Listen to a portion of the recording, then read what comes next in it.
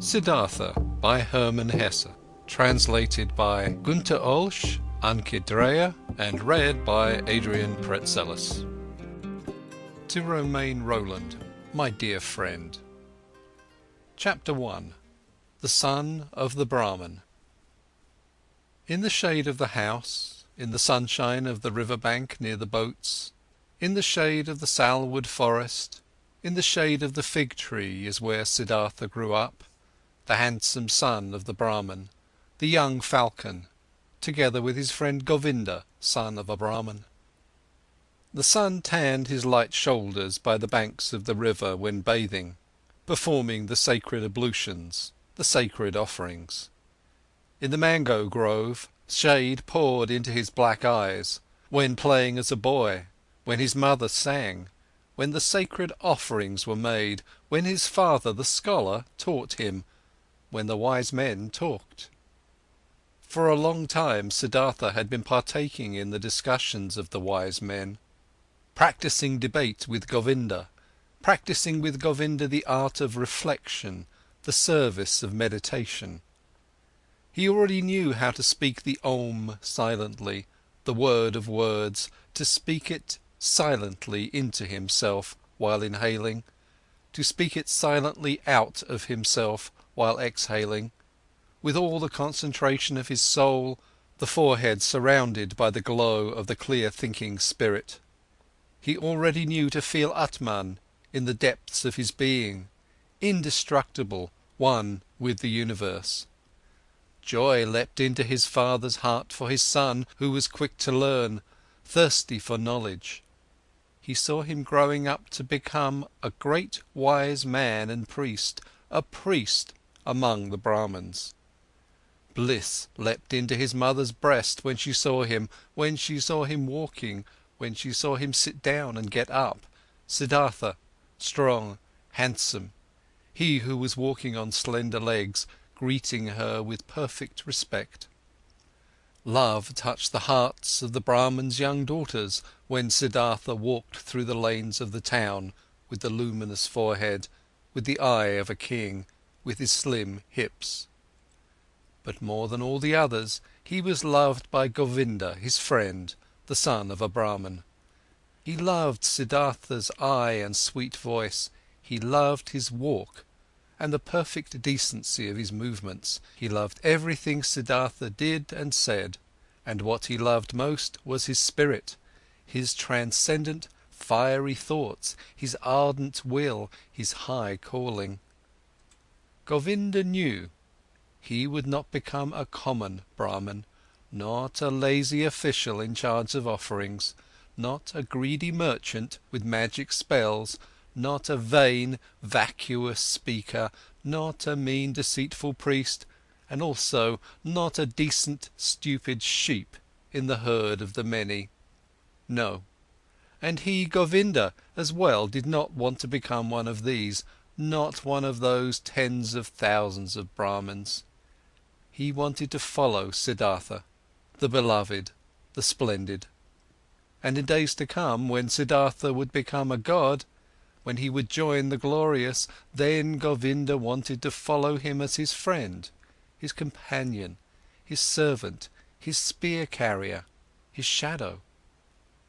Siddhartha was thus loved by everyone. He was a source of joy for everybody, he was a delight for them all. But he, Siddhartha, was not a source of joy for himself, he found no delight in himself. Walking the rosy paths of the fig tree garden, sitting in the bluish shade of the grove of contemplation, washing his limbs daily in the bath of repentance, sacrificing in the dim shade of the mango forest, his gestures of perfect decency, everyone's love and joy, he still lacked all joy in his heart. Dreams and restless thoughts came into his mind, flowing from the water of the river, sparkling from the stars of the night.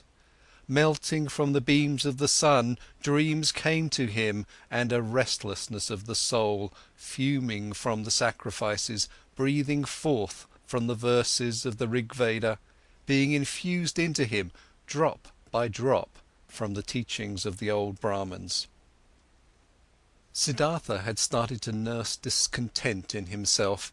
He had started to feel that the love of his father and the love of his mother and also the love of his friend Govinda would not bring him joy forever and ever, would not nurse him, feed him, satisfy him.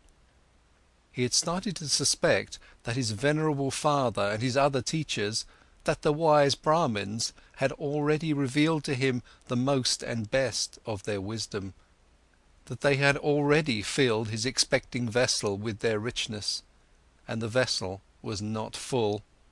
The spirit was not content, the soul was not calm, the heart was not satisfied. The ablutions were good, but they were water. They did not wash off the sin, they did not heal the spirit's thirst, they did not relieve the fear in his heart. The sacrifices in the invocation of the gods were excellent, but was that all? Did the sacrifices give a happy fortune? And what about the gods? Was it really Prajapati who created the world? Was it not the Atman, he, the only one, the singular one? Were the gods not creations, created like me and you, subject to time, mortal? Was it therefore good, was it right, was it meaningful and the highest occupation to make offerings to the gods? For whom else were offerings to be made? Who else was to be worshipped but him, the only one, the Atman? And where was Atman to be found? Where did he reside? Where did his eternal heart beat? Where else but in one's own self, in its innermost part, in its indestructible part, which everyone had in himself? And where was this self, this innermost part, this ultimate part? It was not flesh and bone, it was neither thought nor consciousness. Thus the wisest ones taught. So where was it? To reach this place, the self, myself, the Atman, there was another way, which was worthwhile looking for? Alas, but nobody showed this way, nobody knew it, not the father, and not the teachers and the wise men, not the holy sacrificial songs. They knew everything, the Brahmins and their holy books, they knew everything, they had taken care of everything, and of more than everything, the creation of the world, the origin of speech, of food, of inhaling, of exhaling, the engagement of the senses, the acts of the gods. They knew infinitely much. But was it valuable to know all this, not knowing that one and only thing, the most important thing, the solely important thing? Surely, many verses of the holy books, particularly in the Upanishads of Samaveda, spoke of this innermost and ultimate thing.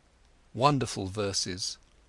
Your soul is the whole world, was written there, and it was written that man in his sleep, in his deep sleep, would meet with his innermost part and would reside in the Atman.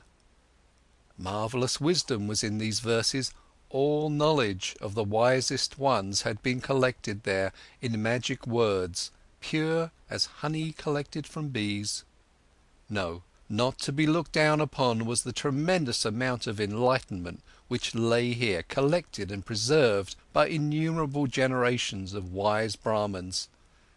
But where were the Brahmins, where the priests, where the wise men or penitents who had succeeded in not just knowing this deepest of all knowledge, but also to live it?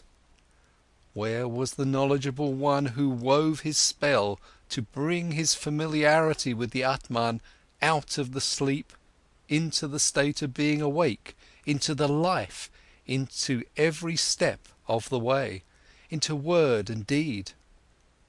Siddhartha knew many venerable Brahmins, chiefly his father, the pure one, the scholar, the most venerable one. His father was to be admired. Quiet and noble were his manners, pure his life, wise his words, delicate and noble thoughts lived behind its brow. But even he, who knew so much, did he live in blissfulness? Did he have peace? Was he not also just a searching man, a thirsty man?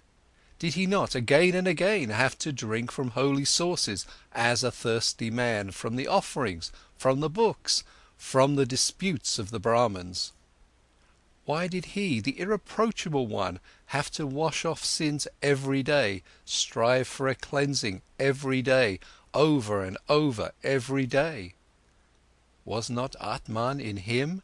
Did not the pristine source spring from his heart? It had to be found, the pristine source in one's own self, it had to be possessed. Everything else was searching, was a detour, was getting lost. Thus were Siddhartha's thoughts. This was his thirst. This was his suffering. Thus he spoke to himself from a Chandogya Upanishad the words, "Truly the name of the Brahman is Satyam. Verily, he who knows such a thing will enter the heavenly world every day." Often it seemed near the heavenly world, but never he had reached it completely, never he had quenched the ultimate thirst.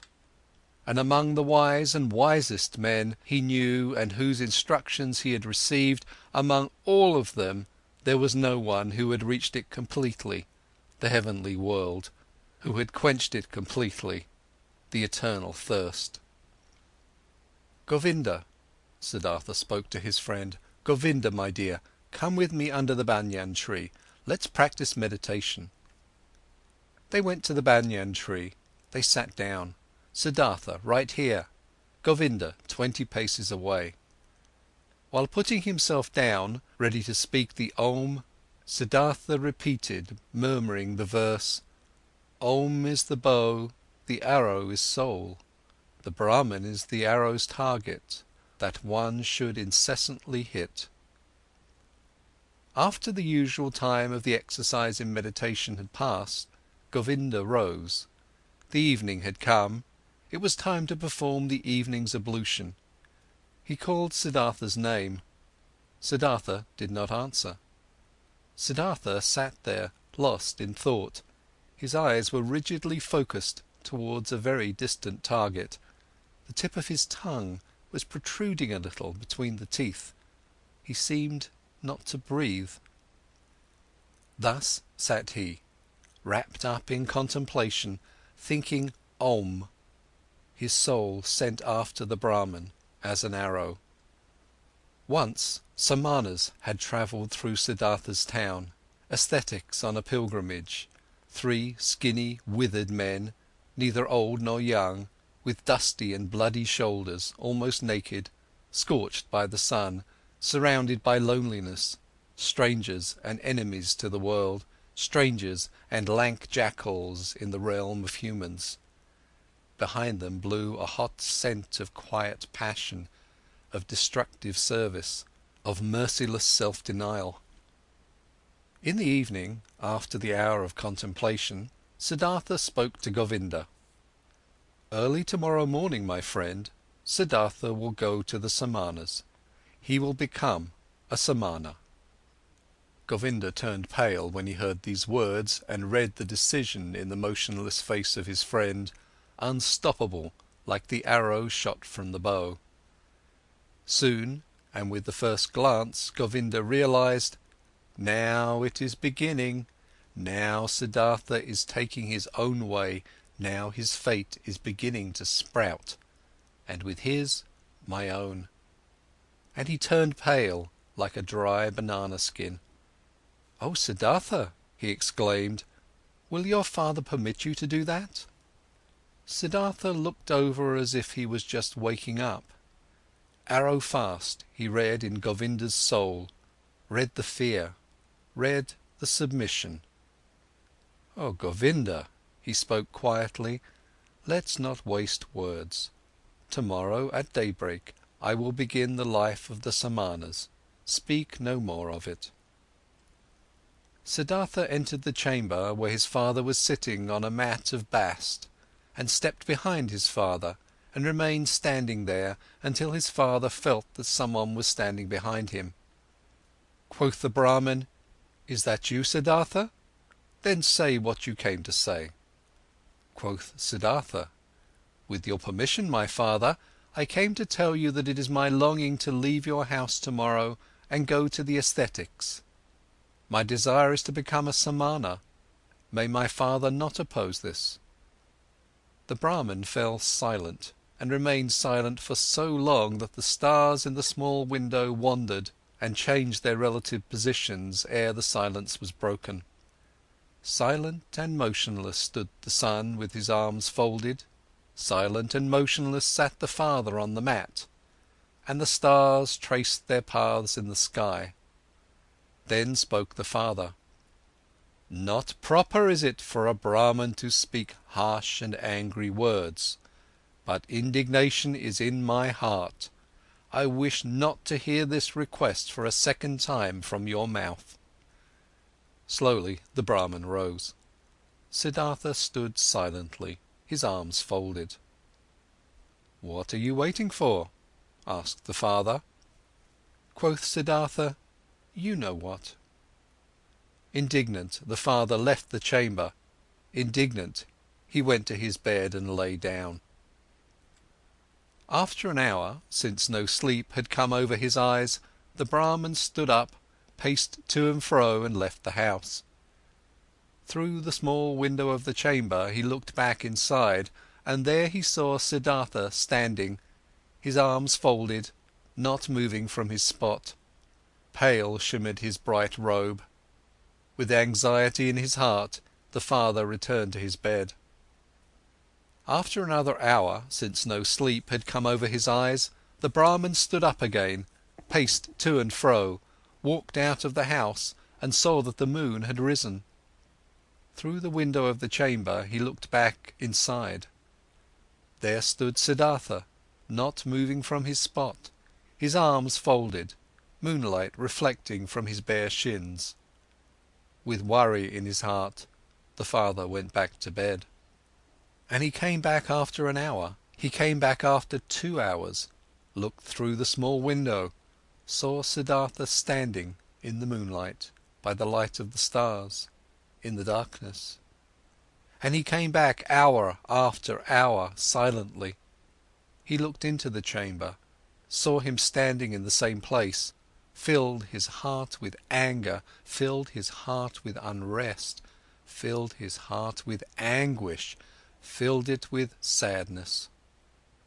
And in the night's last hour, before the day began, he returned, stepped into the room, saw the young man standing there, who seemed tall and like a stranger to him. "Siddhartha," he spoke, "what are you waiting for?" "You know what." "Will you always stand that way and wait, until it becomes morning, noon and evening?" "I will stand and wait." "You will become tired, Siddhartha." "I will become tired." "You will fall asleep, Siddhartha." "I will not fall asleep." "You will die, Siddhartha." "I will die." "And would you rather die than obey your father?" Siddhartha has always obeyed his father. "So will you abandon your plan?" Siddhartha will do what his father will tell him to do. The first light of day shone into the room. The Brahman saw that Siddhartha was trembling softly in his knees. In Siddhartha's face he saw no trembling. His eyes were fixed on a distant spot. Then his father realized that even now Siddhartha no longer dwelt with him in his home, that he had already left him. The father touched Siddhartha's shoulder. "You will," he spoke, "go into the forest and be a samana. When you'll have found blissfulness in the forest, then come back and teach me to be blissful. If you'll find disappointment, then return and let us once again make offerings to the gods together. Go now and kiss your mother, tell her where you are going. But for me, it is time to go to the river and to perform the first ablution." He took his hand from the shoulder of his son and went outside. Siddhartha wavered to the side as he tried to walk. He put his limbs back under control, bowed to his father, and went to his mother to do as his father had said. As he slowly left on stiff legs in the first light of day the still quiet town, a shadow rose near the last hut who had crouched there and joined the pilgrim. "Govinda, you have come," said Siddhartha, and smiled. "I have come," said Govinda. End of chapter 1.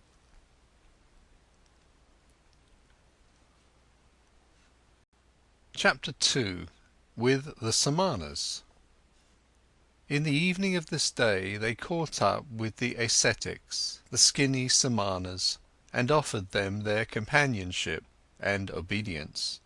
They were accepted. Siddhartha gave his garments to a poor Brahman in the street. He wore nothing more than the loincloth and the earth-coloured unsewn cloak. He ate only once a day, and never something cooked. He fasted for 15 days. He fasted for 28 days. The flesh waned from his thighs and cheeks. Feverish dreams flickered from his enlarged eyes. Long nails grew slowly on his parched fingers, and a dry, shaggy beard grew on his chin. His glance turned to ice when he encountered women.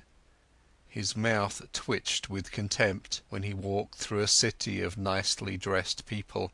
He saw merchants trading, princes hunting, mourners wailing for their dead, whores offering themselves, physicians trying to heal the sick, priests determining the most suitable day for seeding, lovers loving, mothers nursing their children, and all of this was not worthy of one look from his eye. It all lied, it all stank.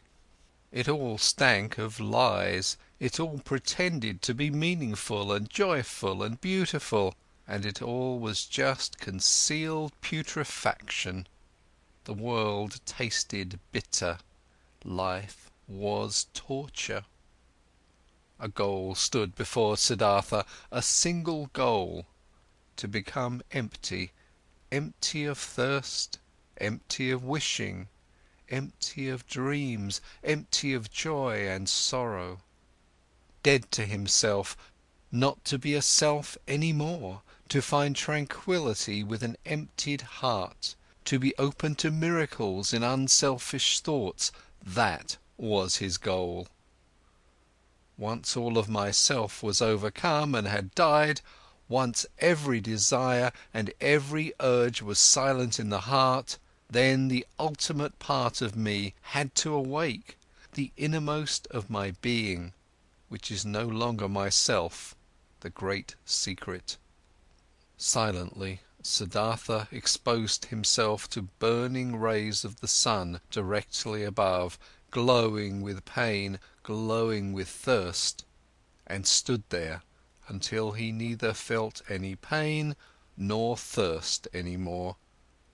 Silently he stood there in the rainy season. From his hair the water was dripping over freezing shoulders, over freezing hips and legs, and the penitent stood there until he could not feel the cold in his shoulders and legs any more, until they were silent, until they were quiet. Silently he cowered in the thorny bushes, blood dripped from the burning skin, from festering wounds dripped pus, and Siddhartha stayed rigidly, stayed motionless, until no blood flowed any more, and nothing stung any more, until nothing burned any more. Siddhartha sat upright and learned to breathe sparingly, learned to get along with only few breaths, learned to stop breathing. He learned, beginning with the breath, to calm the beat of his heart, learned to reduce the beats of his heart, until they were only a few and almost none. Instructed by the oldest of the Samanas, Siddhartha practiced self-denial, practiced meditation according to new samana rules. A heron flew over the bamboo forest, and Siddhartha accepted the heron into his soul, flew over forest and mountains, was a heron, ate fish, felt the pangs of a heron's hunger, spoke the heron's croak, died a heron's death.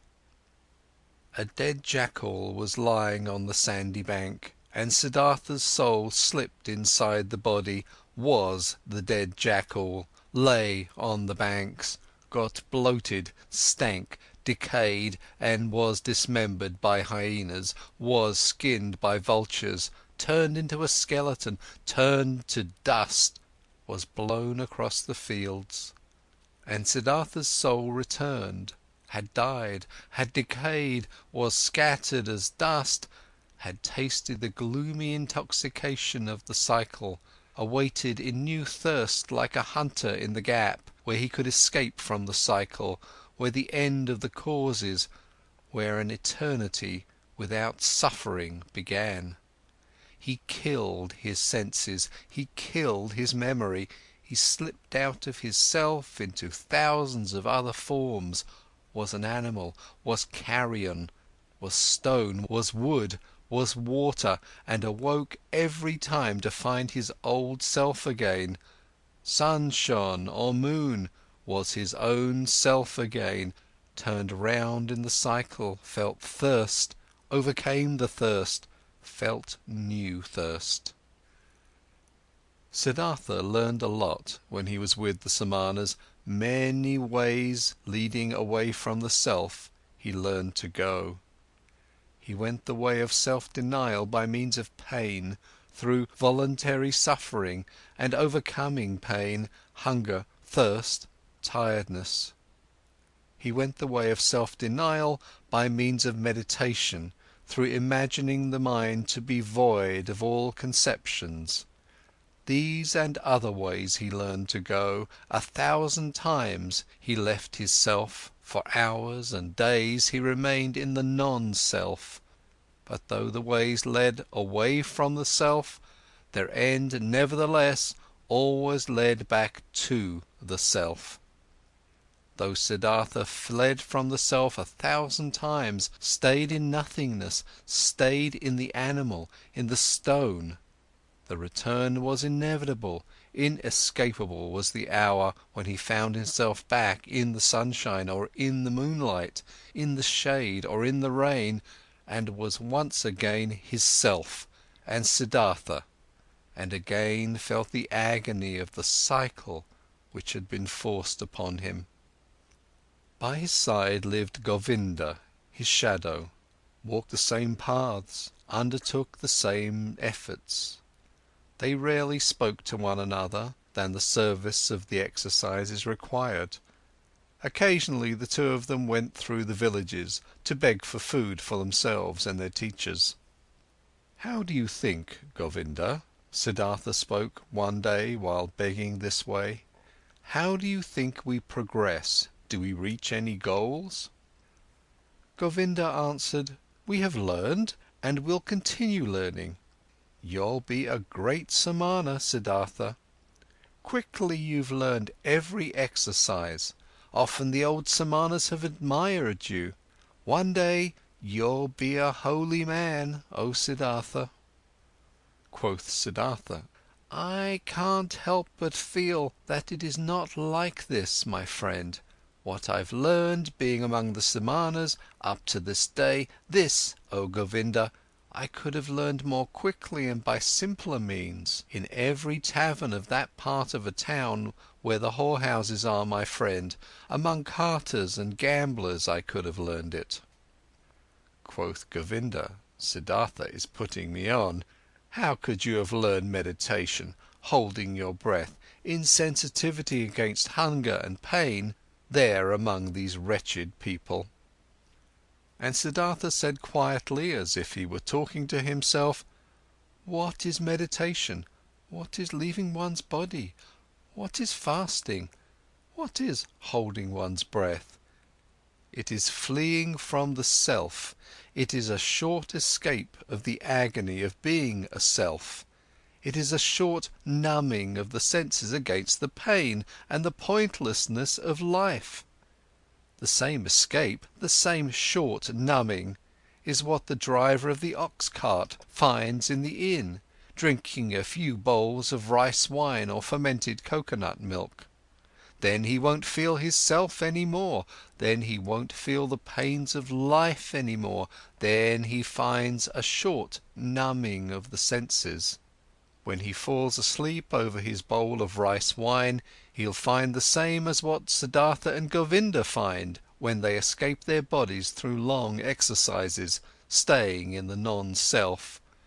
This is how it is, O Govinda. Quoth Govinda: "You say so, O friend, yet you know that Siddhartha is no driver of an ox cart, and a samana is no drunkard. It's true that a drinker numbs his senses, it's true that he briefly escapes and rests, but he'll return from the delusion, finds everything to be unchanged, has not become wiser, has gathered no enlightenment, has not risen several steps." And Siddhartha spoke with a smile: "I do not know, I have never been a drunkard. But that I, Siddhartha, find only a short numbing of the senses in my exercises of meditation, and that I am just as far removed from wisdom, from salvation, as a child in the mother's womb, this I know, O Govinda, this I know."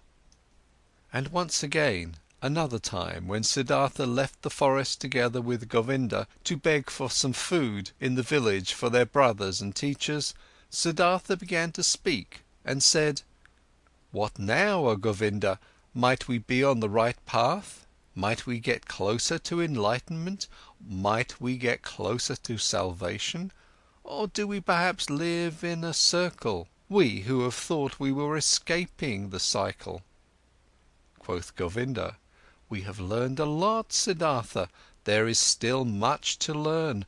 We are not going around in circles, we are moving up. The circle is a spiral, we have already ascended many a level." Siddhartha answered: "How old, would you think, is our oldest samana, our venerable teacher?" Quoth Govinda: "Our oldest one might be about 60 years of age." And Siddhartha: "He has lived for 60 years and has not reached the nirvana. He'll turn 70 and 80, and you and me will grow just as old and will do our exercises and will fast and will meditate, but we will not reach the nirvana.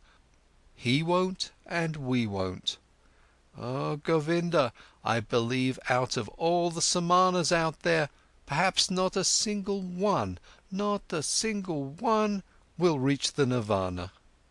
We find comfort, we find numbness, we learn feats to deceive others, but the most important thing, the path of paths, we will not find."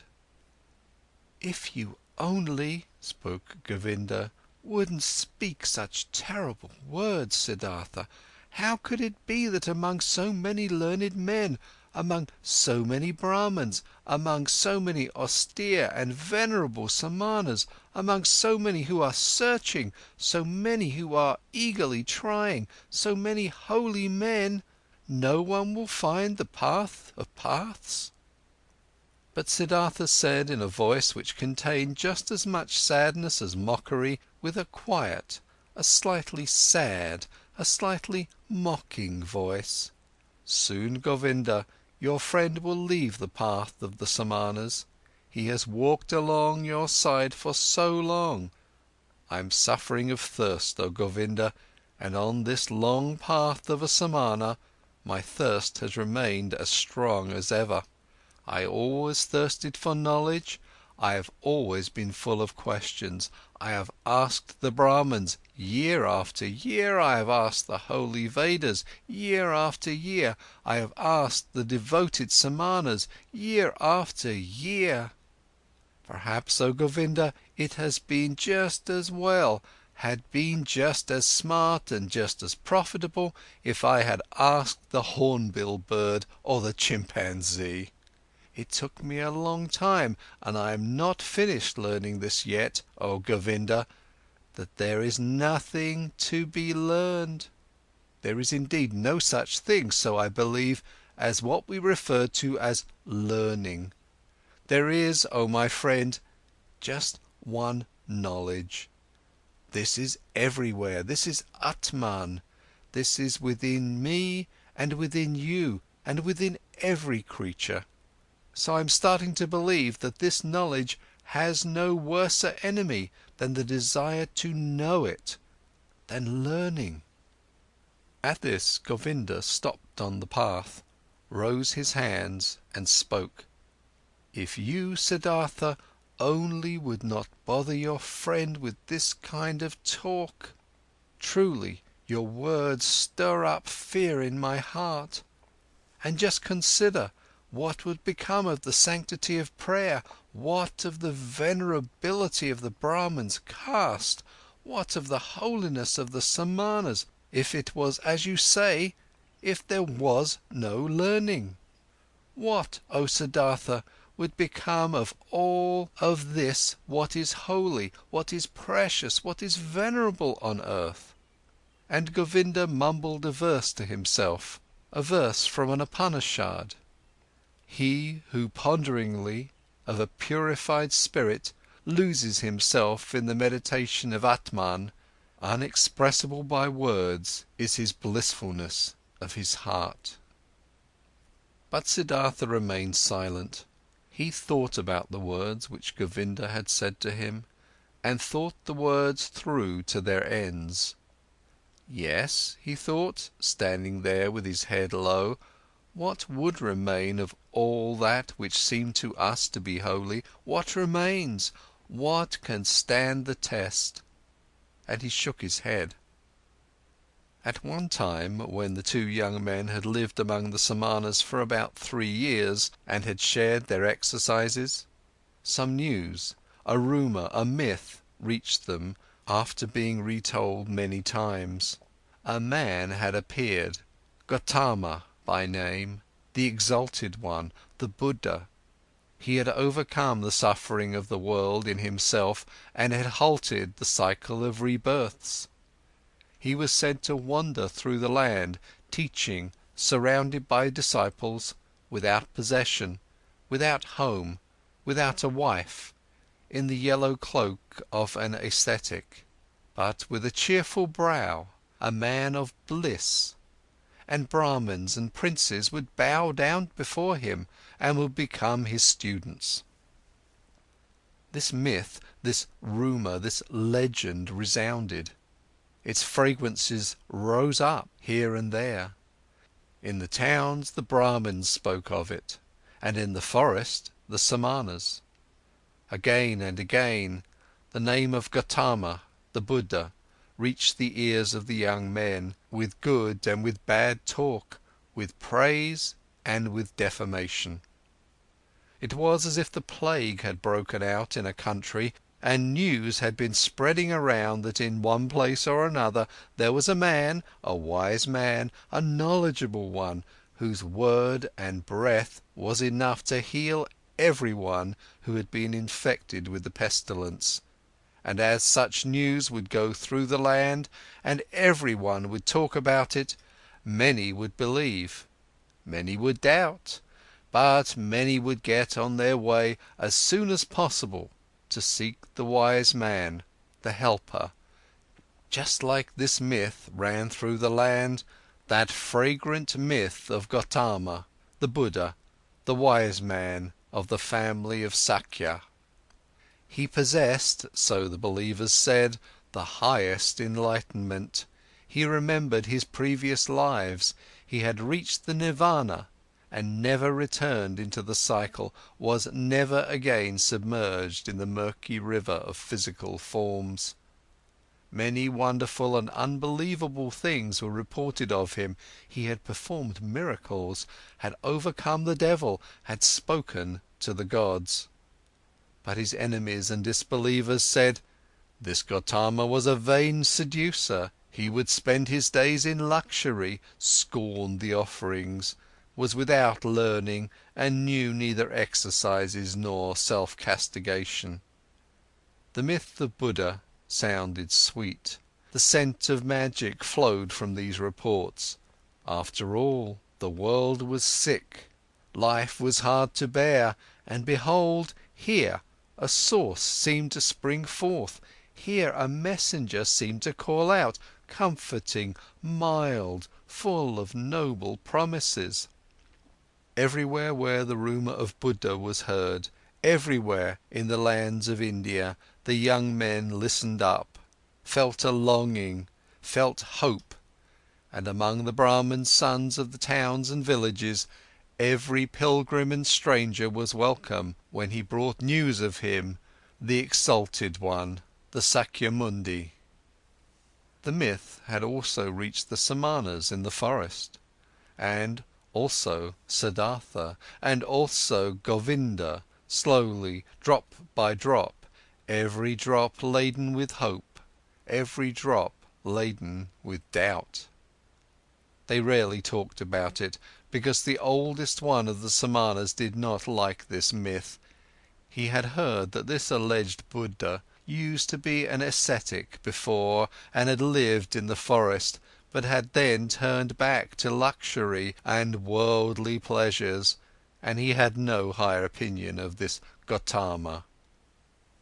"Oh, Siddhartha," Govinda spoke one day to his friend, "today I was in the village and a Brahman invited me into his house, and in his house there was the son of a Brahman from Magadha, who has seen the Buddha with his own eyes and has heard him teach. Verily, this made my chest ache when I breathed, and thought to myself, if only I would too, if only we both would too, Siddhartha and me, live to see the hour when we will hear the teachings from the mouth of this perfected man. Speak, friend, wouldn't we want to go there too and listen to the teachings from the Buddha's mouth?" Quoth Siddhartha, "Always, O Govinda, I had thought Govinda would stay with the Samanas. Always I had believed his goal was to live to be 60 and 70 years of age and to keep on practicing those feats and exercises which are becoming to a Samana. But behold, I had not known Govinda well enough, I knew little of his heart. So now you, my faithful friend, want to take a new path and go there, where the Buddha spreads his teachings." Quoth Govinda, "You're mocking me. Mock me if you like, Siddhartha, and have you not also developed a desire, an eagerness to hear these teachings? Have you not at one time said to me, you would not walk the path of the Samanas for much longer?" At this, Siddhartha laughed in his very own manner, in which his voice assumed a touch of sadness and a touch of mockery, and said, "Well, Govinda, you've spoken well, you've remembered correctly. If you only remembered the other thing as well, you've heard from me, which is that I have grown distrustful and tired against teachings and learnings, and that my faith in words, which are brought to us by teachers, is small. But let's do it, my dear, I am willing to listen to these teachings, though in my heart I believe we've already tasted the best fruit of these teachings." Quoth Govinda, "Your willingness delights my heart, but tell me, how should this be possible? How should the Gotama's teachings, even before we have heard them, have already revealed their best fruit to us?" Quoth Siddhartha, "Let us eat this fruit and wait for the rest, O Govinda. But this fruit, which we already now received thanks to the Gotama, consisted in him calling us away from the Samanas. Whether he has also other and better things to give us, O friend, let us await with calm hearts." On this very same day, Siddhartha informed the oldest one of the Samanas of his decision, that he wanted to leave him. He informed the oldest one with all the courtesy and modesty becoming to a younger one and a student, but the Samana became angry because the two young men wanted to leave him, and talked loudly and used crude swear words. Govinda was startled and became embarrassed, but Siddhartha put his mouth close to Govinda's ear and whispered to him, "Now I want to show the old man that I've learned something from him." Positioning himself closely in front of the Samana, with a concentrated soul, he captured the old man's glance with his glances, deprived him of his power, made him mute, took away his free will, subdued him under his own will, commanded him to do silently whatever he demanded him to do. The old man became mute, his eyes became motionless, his will was paralyzed, his arms were hanging down. Without power, he had fallen victim to Siddhartha's spell. But Siddhartha's thoughts brought the Samana under their control. He had to carry out what they commanded. And thus the old man made several bows, performed gestures of blessing, spoke stammeringly a godly wish for a good journey. And the young men returned the bows with thanks, returned the wish, went on their way with salutations. On the way, Govinda said, "Oh, Siddhartha, you have learned more from the Samanas than I knew. It is hard, it is very hard to cast a spell on an old Samana. Truly, if you had stayed there, you would soon have learned to walk on water." "I do not seek to walk on water," said Siddhartha. "Let old Samanas be content with such feats." End of chapter 2.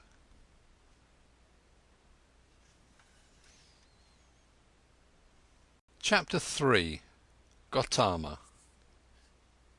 In the town of Savatthi, every child knew the name of the exalted Buddha, and every house was prepared to fill the alms dish of Gotama's disciples, the silently begging ones.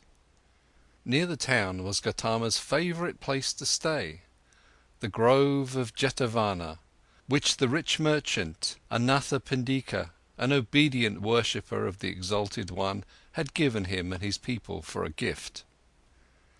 All tales and answers, which the two young ascetics had received in their search for Gotama's abode, had pointed them towards this area, and arriving at Savatthi, in the very first house, before the door of which they stopped to beg, food has been offered to them, and they accepted the food, and Siddhartha asked the woman, who handed them the food, "We would like to know, O charitable one, where the Buddha dwells, the most venerable one, for we are two Samanas from the forest, and have come to see him, the perfected one, and to hear the teachings from his mouth." Quoth the woman, "Here you have truly come to the right place, you Samanas from the forest. You should know in Jetavana, in the garden of Anathapindika, is where the exalted one dwells. There you pilgrims shall spend the night, for there is enough space for the innumerable who flock here to hear the teachings from his mouth." This made Govinda happy, and full of joy he exclaimed, "Well, so, thus we have reached our destination, and our path has come to an end. But tell us, O mother of the pilgrims, do you know him, the Buddha? Have you seen him with your own eyes?" Quoth the woman, "Many times I have seen him, the exalted one. On many days I have seen him walking through the alleys in silence, wearing his yellow cloak, presenting his alms dish in silence at the doors of the houses, leaving with a filled dish." Delightedly Govinda listened, and wanted to ask and hear much more, but Siddhartha urged him to walk on. They thanked and left, and hardly had to ask for directions, for rather many pilgrims and monks as well from Gotama's community were on their way to the Jetavana, and since they reached it at night, there were constant arrivals, shouts and talk of those who sought shelter and got it.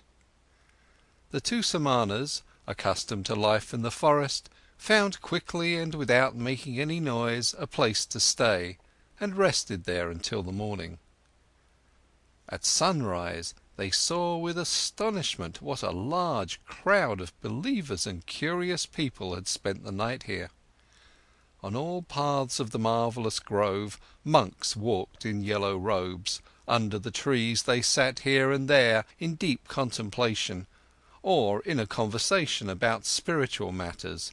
The shady gardens looked like a city full of people, bustling like bees.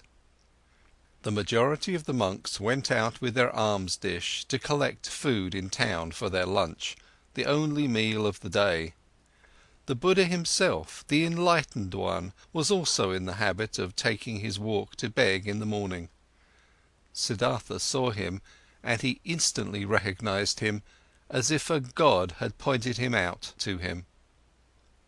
He saw him, a simple man in a yellow robe, bearing the alms dish in his hand, walking silently. "Look here," Siddhartha said quietly to Govinda, "this one is the Buddha." Attentively Govinda looked at the monk in the yellow robe, who seemed to be in no way different from the hundreds of other monks. And soon Govinda also realized, this is the one, and they followed him and observed him. The Buddha went on his way, modestly and deep in his thoughts. His calm face was neither happy nor sad. It seemed to smile gently and inwardly. With a hidden smile, quiet, calm, somewhat resembling a healthy child, the Buddha walked, wore the robe, and placed his feet just as all of his monks did, according to a precise rule. But his face and his walk, his quietly lowered glance, his quietly dangling hand, and even every finger of his quietly dangling hand expressed peace, expressed perfection, did not search, did not imitate, breathed softly in an unwithering calm, in an unwithering light, an untouchable peace. Thus Gotama walked toward the town to collect alms, and the two Samanas recognized him solely by the perfection of his calm, by the quietness of his appearance, in which there was no searching, no desire, no imitation, no effort to be seen, only light and peace. "Today we'll hear the teachings from his mouth," said Govinda. Siddhartha did not answer. He felt little curiosity for the teachings. He did not believe that they would teach him anything new, but he had, just as Govinda had, heard the contents of this Buddha's teachings again and again, though these reports only represented second or third-hand information. But attentively he looked at Gotama's head, his shoulders, his feet, his quietly dangling hand, and it seemed to him as if every joint of every finger of this hand was of these teachings, spoke of, breathed of, inhaled the fragrance of, glistened of the truth. This man, this Buddha, was truthful down to the gesture of his last finger. This man was holy. Never before Siddhartha had venerated a person so much, never before he had loved a person as much as this one. They both followed the Buddha until they reached the town, and then returned in silence, for they themselves intended to abstain from food on this day. They saw Gotama returning. What he ate could not even have satisfied a bird's appetite, and they saw him retiring into the shade of the mango trees. But in the evening, when the heat cooled down, and everyone in the camp started to bustle about and gathered around, they heard the Buddha teaching. They heard his voice, and it was also perfected, was of perfect calmness, was full of peace. Gotama taught the teachings of suffering, of the origin of suffering, of the way to relieve suffering. Calmly and clearly, his quiet speech flowed on. Suffering was life, full of suffering was the world, but salvation from suffering had been found. Salvation was obtained by him who would walk the path of the Buddha. With a soft yet firm voice, the Exalted One spoke, taught the four main doctrines, taught the eightfold path. Patiently he went the usual path of the teachings, of the examples, of the repetitions. Brightly and quietly his voice hovered over the listeners, like a light, like a starry night. When the Buddha, night had already fallen, ended his speech, many a pilgrim stepped forward and asked to be accepted into the community, sought refuge in the teachings. And Gotama accepted them by saying, "You have heard the teachings well, it has come to you well. Thus join us and walk in holiness to put an end to all suffering." Behold then Govinda, the shy one, also stepped forward and spoke. "I also take my refuge in the Exalted One and his teachings." And he asked to be accepted into the community of the disciples, and was accepted. Right afterwards, when the Buddha had retired for the night, Govinda turned to Siddhartha and spoke eagerly. "Siddhartha, it is not my place to scold you. We have both heard the Exalted One, and we have both perceived the teachings. Govinda has heard the teachings, he has taken refuge in it. But you, my honoured friend, don't you also want to walk the path of salvation? Would you want to hesitate? Do you want to wait any longer?" Siddhartha awakened as if he had been asleep when he heard Govinda's words. For a long time he looked into Govinda's face. Then he spoke quietly in a voice without mockery. "Govinda, my friend, now you have taken this step, now you have chosen this path. Always, oh Govinda, you've been my friend, you've always walked one step behind me. Often I have thought, won't Govinda for once also take a step by himself, without me, out of his own soul? Behold, now you've turned into a man and are choosing your path for yourself. I wish that you would go it up to its end, oh my friend, that you shall find salvation." Govinda, not completely understanding it yet, repeated his question in an impatient tone. "Speak up, I beg you, my dear. Tell me, since it could not be any other way, that you also, my learned friend, will take your refuge with the exalted Buddha." Siddhartha placed his hand on Govinda's shoulder. "You failed to hear my good wish for you, O Govinda. I am repeating it. I wish that you would go this path up to its end, that you shall find salvation." In this moment, Govinda realized that his friend had left him, and he started to weep. "Siddhartha!" he exclaimed lamentingly. Siddhartha kindly spoke to him. "Don't forget, Govinda, that you are now one of the Samanas of the Buddha. You have renounced your home and your parents, renounced your birth and possessions, renounced your free will, renounced all friendship. This is what the teachings require. This is what the Exalted One wants.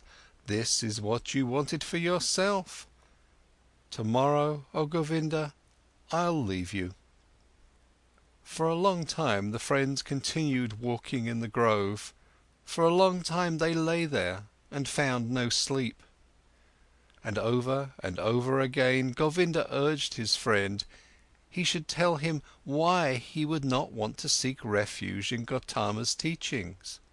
What fault he would find in these teachings? But Siddhartha turned him away every time and said, "Be content, Govinda. Very good are the teachings of the Exalted One. How could I find a fault in them? Very early in the morning, a follower of Buddha, one of his oldest monks, went through the garden and called all those to him who had as novices taken their refuge in the teachings, to dress them up in the yellow robe and to instruct them in the first teachings and duties of their position. Then Govinda broke loose, embraced once again his childhood friend, and left with the novices. But Siddhartha walked through the grove, lost in thought. Then he happened to meet GOTAMA, the exalted one, and when he greeted him with respect, and the Buddha's glance was so full of kindness and calm, the young man summoned his courage and asked the venerable one for the permission to talk to him. Silently, the exalted one nodded his approval. Quoth Siddhartha, "Yesterday, O exalted one, I had been privileged to hear your wondrous teachings. Together with my friend I had come from afar to hear your teachings, and now my friend is going to stay with your people. He has taken his refuge with you. But I will again start on my pilgrimage." "As you please." The venerable one spoke politely. "Too bold is my speech," Siddhartha continued, "but I do not want to leave the exalted one without having honestly told him my thoughts. Does it please the venerable one to listen to me for one moment longer?" Silently the Buddha nodded his approval. Quoth Siddhartha, "One thing, O most venerable one, I have admired in your teaching most of all. Everything in your teachings is perfectly clear, is proven. You are presenting the world as a perfect chain, a chain which is never and nowhere broken, an eternal chain, the links of which are causes and effects. Never before this has been seen so clearly, never before this has been presented so irrefutably. Truly, the heart of every Brahman has to beat stronger with love once he has seen the world through your teachings perfectly connected, without gaps, clear as a crystal, not depending on chance, not depending on gods. Whether it may be good or bad, whether living according to it would be suffering or joy, I do not wish to discuss, possibly this is not essential, but the uniformity of the world, that everything which happens is connected, that the great and the small things are all encompassed by the same forces of time, by the same law of causes, of coming into being and of dying, this is what shines brightly out of your exalted teachings, O perfected one. But according to your very own teachings, this unity and necessary sequence of all things is nevertheless broken in one place, through a small gap. This world of unity is invaded by something alien, something new, something which had not been there before and which cannot be demonstrated and cannot be proven. These are your teachings of overcoming the world, of salvation. But with this small gap, with this small breach, the entire eternal and uniform law of the world is breaking apart again and becomes void. Please forgive me for expressing this objection." Quietly, GOTAMA had listened to him, unmoved. Now he spoke, the perfected one, with his kind, with his polite and clear voice.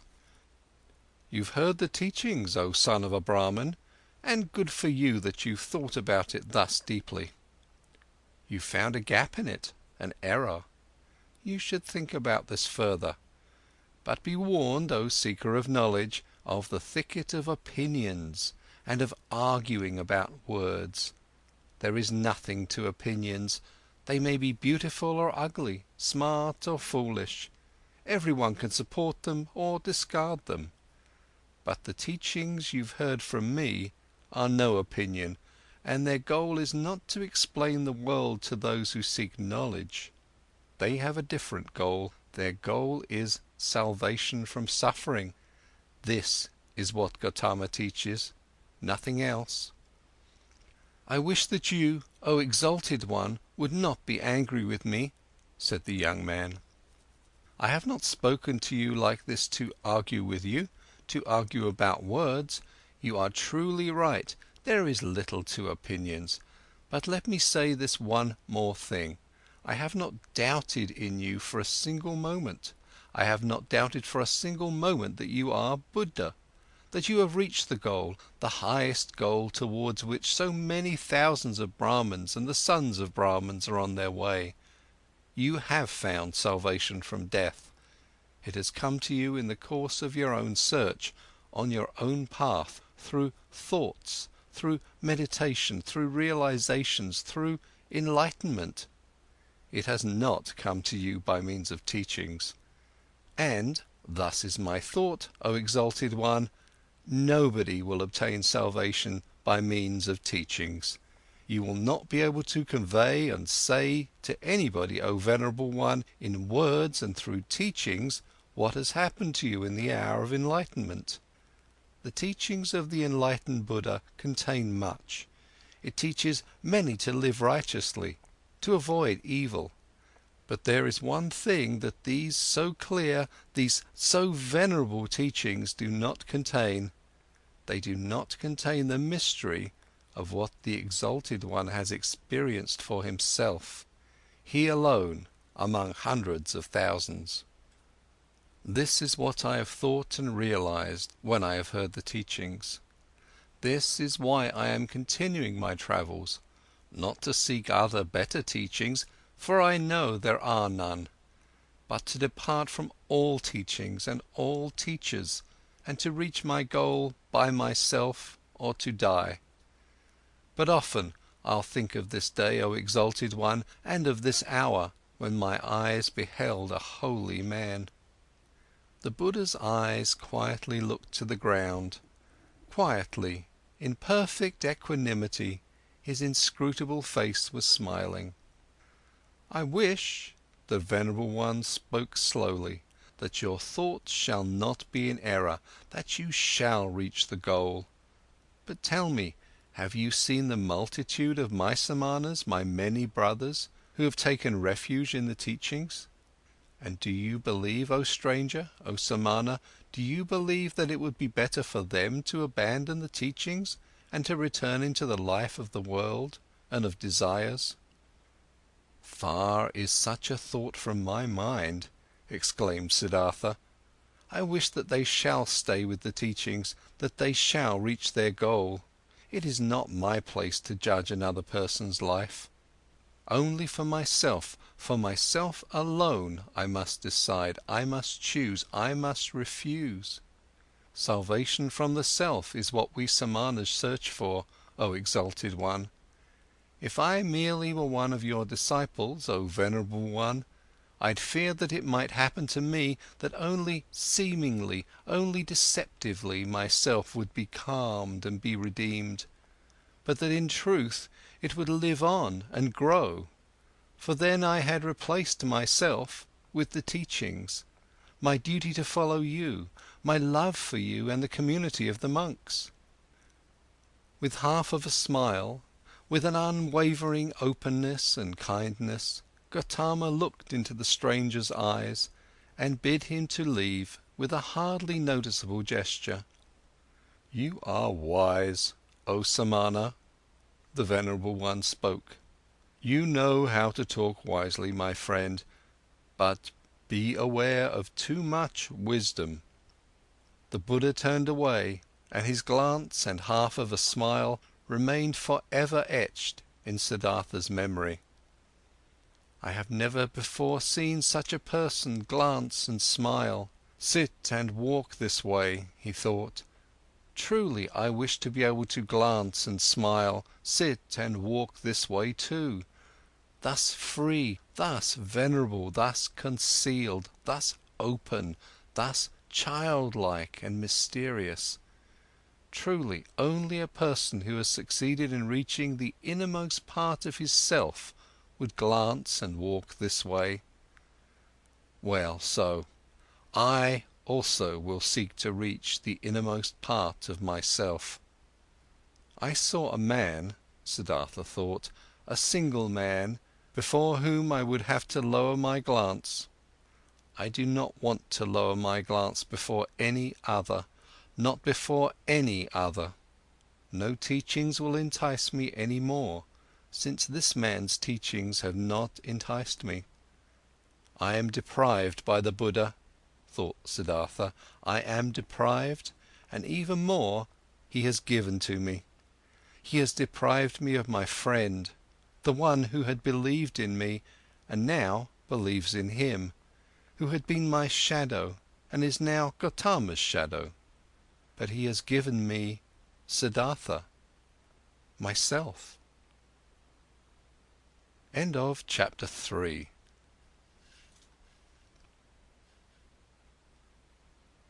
Chapter 4. Awakening. When Siddhartha left the grove, where the Buddha, the perfected one, stayed behind, where Govinda stayed behind, then he felt that in this grove his past life also stayed behind and parted from him. He pondered about the sensation which filled him completely as he was slowly walking along. He pondered deeply, like diving into a deep water. He let himself sink down to the ground of the sensation, down to the place where the causes lie, because to identify the causes, so it seemed to him, is the very essence of thinking. And by this alone sensations turn into realizations and are not lost, but become entities and start to emit like rays of light what is inside of them. Slowly walking along, Siddhartha pondered. He realized that he was no youth anymore, but had turned into a man. He realized that one thing had left him, as a snake is left by its old skin. That one thing no longer existed in him, which had accompanied him throughout his youth, and used to be a part of him, the wish to have teachers, and to listen to teachings. He had also left the last teacher who had appeared on his path, even him, the highest and wisest teacher, the most holy one, Buddha. He had left him, had to part with him, was not able to accept his teachings. Slower, he walked along in his thoughts and asked himself, what is all this, what you have sought to learn from teachings and from teachers, and what they, who have taught you much, were still unable to teach you? And he found, it was the self, the purpose and essence of which I sought to learn. It was the self I wanted to free myself from, which I sought to overcome. But I was not able to overcome it, could only deceive it, could only flee from it, only hide from it. Truly, no thing in this world has kept my thoughts thus busy as this, my very own self, this mystery of me being alive, of me being one and being separated and isolated from all others, of me being Siddhartha. And there is no thing in this world I know less about than me, about Siddhartha. Having been pondering while slowly walking along, he now stopped as these thoughts caught hold of him, and right away another thought sprang forth from these, a new thought, which was, that I know nothing about myself, that Siddhartha has remained thus alien and unknown to me. That I know nothing about myself, that Siddhartha has remained thus alien and unknown to me, stems from one cause, a single cause. I was afraid of myself. I was fleeing from myself. I searched Atman. I searched Brahman. I was willing to dissect myself and peel off all its layers to find the core of all peels in its unknown interior, the Atman, life, the divine part, the ultimate part. But I have lost myself in the process. Siddhartha opened his eyes and looked around. A smile filled his face, and a feeling of awakening from long dreams flowed through him from his head down to his toes. And it was not long before he walked again, walked quickly, like a man who knows what he has got to do. Oh, he thought, taking a deep breath, now I would not let Siddhartha escape from me again. No longer.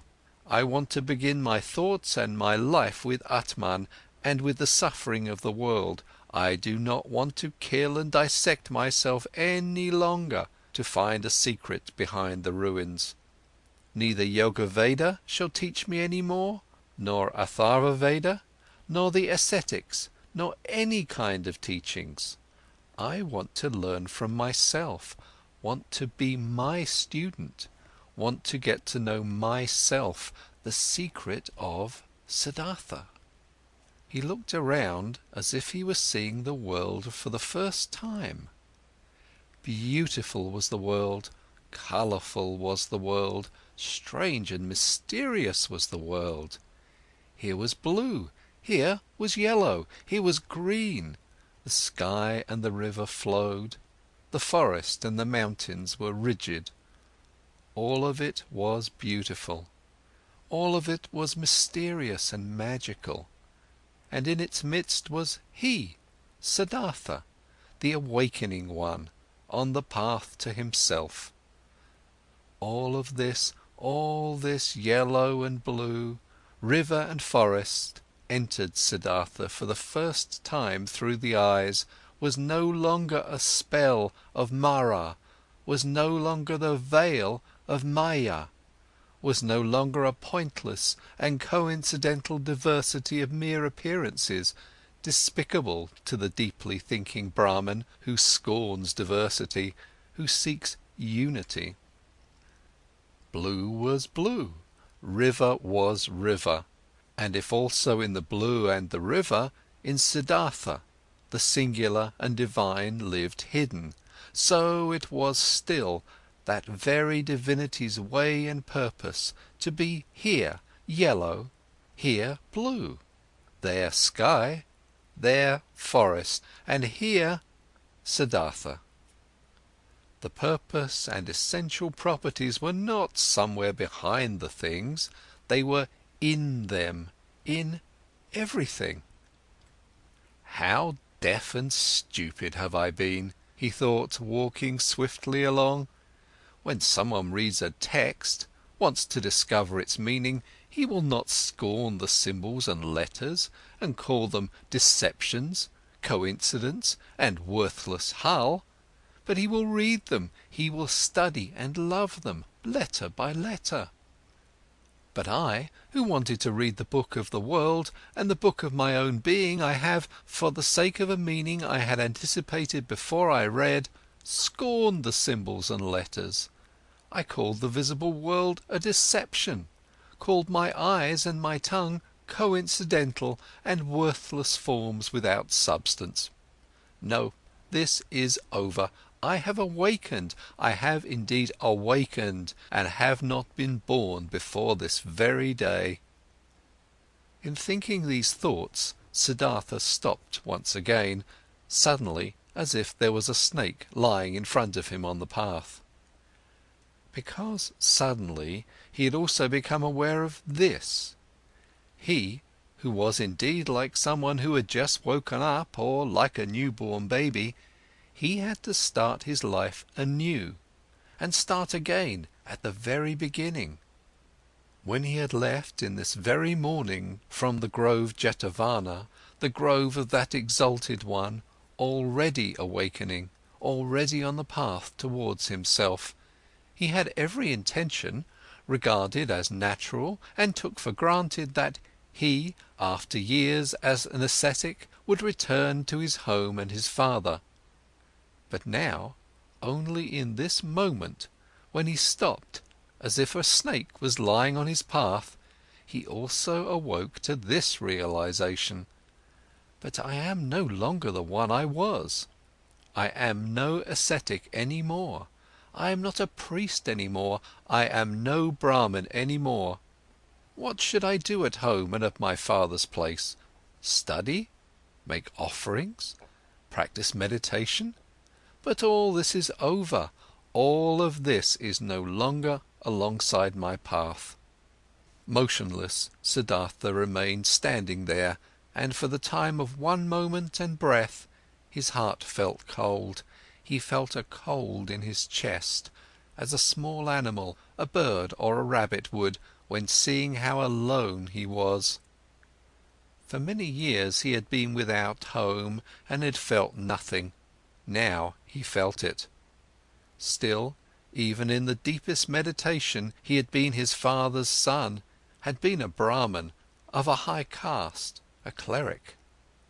Now he was nothing but Siddhartha, the awoken one, nothing else was left. Deeply he inhaled, and for a moment he felt cold and shivered. Nobody was thus alone as he was.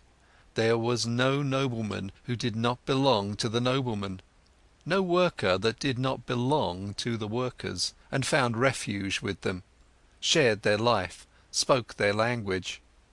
No Brahman who would not be regarded as Brahmans and lived with them, no ascetic who would not find his refuge in the caste of the SAMANAS, and even the most forlorn hermit in the forest was not just one and alone.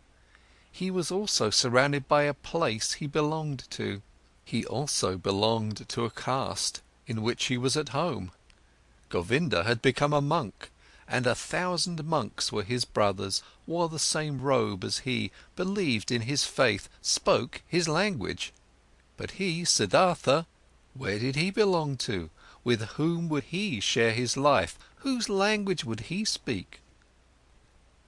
Out of this moment, when the world melted away all around him, when he stood alone like a star in the sky, out of this moment of cold and despair, Siddhartha emerged, more a self than before, more firmly concentrated. He felt this had been the last tremor of the awakening, the last struggle of this birth. And it was not long until he walked again in long strides, started to proceed swiftly and impatiently, heading no longer for home, no longer to see his father, no longer back. End of chapter 4.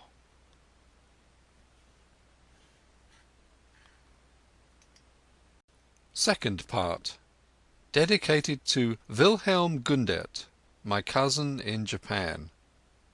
Chapter 5, KAMALA. Siddhartha learned something new on every step of his path, for the world was transformed, and his heart was enchanted. He saw the sun rising over the mountains with their forests, and setting over the distant beach with its palm trees. At night he saw the stars in the sky, in their fixed positions, and the crescent of the moon floating like a boat in the blue.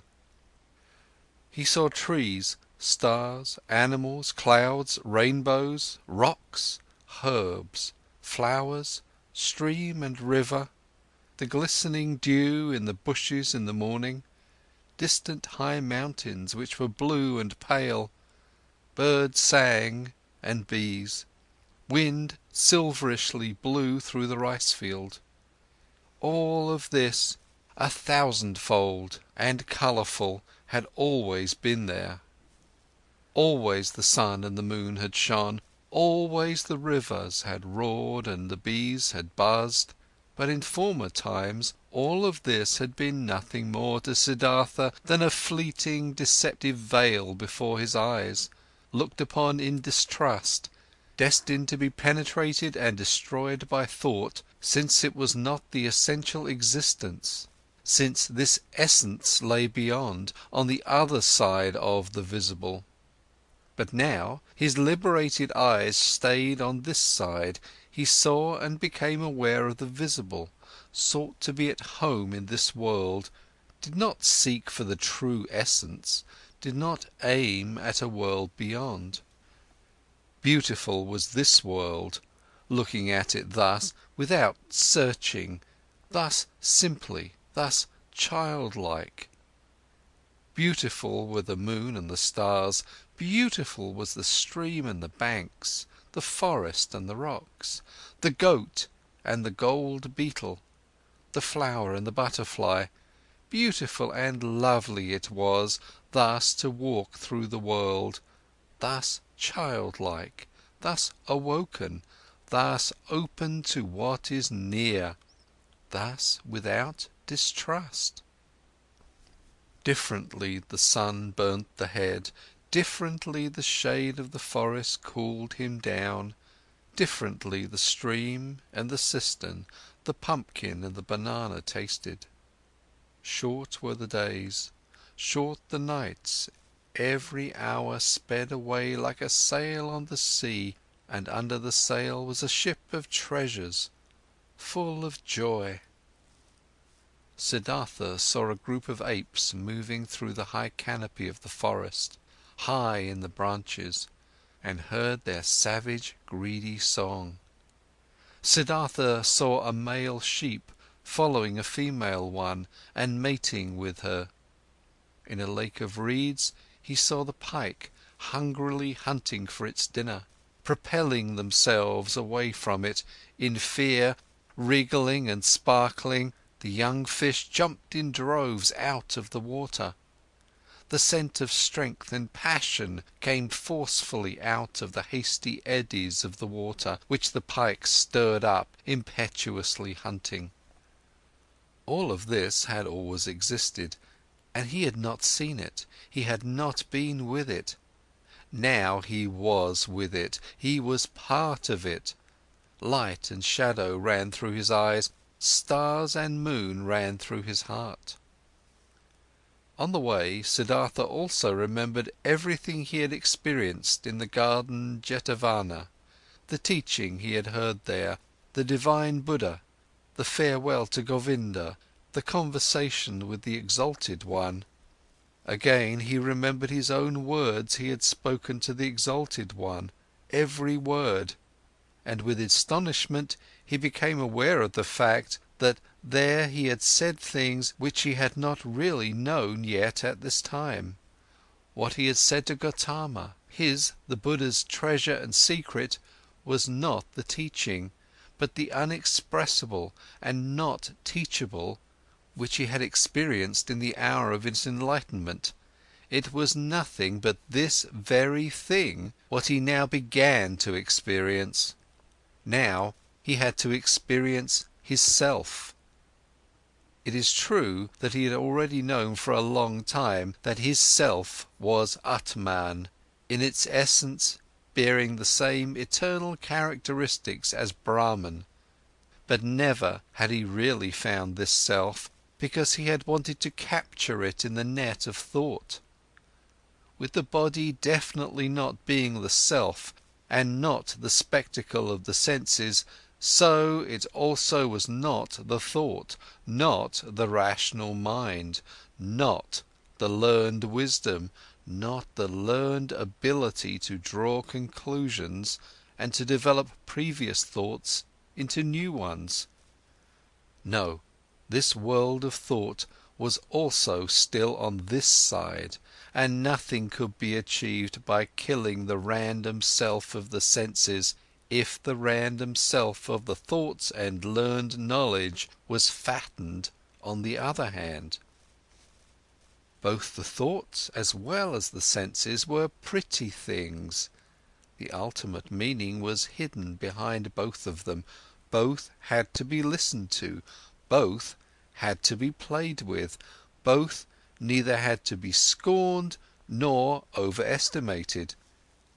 From both, the secret voices of the innermost truth had to be attentively perceived.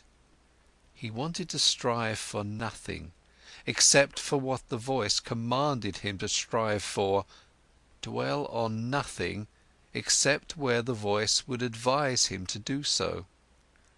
Why had GOTAMA, at that time, in the hour of all hours, sat down under the bow tree where the enlightenment hit him? He had heard a voice in his own heart, which had commanded him to seek rest under this tree, and he had neither preferred self-castigation, offerings, ablutions, nor prayer, neither food nor drink, neither sleep nor dream. He had obeyed the voice.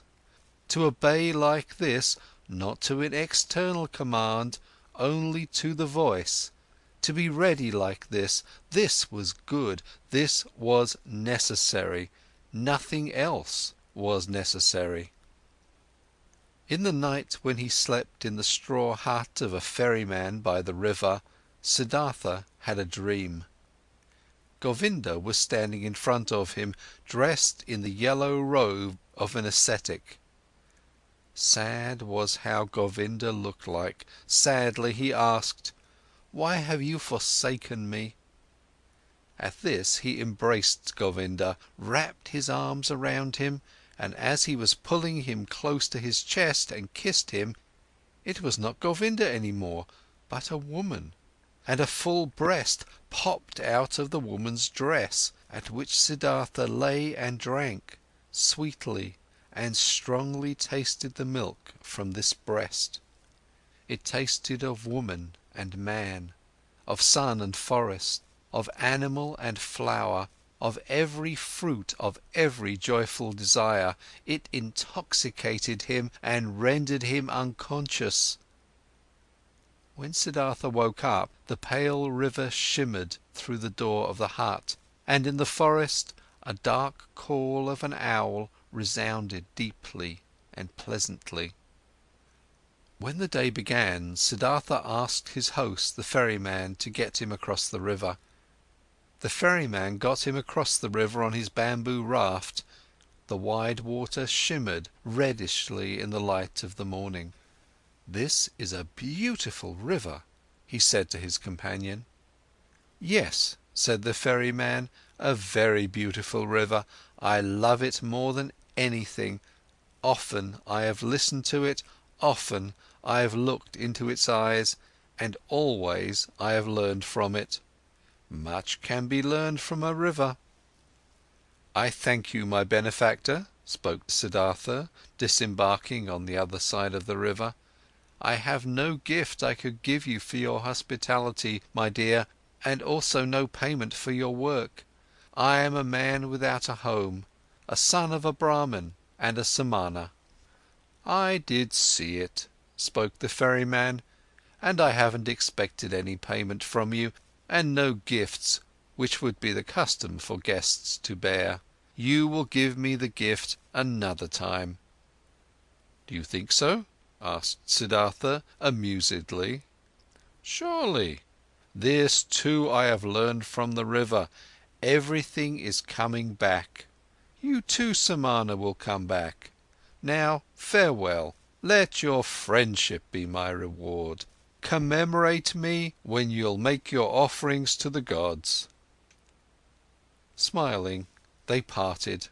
Smiling, Siddhartha was happy about the friendship and the kindness of the ferryman. "He is like Govinda," he thought with a smile. "All I meet on my path are like Govinda. All are thankful, though they are the ones who would have a right to receive thanks. All are submissive. All would like to be friends, like to obey, think little. Like children are all people." At about noon, he came through a village. In front of the mud cottages, children were rolling about in the street, were playing with pumpkin seeds and seashells, screamed and wrestled, but they all timidly fled from the unknown Samana. In the end of the village, the path led through a stream, and by the side of the stream, a young woman was kneeling and washing clothes. When Siddhartha greeted her, she lifted her head and looked up to him with a smile, so that he saw the white in her eyes glistening. He called out a blessing to her, as is the custom among travellers, and asked how far he still had to go to reach the large city. Then she got up and came to him, Beautifully her wet mouth was shimmering in her young face.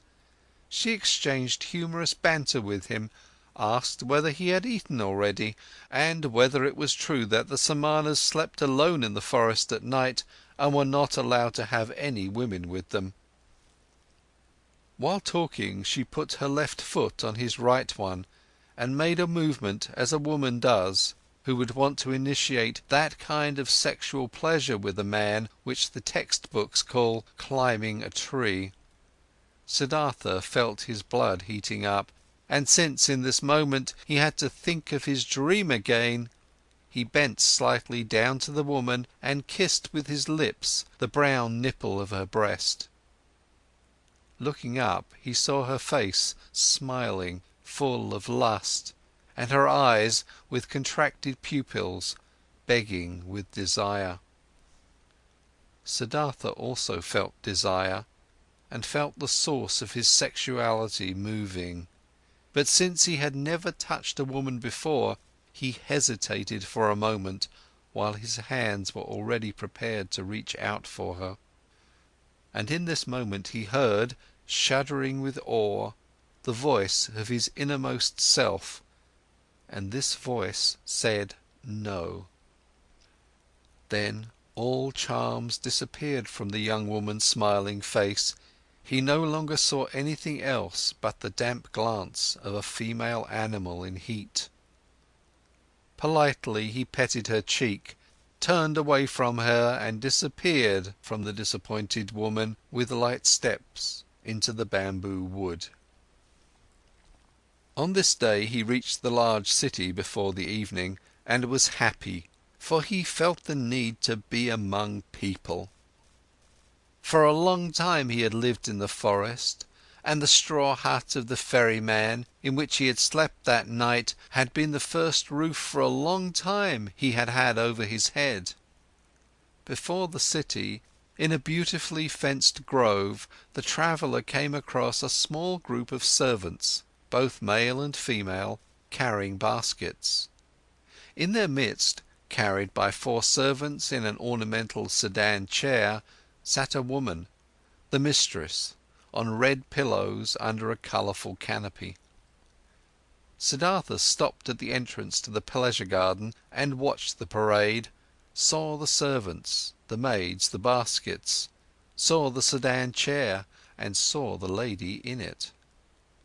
Under black hair, which made to tower high on her head, he saw a very fair, very delicate, very smart face, a brightly red mouth like a freshly cracked fig, eyebrows which were well tended and painted in a high arch, smart and watchful dark eyes, a clear, tall neck rising from a green and golden garment, resting fair hands, long and thin, with wide golden bracelets over the wrists.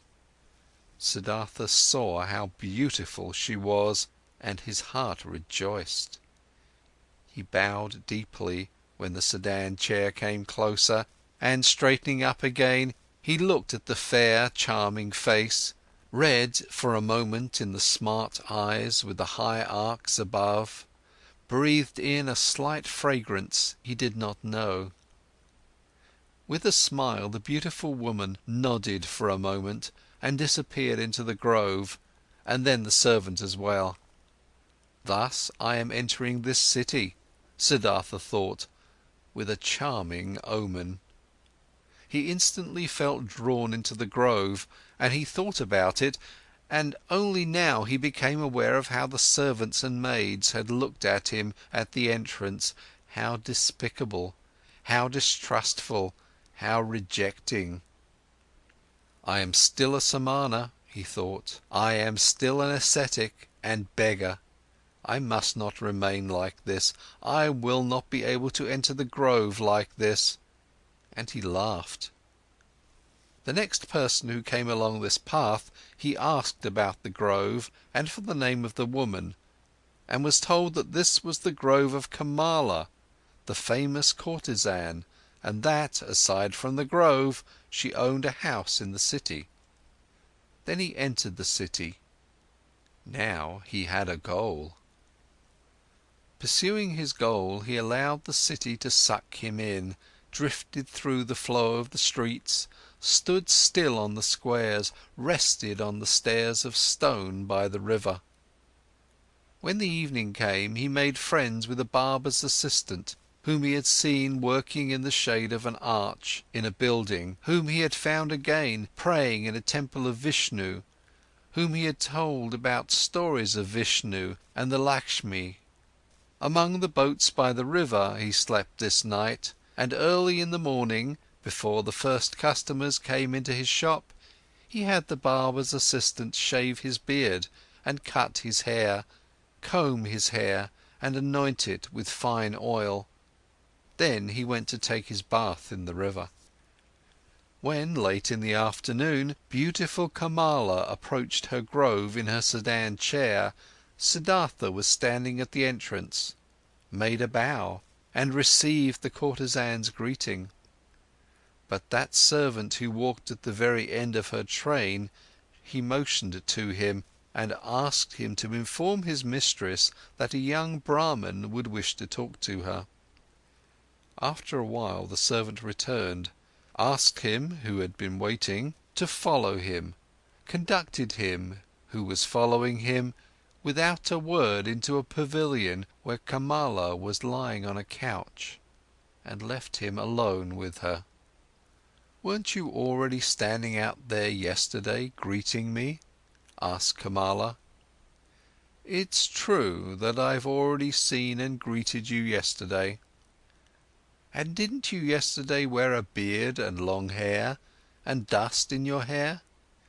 "You have observed well. You have seen everything. You have seen Siddhartha, the son of a Brahman, who has left his home to become a Samana, and who has been a Samana for 3 years. But now I have left that path and came into this city, and the first one I met, even before I had entered the city, was you. To say this, I have come to you, O Kamala. You are the first woman whom Siddhartha is not addressing with his eyes turned to the ground. Never again I want to turn my eyes to the ground when I am coming across a beautiful woman." Kamala smiled and played with her fan of peacock's feathers, and asked, "And only to tell me this, Siddhartha has come to me?" "To tell you this, and to thank you for being so beautiful. And if it doesn't displease you, Kamala, I would like to ask you to be my friend and teacher, for I know nothing yet of that art which you have mastered in the highest degree." At this, Kamala laughed aloud.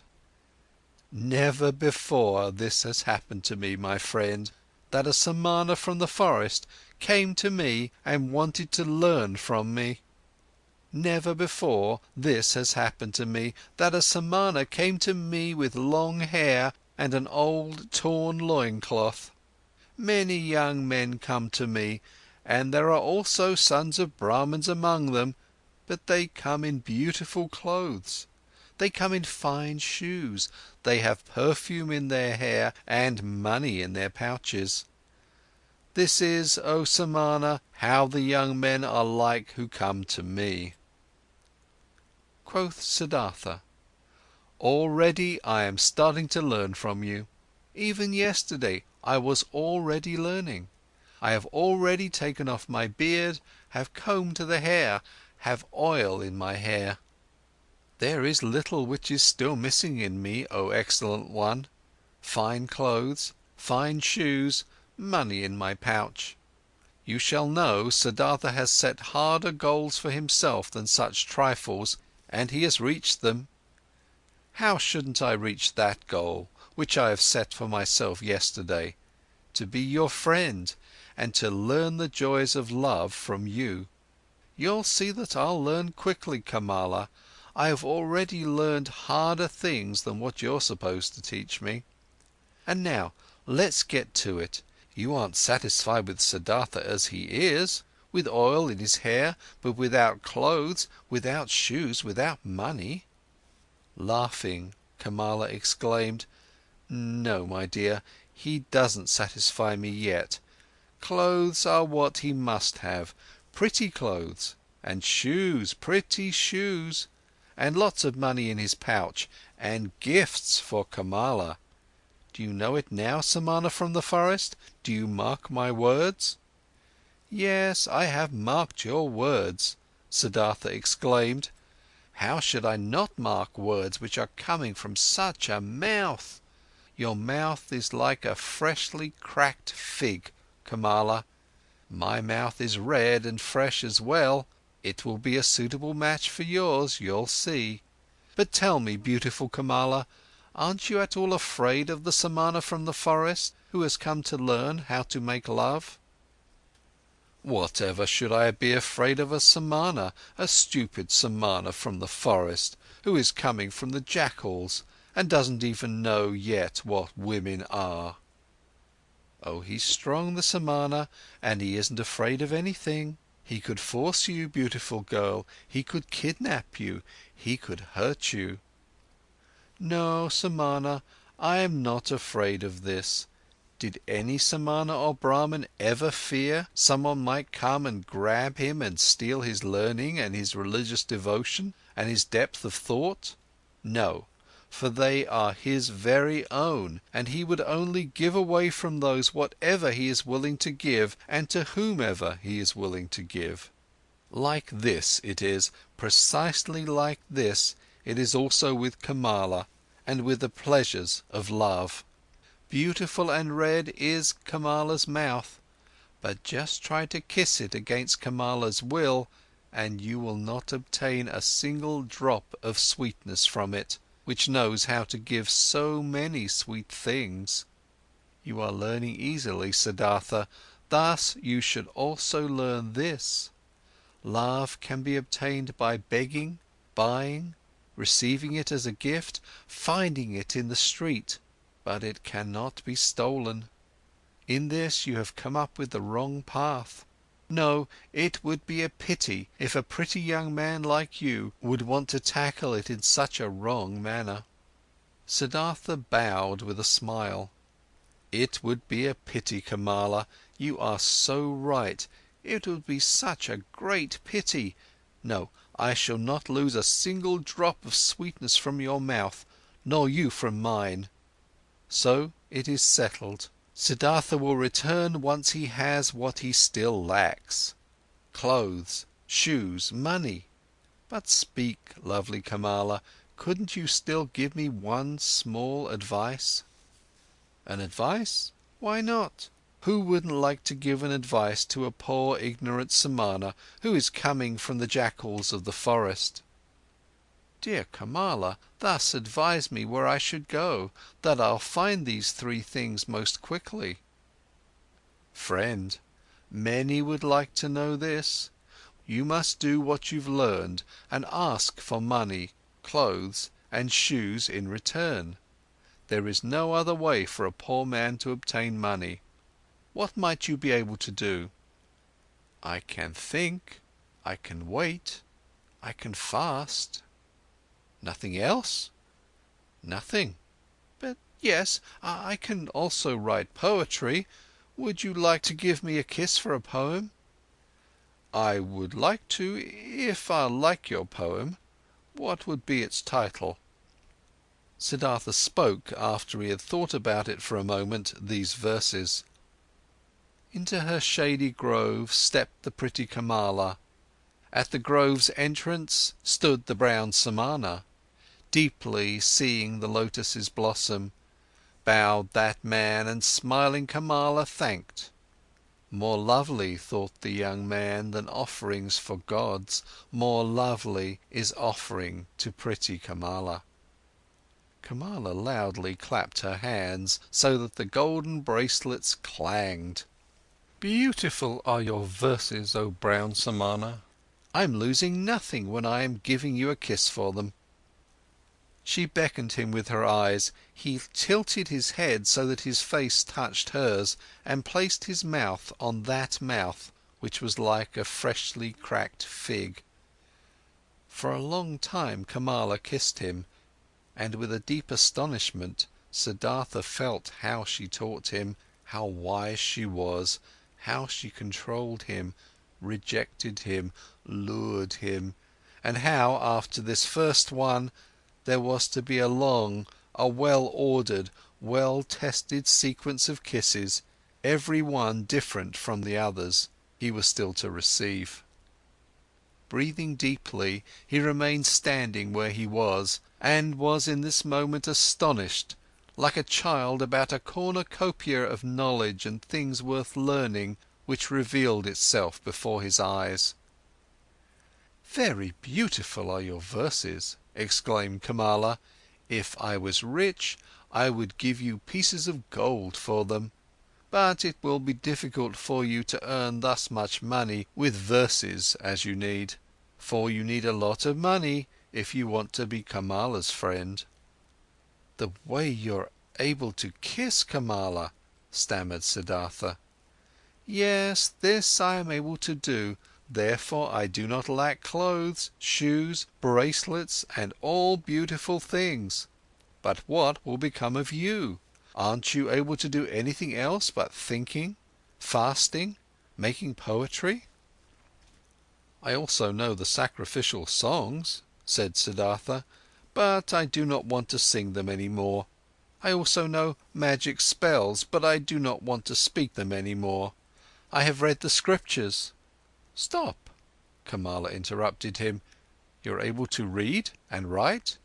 "Certainly I can do this. Many people can do this." "Most people can't. I also can't do it. It is very good that you're able to read and write, very good. You will also still find use for the magic spells." In this moment, a maid came running in and whispered a message into her mistress's ear. "There's a visitor for me," exclaimed Kamala. "Hurry and get yourself away, Siddhartha. Nobody may see you in here, remember this. Tomorrow I'll see you again." But to the maid she gave the order to give the pious Brahmin white upper garments. Without fully understanding what was happening to him, Siddhartha found himself being dragged away by the maid, brought into a garden house avoiding the direct path, being given upper garments as a gift, led into the bushes, and urgently admonished to get himself out of the grove as soon as possible without being seen. Contentedly he did as he had been told. Being accustomed to the forest, he managed to get out of the grove and over the hedge without making a sound. Contentedly he returned to the city, carrying the rolled up garments under his arm. At the inn where travellers stay, he positioned himself by the door. Without words he asked for food. Without a word he accepted a piece of rice cake. Perhaps as soon as tomorrow, he thought, I will ask no one for food any more. Suddenly pride flared up in him. He was a samana no more. It was no longer becoming to him to beg. He gave the rice cake to a dog and remained without food. Simple is the life which people lead in this world here, thought Siddhartha. It presents no difficulties. Everything was difficult, toilsome and ultimately hopeless when I was still a samana. Now everything is easy, easy like that lessons in kissing which Kamala is giving me. I need clothes and money, nothing else. This is a small near goal. They won't make a person lose any sleep. He had already discovered Kamala's house in the city long before. There he turned up the following day. "Things are working out well," she called out to him. "They are expecting you at Kamaswami's. He is the richest merchant of the city. If he'll like you, he'll accept you into his service. Be smart, brown samana. I had others tell him about you. Be polite towards him, he is very powerful. But don't be too modest. I do not want you to become his servant. You shall become his equal, or else I won't be satisfied with you. Kamaswami is starting to get old and lazy. If he'll like you, he'll entrust you with a lot." Siddhartha thanked her and laughed, and when she found out that he had not eaten anything yesterday and today, she sent for bread and fruits and treated him to it. "You've been lucky," she said when they parted. "I'm opening one door after another for you. How come? Do you have a spell?" Siddhartha said, "Yesterday I told you I knew how to think, to wait and to fast, and you thought this was of no use. But it is useful for many things, Kamala, you'll see. You'll see that the stupid Samanas are learning and able to do many pretty things in the forest, which the likes of you aren't capable of. The day before yesterday, I was still a shaggy beggar. As soon as yesterday, I have kissed Kamala, and soon I'll be a merchant and have money and all those things you insist upon." "Well, yes," she admitted, "but where would you be without me? What would you be if Kamala wasn't helping you?" "Dear Kamala," said Siddhartha, and straightened up to his full height. "When I came to you in your grove, I did the first step. It was my resolution to learn love from this most beautiful woman. From that moment on, when I made this resolution, I also knew that I would carry it out. I knew that you would help me. At your first glance at the entrance to the grove, I already knew it." "But what if I hadn't been willing?" "You were willing. Look, Kamala, when you throw a rock into the water, it will speed on the fastest course to the bottom of the water. This is how it is when Siddhartha has a goal, a resolution. Siddhartha does nothing. He waits, he thinks, he fasts, but he passes through the things of the world like a rock through water, without doing anything, without stirring.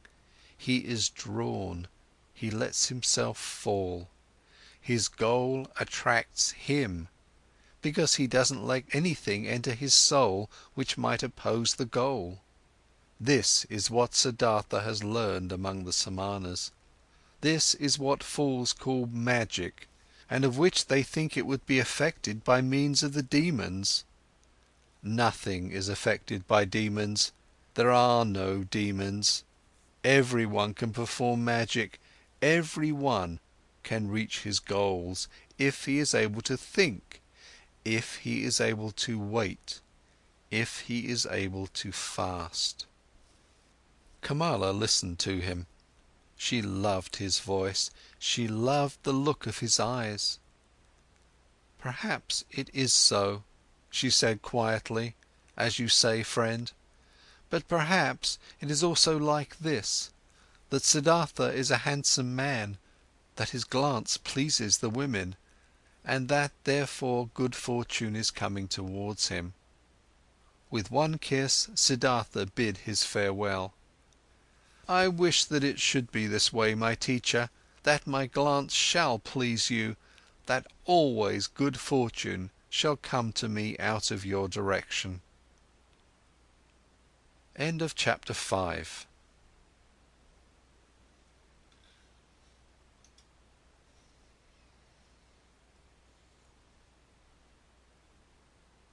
Chapter 6. With the Childlike People. Siddhartha went to Kamaswami the merchant. He was directed into a rich house. Servants led him between precious carpets into a chamber where he awaited the master of the house.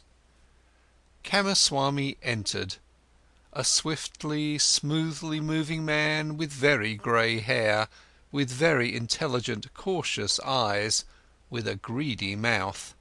Politely, the host and the guest greeted one another. "I have been told," the merchant began, "that you are a Brahmin, a learned man, but that you seek to be in the service of a merchant. Might you have become destitute, Brahmin, so that you seek to serve?"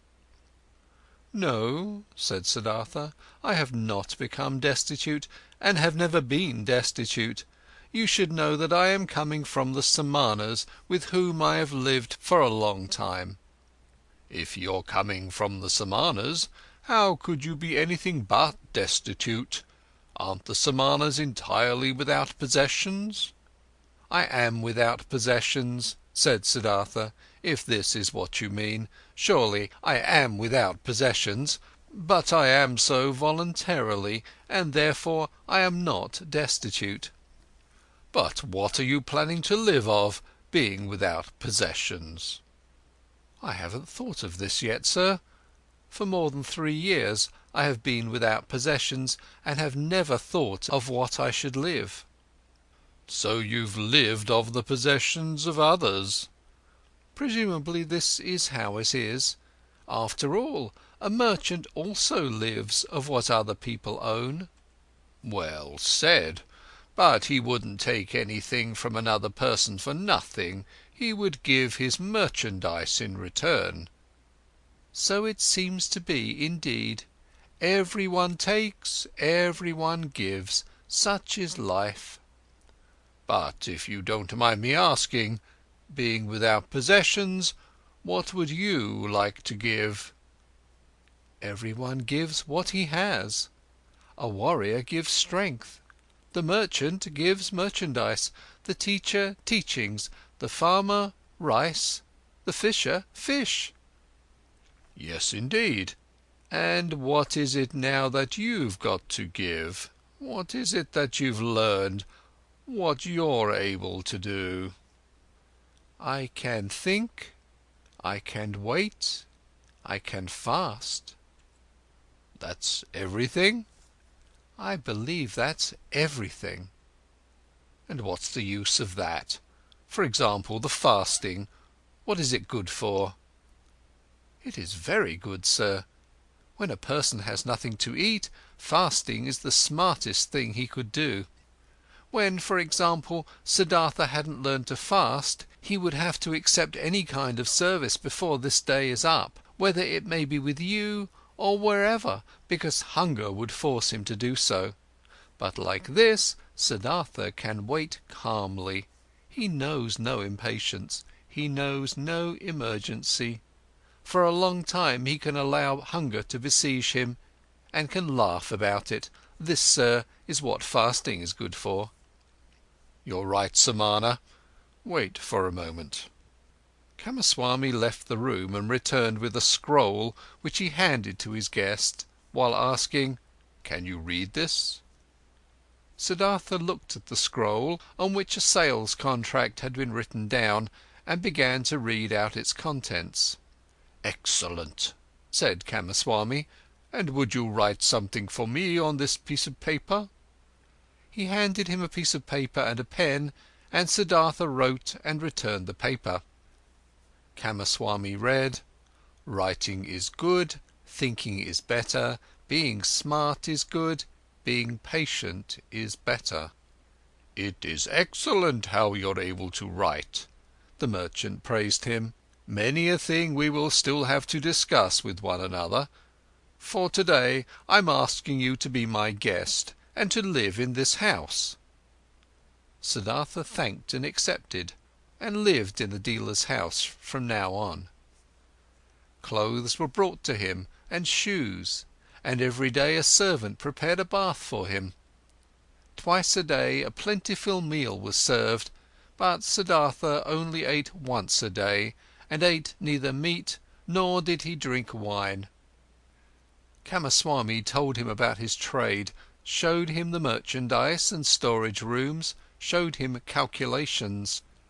Siddhartha got to know many new things, he heard a lot and spoke little. And thinking of Kamala's words, he was never subservient to the merchant, forced him to treat him as an equal, yes, even more than an equal. Kamaswami conducted his business with care and often with passion, but Siddhartha looked upon all this as if it was a game, the rules of which he tried hard to learn precisely, but the contents of which did not touch his heart. He was not in Kamaswami's house for long when he already took part in his landlord's business. But daily, at the hour appointed by her, he visited beautiful Kamala, wearing pretty clothes, fine shoes, and soon he brought her gifts as well. Much he learned from her red, smart mouth.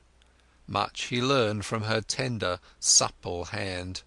Him, who was regarding love still a boy, and had a tendency to plunge blindly and insatiably into lust, like into a bottomless pit, him she taught thoroughly, starting from the basics, about that school of thought which teaches that pleasure cannot be taken without giving pleasure, and that every gesture, every caress, every touch, every look, every spot of the body, however small it was, had its secret, which would bring happiness to those who knew about it and unleash it.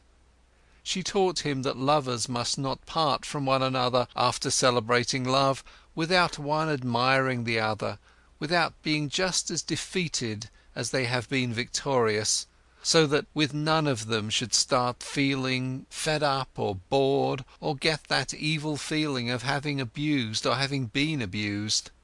Wonderful hours he spent with the beautiful and smart artist, became her student, her lover, her friend. Here with Kamala was the worth and purpose of his present life, knit with the business of Kamaswami. The merchant passed to duties of writing important letters and contracts on to him, and got into the habit of discussing all important affairs with him. He soon saw that Siddhartha knew little about rice and wool, shipping and trade, but that he acted in a fortunate manner, and that Siddhartha surpassed him, the merchant, in calmness and equanimity, and in the art of listening and deeply understanding previously unknown people. "This Brahman," he said to a friend, "is no proper merchant, and will never be one. There is never any passion in his soul when he conducts our business, but he has that mysterious quality of those people to whom success comes all by itself. Whether this may be a good star of his birth, magic, or something he has learned among SAMANAS. He always seems to be merely playing with our business affairs. They never fully become a part of him, they never rule over him, he is never afraid of failure, he is never upset by a loss." The friend advised the merchant: "Give him from the business he conducts for you 1/3 of the profits, but let him also be liable for the same amount of the losses, when there is a loss. Then he'll become more zealous." Kamaswami followed the advice, but Siddhartha cared little about this. When he made a profit, he accepted it with equanimity. When he made losses, he laughed and said, "Well, look at this, so this one turned out badly." It seemed indeed as if he did not care about the business. At one time he travelled to a village to buy a large harvest of rice there, but when he got there, the rice had already been sold to another merchant.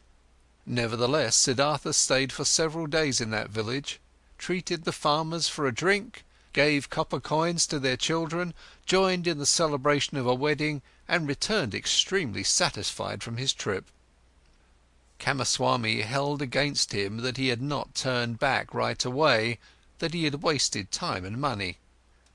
Siddhartha answered: "Stop scolding, dear friend. Nothing was ever achieved by scolding. If a loss has occurred, let me bear that loss.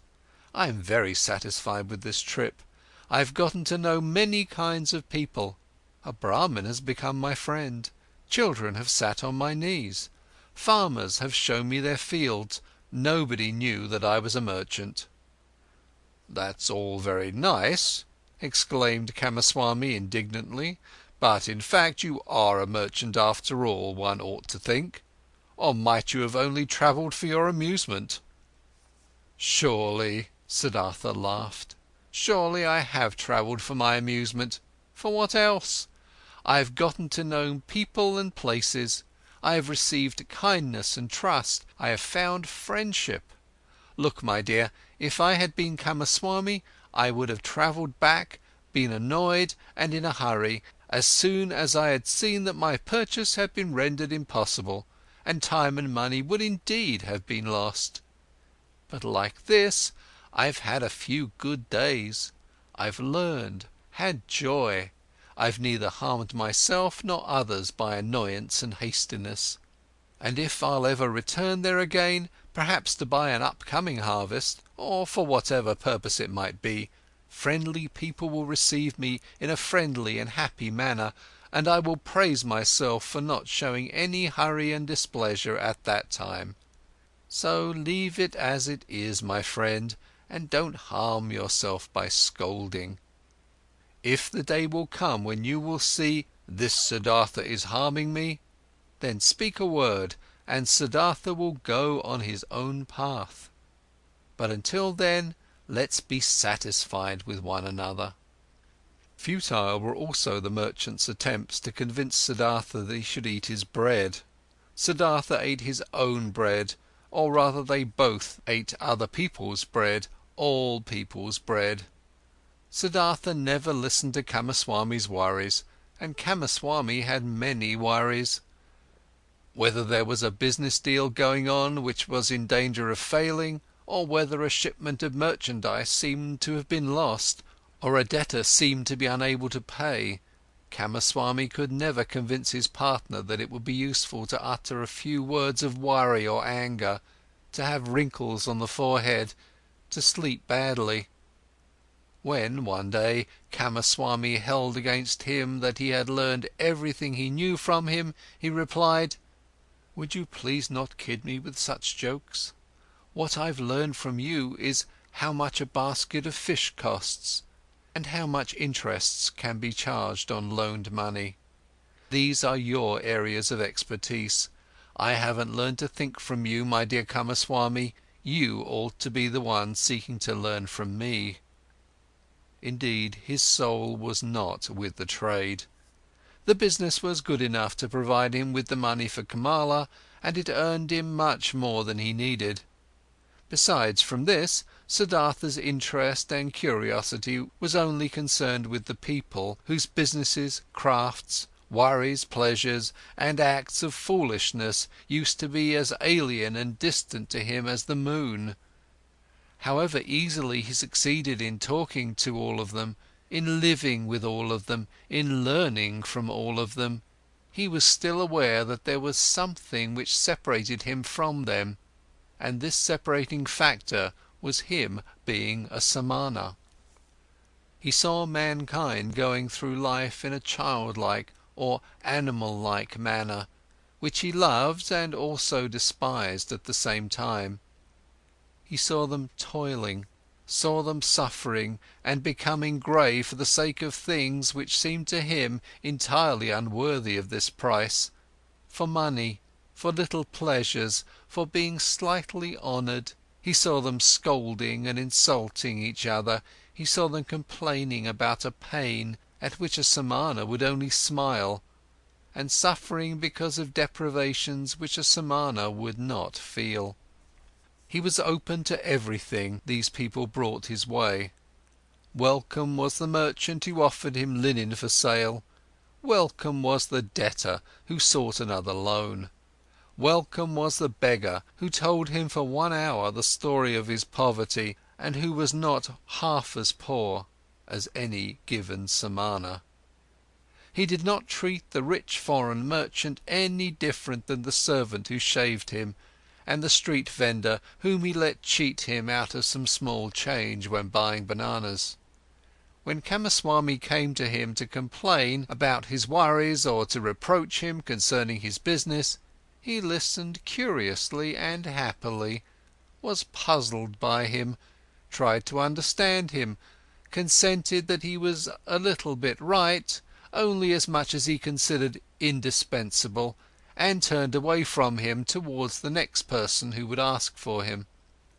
And there were many who came to him, many to do business with him, many to cheat him, many to draw some secret out of him, many to appeal to his sympathy, many to get his advice. He gave advice, he pitied, he made gifts, he let them cheat him a bit, and this entire game and the passion with which all people played this game occupied his thoughts just as much as the gods and Brahmans used to occupy them. At times he felt deep in his chest a dying, quiet voice which admonished him quietly, lamented quietly. He hardly perceived it. And then for an hour he became aware of the strange life he was leading, of him doing lots of things which were only a game, of though being happy and feeling joy at times, real life still passing him by and not touching him. As a ball player plays with his balls, he played with his business deals, with the people around him, watched them, found amusement in them. With his heart, with the source of his being, he was not with them. The source ran somewhere, far away from him, ran and ran invisibly, had nothing to do with his life any more. And at several times he suddenly became scared on account of such thoughts, and wished that he would also be gifted with the ability to participate in all of this childlike, naive occupations of the daytime with passion and with his heart, really to live, really to act, really to enjoy and to live, instead of just standing by as a spectator.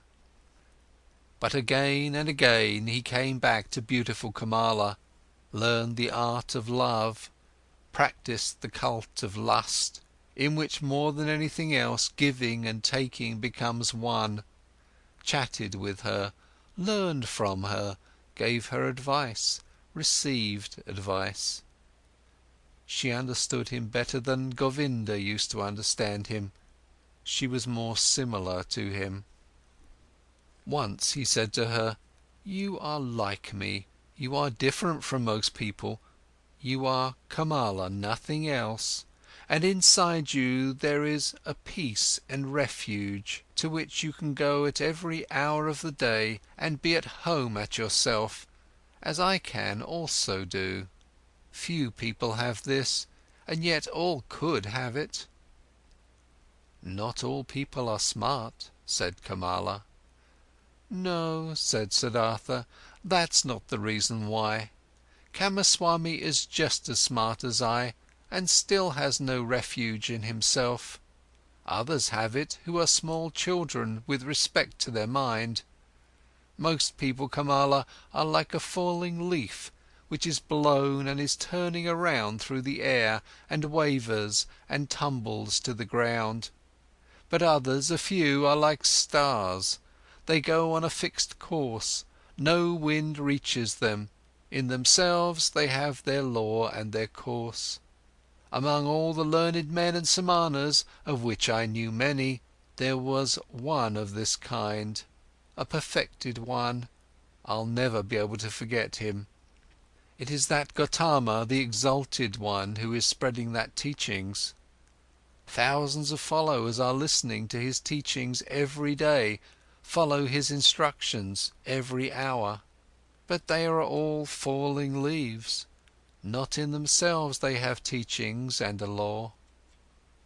Kamala looked at him with a smile. "Again you're talking about him," she said. "Again you're having a Samana's thoughts." Siddhartha said nothing, and they played the game of love, one of the 30 or 40 different games Kamala knew. Her body was flexible like that of a jaguar, and like the bow of a hunter. He, who had learned from her how to make love, was knowledgeable of many forms of lust, many secrets. For a long time she played with Siddhartha, enticed him, rejected him, forced him, embraced him, enjoyed his masterful skills, until he was defeated and rested exhausted by her side. The courtesan bent over him, took a long look at his face, at his eyes which had grown tired. "You are the best lover," she said thoughtfully, I ever saw. You're stronger than others, more supple, more willing. You've learned my art well, Siddhartha. At some time, when I'll be older, I'll want to bear your child. And yet, my dear, you've remained a samana. And yet you do not love me. You love nobody. Isn't it so?" "It might very well be so," Siddhartha said tiredly. "I am like you. You also do not love. How else could you practice love as a craft? Perhaps people of our kind can't love. The childlike people can. That's their secret." End of chapter 6.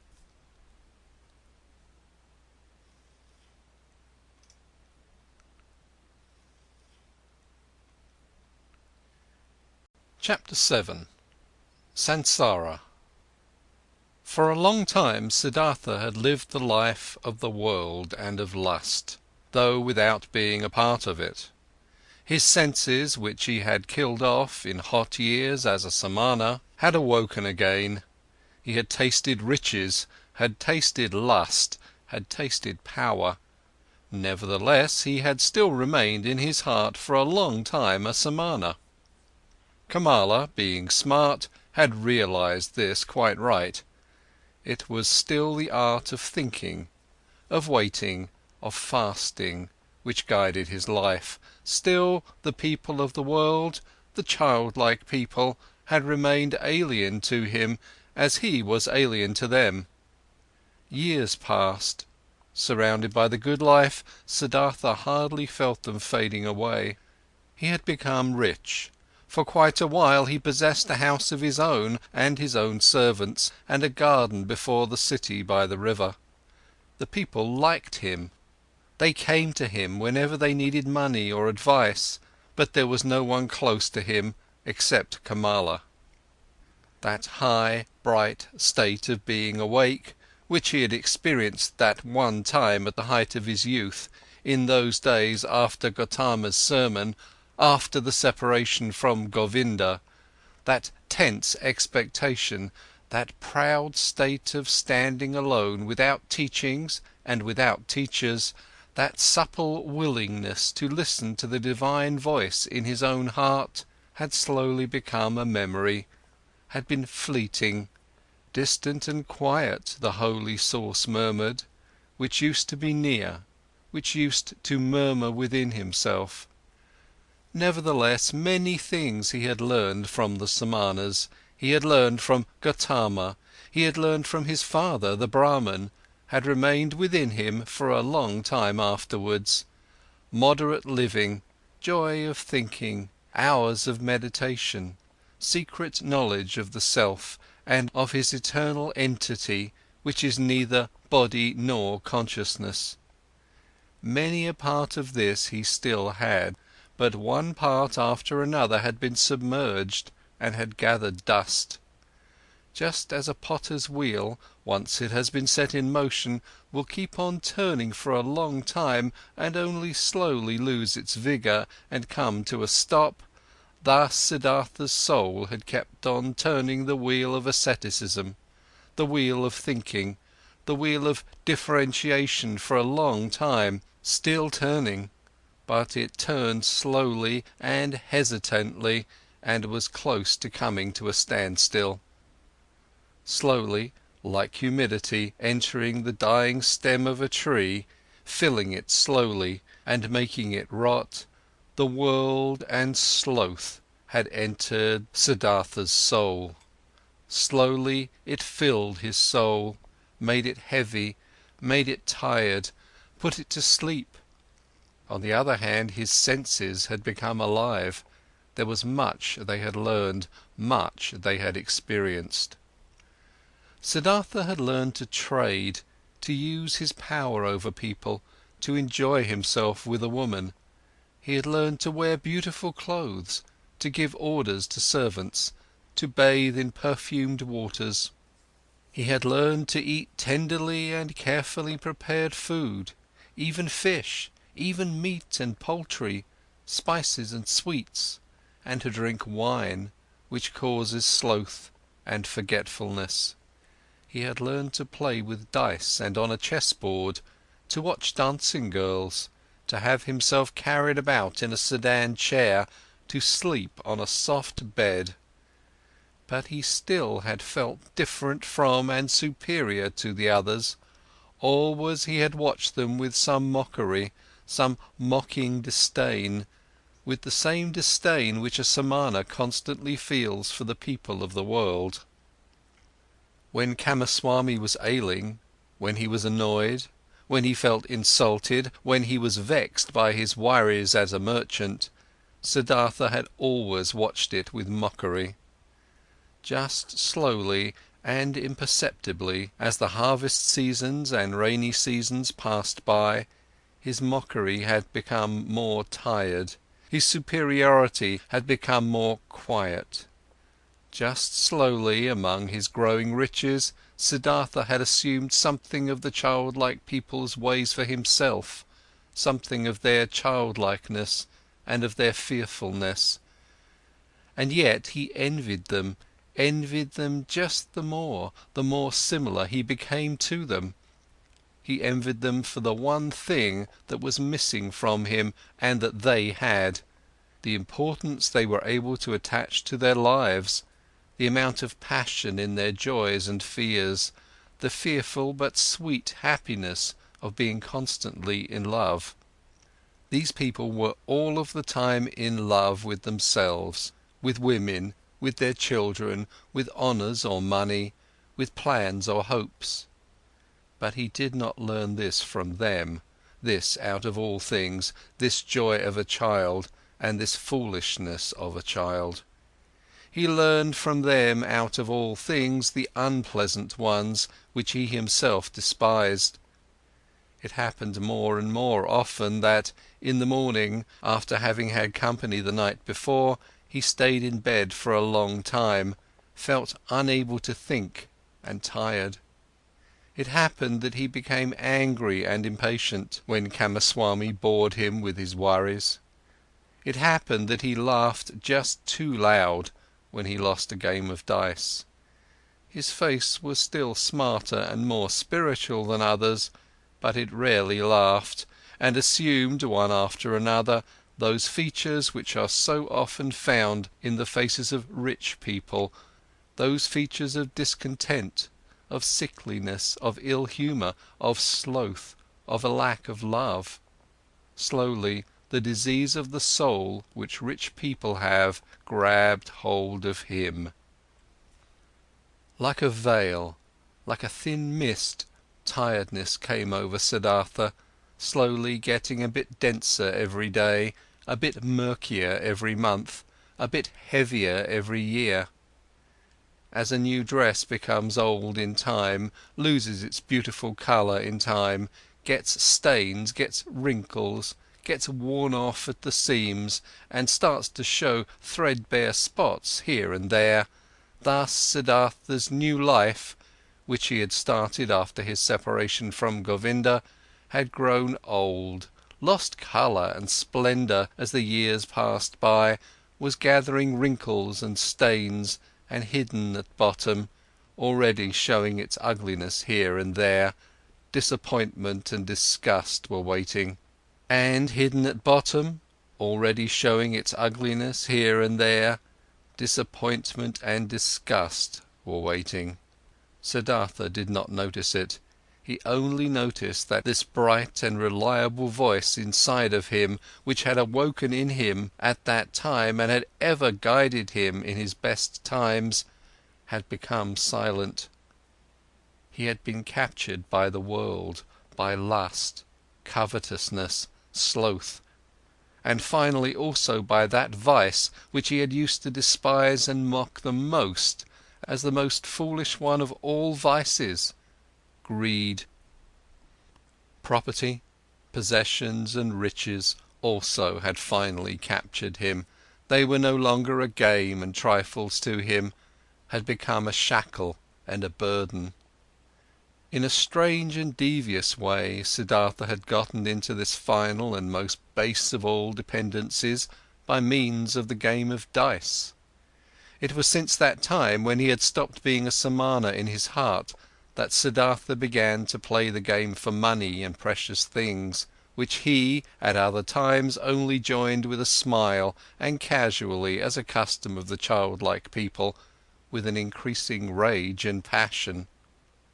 He was a feared gambler. Few dared to take him on, so high and audacious were his stakes. He played the game due to a pain of his heart, losing and wasting his wretched money in the game that brought him an angry joy. In no other way could he demonstrate his disdain for wealth, the merchant's false god, more clearly and more mockingly. Thus he gambled with high stakes and mercilessly, hating himself, mocking himself, won thousands, threw away thousands, lost money, lost jewelry, lost a house in the country, won again, lost again. That fear, that terrible and petrifying fear which he had felt while he was rolling the dice, while he was worried about losing high stakes, that fear he loved and sought to always renew it, always increase it, always get it to a slightly higher level, for in this feeling alone he still felt something like happiness, something like an intoxication, something like an elevated form of life in the midst of his saturated, lukewarm, dull life. And after each big loss, his mind was set on new riches, pursued the trade more zealously, forced his debtors more strictly to pay, because he wanted to continue gambling, he wanted to continue squandering, continue demonstrating his disdain of wealth. Siddhartha lost his calmness when losses occurred, lost his patience when he was not paid on time, lost his kindness towards beggars, lost his disposition for giving away and loaning money to those who petitioned him. He, who gambled away tens of thousands at one roll of the dice, and laughed at it, became more strict and more petty in his business, occasionally dreaming at night about money. And whenever he woke up from this ugly spell, whenever he found his face in the mirror at the bedroom's wall to have aged and become more ugly, whenever embarrassment and disgust came over him, he continued fleeing, fleeing into a new game, fleeing into a numbing of his mind brought on by sex, by wine, and from there he fled back into the urge to pile up and obtain possessions. In this pointless cycle he ran, growing tired, growing old, growing ill. Then the time came when a dream warned him. He had spent the hours of the evening with KAMALA in her beautiful pleasure garden. They had been sitting under the trees talking, and KAMALA had said thoughtful words, words behind which a sadness and a tiredness lay hidden. She had asked him to tell her about GOTAMA, and could not hear enough of him, how clear his eyes, how still and beautiful his mouth, how kind his smile, how peaceful his walk had been. For a long time he had to tell her about the exalted Buddha, and KAMALA had sighed and had said, "One day, perhaps soon, I'll also follow that Buddha. I'll give him my pleasure garden for a gift and take my refuge in his teachings." But after this she had aroused him and had tied him to her in the act of making love with painful fervour, biting and in tears, as if, once more, she wanted to squeeze the last sweet drop out of this vain, fleeting pleasure. Never before it had become so strangely clear to Siddhartha how closely lust was akin to death. Then he had lain by her side, and KAMALA's face had been close to him, and under her eyes and next to the corners of her mouth he had, as clearly as never before, read a fearful inscription, an inscription of small lines, of slight grooves, an inscription reminiscent of autumn and old age, just as Siddhartha himself, who was only in his 40s, had already noticed here and there grey hairs among his black ones. Tiredness was written on Kamala's beautiful face, tiredness from walking a long path which has no happy destination, tiredness and the beginning of withering and concealed, still unsaid, perhaps not even conscious anxiety, fear of old age, fear of the autumn, fear of having to die. With a sigh he had bid his farewell to her, the soul full of reluctance and full of concealed anxiety. Then Siddhartha had spent the night in his house with dancing girls and wine, had acted as if he was superior to them, towards the fellow members of his caste, though this was no longer true, had drunk much wine and gone to bed a long time after midnight, being tired and yet excited, close to weeping and despair, and had for a long time sought to sleep in vain, his heart full of misery which he thought he could not bear any longer, full of a disgust which he felt penetrating his entire body like the lukewarm, repulsive taste of the wine, the just too sweet, dull music, the just too soft smile of the dancing girls, the just too sweet scent of their hair and breasts. But more than by anything else, he was disgusted by himself, by his perfumed hair, by the smell of wine from his mouth, by the flabby tiredness and listlessness of his skin, like when someone who has eaten and drunk far too much vomits it back up again with agonizing pain and is nevertheless glad about the relief. Thus this sleepless man wished to free himself of these pleasures, these habits and all of this pointless life and himself, in an immense burst of disgust. Not until the light of the morning and the beginning of the first activities in the street before his city house, he had slightly fallen asleep, had found for a few moments a half-consciousness, a hint of sleep. In these moments he had a dream. Kamala owned a small, rare, singing bird in a golden cage. Of this bird he dreamt. He dreamt this bird had become mute, who at other times always used to sing in the morning, and since this arose his attention, he stepped in front of the cage and looked inside. There the small bird was dead and lay stiff on the ground. He took it out, weighed it for a moment in his hand, and then threw it away, out in the street. And in the same moment he felt terribly shocked, and his heart hurt, as if he had thrown away from himself all value and everything good by throwing out this dead bird. Starting up from this dream, he felt encompassed by a deep sadness. Worthless, so it seemed to him, worthless and pointless was the way he had been going through life. Nothing which was alive, nothing which was in some way delicious or worth keeping, he had left in his hands. Alone he stood there, and empty like a castaway on the shore. With a gloomy mind, Siddhartha went to the pleasure garden he owned, locked the gate, sat down under a mango tree, felt death in his heart and horror in his chest, sat and sensed how everything died in him, withered in him, came to an end in him.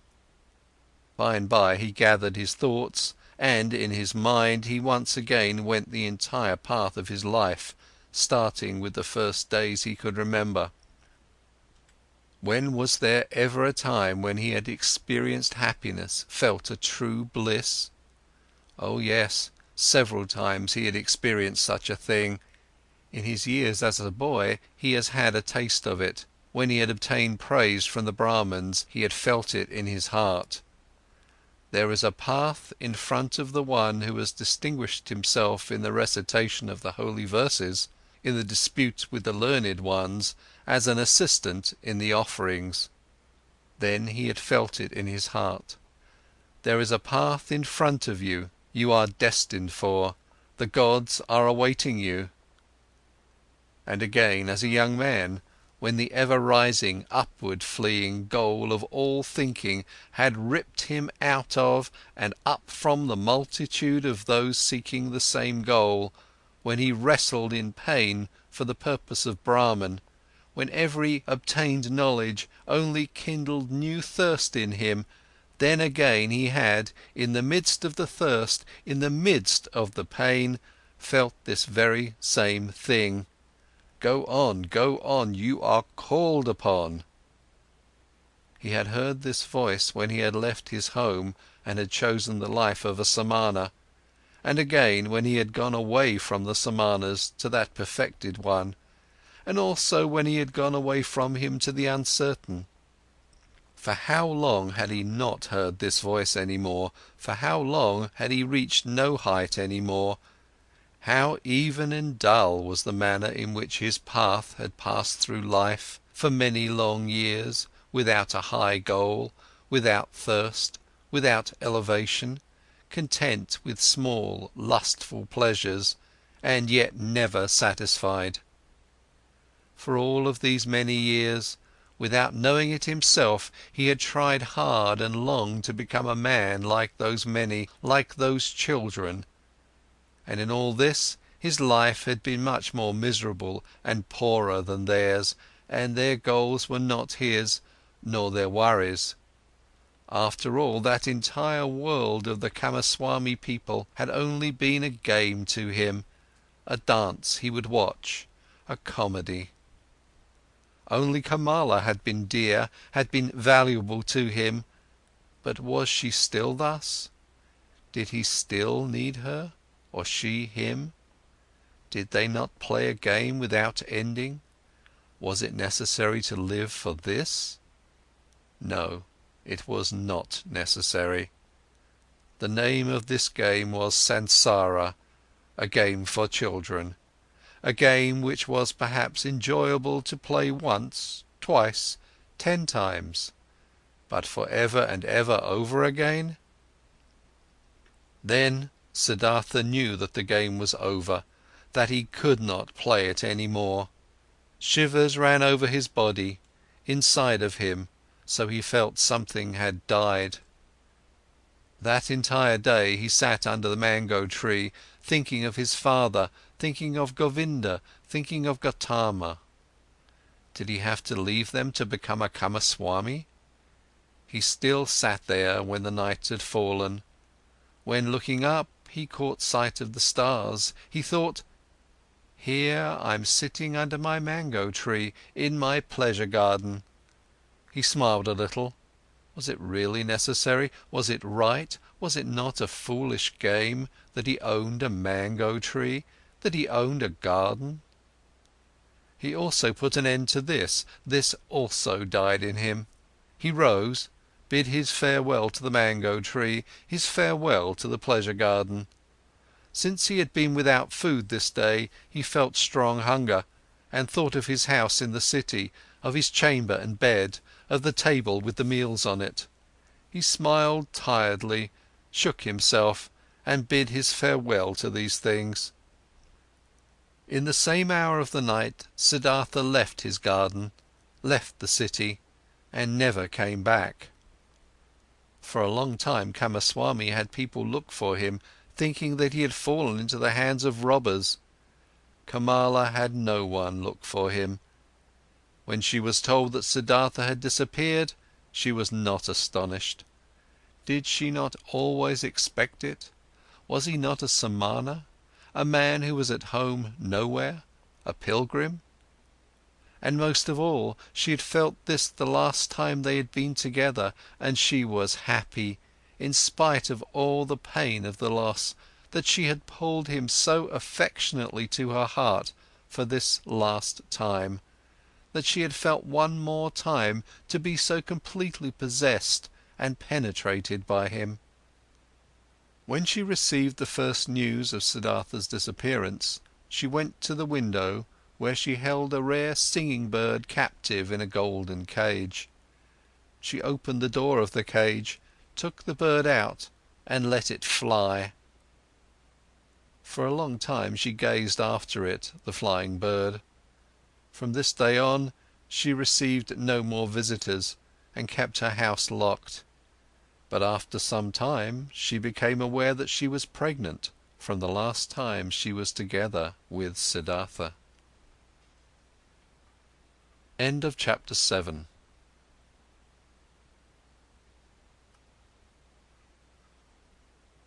Chapter 8. By the River. Siddhartha walked through the forest, was already far from the city, and knew nothing but that one thing, that there was no going back for him, that this life, as he had lived it for many years until now, was over and done away with, and that he had tasted all of it, sucked everything out of it, until he was disgusted with it. Dead was the singing bird he had dreamt of, dead was the bird in his heart. Deeply he had been entangled in SANSARA, he had sucked up disgust and death from all sides into his body, like a sponge that sucks up water until it is full. And full he was, full of the feeling of being sick of it, full of misery, full of death. There was nothing left in this world which could have attracted him, given him joy, given him comfort. Passionately he wished to know nothing about himself any more, to have rest, to be dead. If there was only a lightning bolt to strike him dead, if there was only a tiger to devour him, if there was only a wine, a poison which could numb his senses, bring him forgetfulness and sleep, and no awakening from that. Was there still any kind of filth he had not soiled himself with, a sin or foolish act he had not committed, a dreariness of the soul he had not brought upon himself? Was it still at all possible to be alive? Was it possible to breathe in again and again, to breathe out, to feel hunger, to eat again, to sleep again, to sleep with a woman again? Was this cycle not exhausted and brought to a conclusion for him? Siddhartha reached the large river in the forest, the same river over which a long time ago, when he had still been a young man and came from the town of GOTAMA, the ferryman had conducted him. By this river he stopped. Hesitatingly he stood at the bank. Tiredness and hunger had weakened him, and whatever he should walk on, wherever to whichever goal. No, there were no more goals, there was nothing left but the deep, painful yearning to shake off this whole desolate dream, to spit out this stale wine, to put an end to this miserable and shameful life. A hang bent over the bank of the river, a coconut tree. Siddhartha leaned against its trunk with his shoulder, embraced the trunk with one arm, and looked down into the green water, which ran and ran under him, looked down and found himself to be entirely filled with the wish to go and to drown in these waters. A frightening emptiness was reflected back at him by the water, answering to the terrible emptiness in his soul. Yes, he had reached the end. There was nothing left for him, except to annihilate himself, except to smash the failure into which he had shaped his life, to throw it away before the feet of mockingly laughing gods. This was the great vomiting he had longed for, death, the smashing to bits of the form he hated. Let him be food for fishes, this dog Siddhartha, this lunatic, this depraved and rotten body, this weakened and abused soul. Let him be food for fishes and crocodiles, let him be chopped to bits by the demons. With a distorted face he stared into the water, saw the reflection of his face and spit at it. In deep tiredness he took his arm away from the trunk of the tree and turned a bit, in order to let himself fall straight down, in order to finally drown. With his eyes closed he slipped towards death. Then, Out of remote areas of his soul, out of past times of his now weary life, a sound stirred up. It was a word, a syllable, which he, without thinking, with a slurred voice, spoke to himself, the old word, which is the beginning and the end of all prayers of the Brahmans, the holy Om, which roughly means that what is perfect, or the completion. And in the moment when the sound of Om touched Siddhartha's ear, his dormant spirit suddenly woke up and realized the foolishness of his actions. Siddhartha was deeply shocked. So this was how things were with him, so doomed was he, so much had he lost his way and was forsaken by all knowledge, that he had been able to seek death, that this wish of a child, had been able to grow up in him, to find rest by annihilating his body. What all agony of these recent times, all sobering realizations, all desperation had not brought about, this was brought on by this moment, when the Om entered his consciousness. He became aware of himself in his misery and in his error. Om, he spoke to himself, Om. And again he knew about Brahman, knew about the indestructibility of life, knew about all that is divine, which he had forgotten. But this was only a moment, flash. By the foot of the coconut tree, Siddhartha collapsed, struck down by tiredness, mumbling Om, placed his head on the root of the tree and fell into a deep sleep. Deep was his sleep, and without dreams. For a long time he had not known such a sleep any more. When he woke up after many hours, he felt as if 10 years had passed. He heard the water quietly flowing, did not know where he was and who had brought him there, opened his eyes, saw with astonishment that there were trees and the sky above him, and he remembered where he was and how he got there.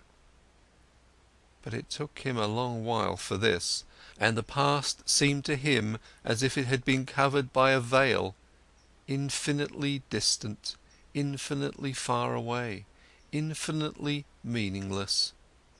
He only knew that his previous life, in the first moment when he thought about it, this past life seemed to him like a very old, previous incarnation, like an early pre-birth of his present self, that this previous life had been abandoned by him, that, full of disgust and wretchedness, he had even intended to throw his life away, but that, by a river, under a coconut tree, he has come to his senses, the holy word Om on his lips, that he had fallen asleep and had now woken up and was looking at the world as a new man. Quietly, he spoke the word Om to himself, speaking which he had fallen asleep, and it seemed to him as if his entire long sleep had been nothing but a long meditative recitation of Om, a thinking of Om, a submergence and complete entering into Om, into the nameless, the perfected. What a wonderful sleep had this been! Never before by sleep he had been thus refreshed, thus renewed, thus rejuvenated. Perhaps he had really died, had drowned and was reborn in a new body.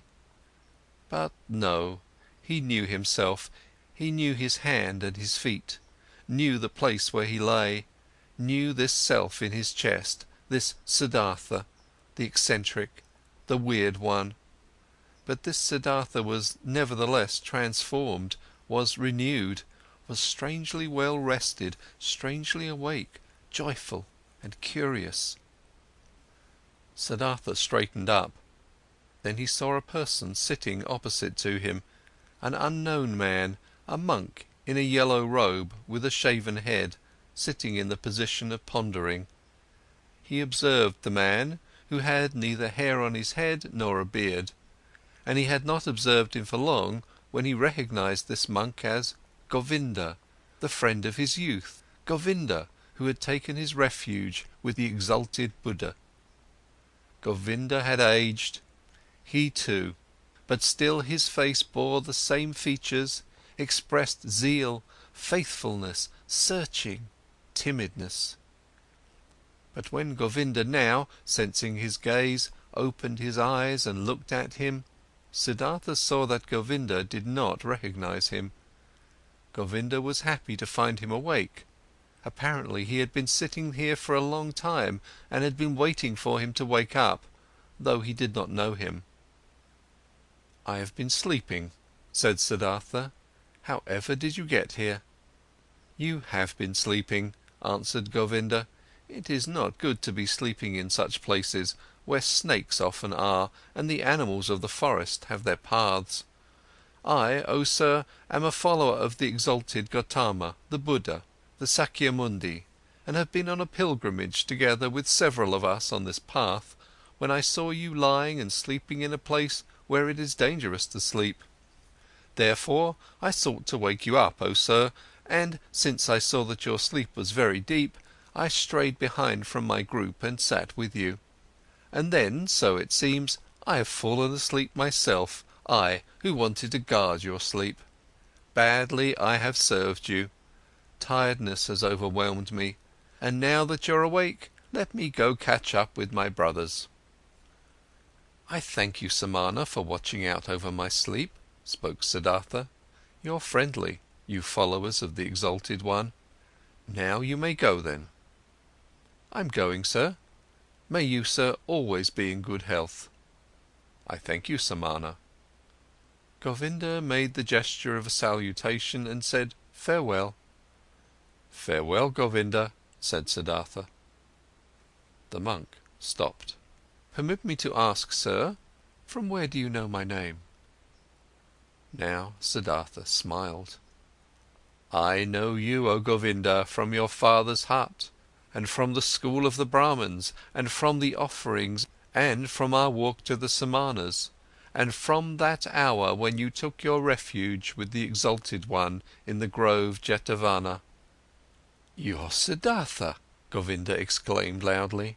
"Now I'm recognizing you, and don't comprehend any more how I couldn't recognize you right away. Be welcome, Siddhartha, my joy is great to see you again."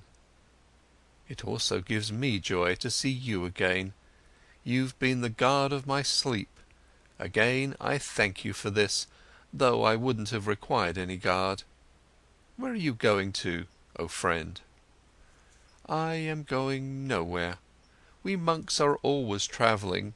Whenever it is not the rainy season, we always move from one place to another, live according to the rules of the teachings passed on to us, accept alms, move on. It is always like this. But you, Siddhartha, where are you going to?" Quoth Siddhartha, "It is as it is with you. I am going nowhere. I'm just travelling. I'm on a pilgrimage." Govinda spoke. "You're saying you're on a pilgrimage, and I believe in you. But forgive me, O Siddhartha, you do not look like a pilgrim. You're wearing a rich man's garments, you're wearing the shoes of a distinguished gentleman, and your hair and the fragrance of perfume is not a pilgrim's hair, nor the hair of a samana."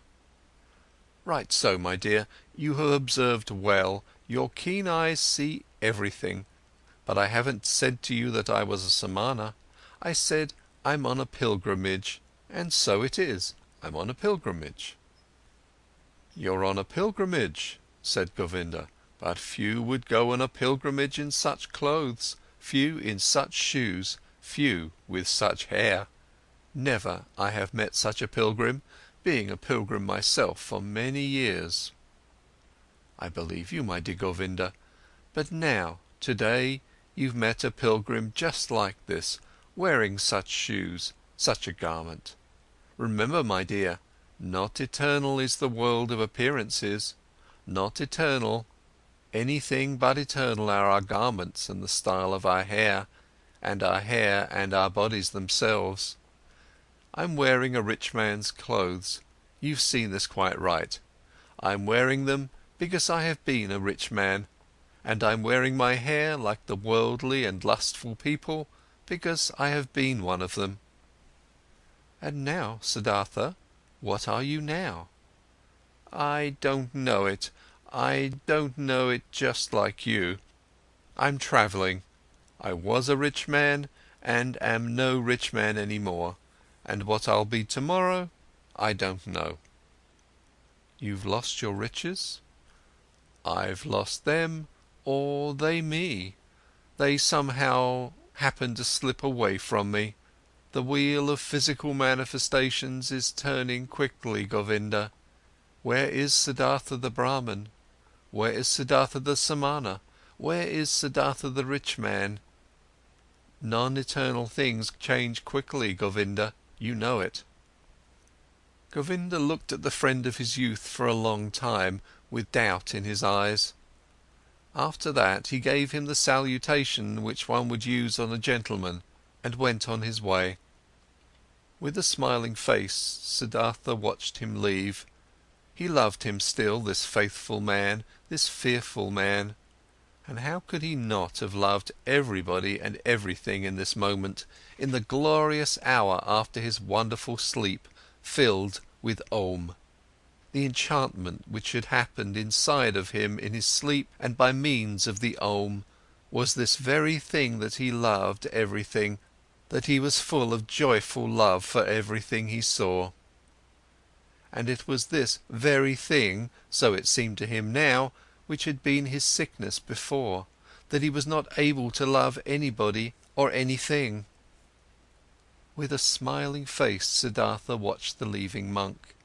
The sleep had strengthened him much, but hunger gave him much pain, for now he had not eaten for 2 days, and the times were long past when he had been tough against hunger.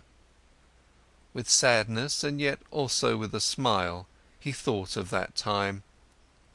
In those days, so he remembered, he had boasted of 3 things to KAMALA, had been able to do 3 noble and undefeatable feats. Fasting, waiting, thinking.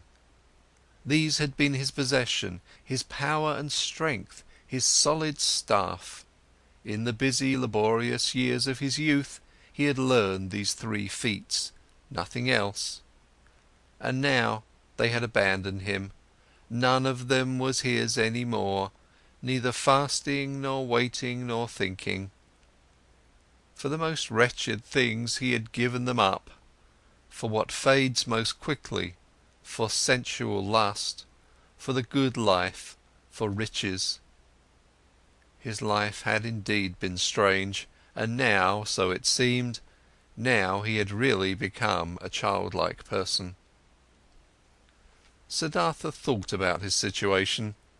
Thinking was hard on him, he did not really feel like it, but he forced himself.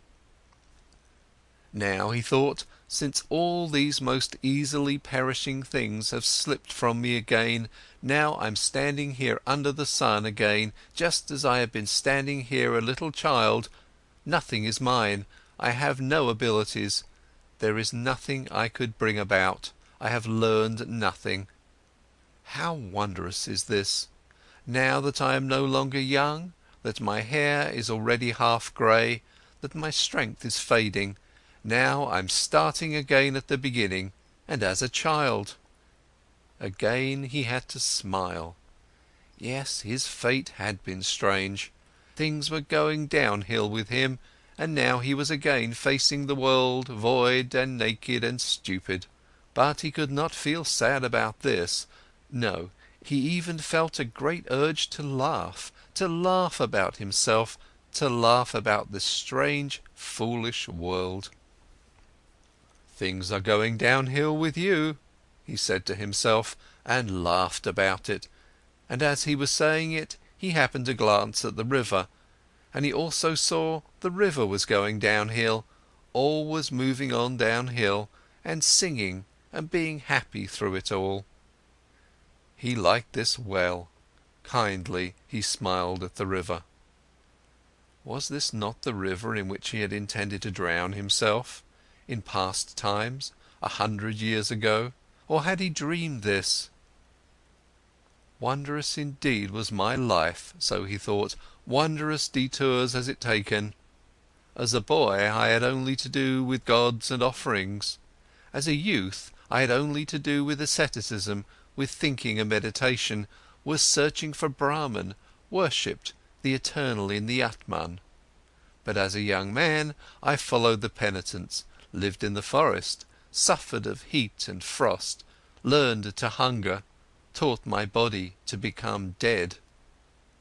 Wonderfully, soon afterwards, insight came towards me in the form of the great Buddha's teachings. I felt the knowledge of the oneness of the world circling in me like my own blood. But I also had to leave Buddha and the great knowledge.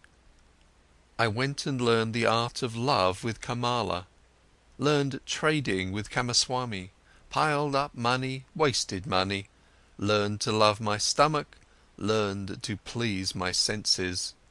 I had to spend many years losing my spirit, to unlearn thinking again, to forget the oneness. Isn't it just as if I had turned, slowly, and on a long detour, from a man into a child, from a thinker into a childlike person? And yet this path has been very good, and yet the bird in my chest has not died. But what a path has this been! I had to pass through so much stupidity, through so much vices, through so many errors, through so much disgust and disappointments and woe, just to become a child again, and to be able to start over. But it was right so, my heart says yes to it, my eyes smile to it. I've had to experience despair, I've had to sink down to the most foolish one of all thoughts, to the thought of suicide, in order to be able to experience divine grace, to hear Om again, to be able to sleep properly, and to awake properly again. I had to become a fool, to find Atman in me again. I had to sin, to be able to live again. Where else might my path lead me to? It is foolish, this path. It moves in loops. Perhaps it is going around in a circle. Let it go as it likes. I want to take it. Wonderfully, he felt joy rolling like waves in his chest. Wherever from, he asked his heart, where did you get this happiness? Might it come from that long good sleep, which has done me so good, or from the word Om, which I said, or from the fact that I have escaped, that I have completely fled, that I am finally free again, and am standing like a child under the sky? Oh, how good it is to have fled, to have become free! How clean and beautiful is the air here, how good to breathe! There, where I ran away from, there everything smelled of ointment, of spices, of wine, of excess, of sloth. How did I hate this world of the rich, of those who revel in fine food, of the gamblers! How did I hate myself for staying in this terrible world for so long! How did I hate myself, have deprived, poisoned, tortured myself, have made myself old and evil! No, never again I will, as I used to like doing so much, delude myself into thinking that Siddhartha was wise. But this one thing I have done well, this I like, this I must praise. But there is now an end to that hatred against myself, to that foolish and dreary life. I praise you, Siddhartha, after so many years of foolishness, you have once again had an idea, have done something, have heard the bird in your chest singing, and have followed it.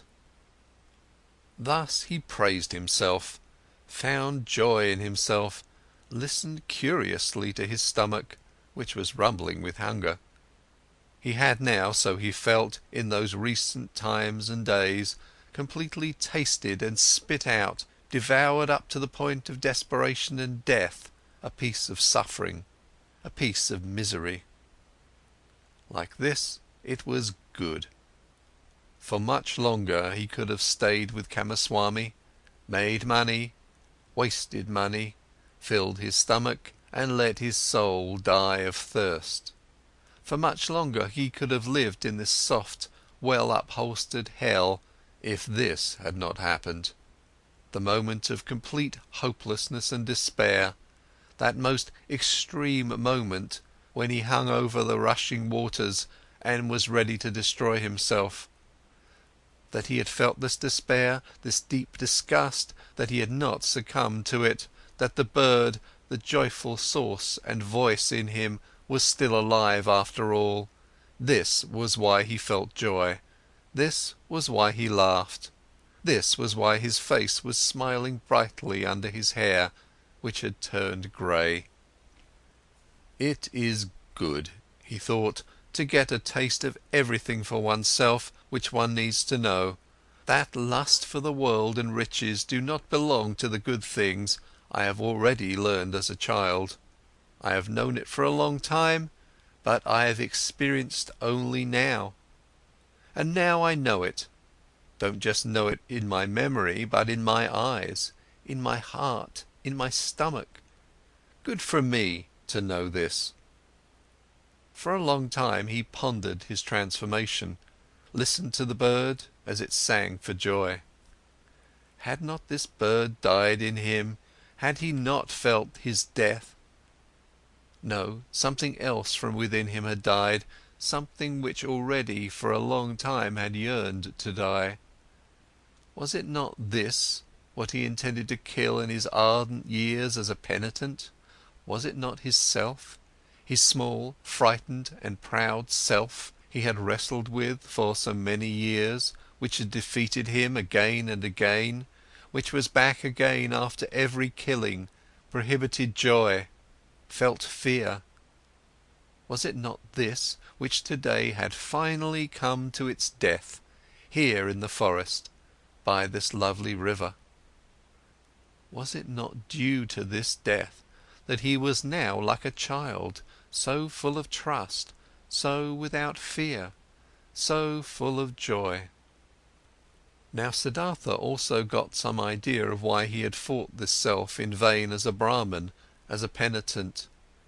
Too much knowledge had held him back, too many holy verses, too many sacrificial rules, too much self-castigation, so much doing and striving for that goal. Full of arrogance he had been, always the smartest, always working the most, always one step ahead of all others, always the knowing and spiritual one, always the priest or wise one. Into being a priest, into this arrogance, into this spirituality, his self had retreated. There it sat firmly and grew, while he thought he would kill it by fasting and penance. Now he saw it, and saw the secret voice had been right, that no teacher would ever have been able to bring about his salvation. Therefore he had to go out into the world, lose himself to lust and power, to women and money, had to become a merchant, a dice gambler, a drinker and a greedy person, until the priest and samana in him was dead. Therefore he had to continue bearing these ugly years, bearing the disgust, the teachings, the pointlessness of a dreary and wasted life up to the end, up to bitter despair, until Siddhartha the lustful, Siddhartha the greedy, could also die. He had died. A new Siddhartha had woken up from the sleep. He would also grow old. He would also eventually have to die. Mortal was Siddhartha. Mortal was every physical form. But today he was young, was a child, the new Siddhartha, and was full of joy. He thought these thoughts, listened with a smile to his stomach, listened gratefully to a buzzing bee. Cheerfully he looked into the rushing river. Never before he had liked a water so well as this one. Never before he had perceived the voice and the parable of the moving water thus strongly and beautifully. It seemed to him as if the river had something special to tell him, something he did not know yet, which was still awaiting him. In this river, Siddhartha had intended to drown himself. In it, the old, tired, desperate Siddhartha had drowned today. But the new Siddhartha felt a deep love for this rushing water and decided for himself not to leave it very soon. End of chapter 8.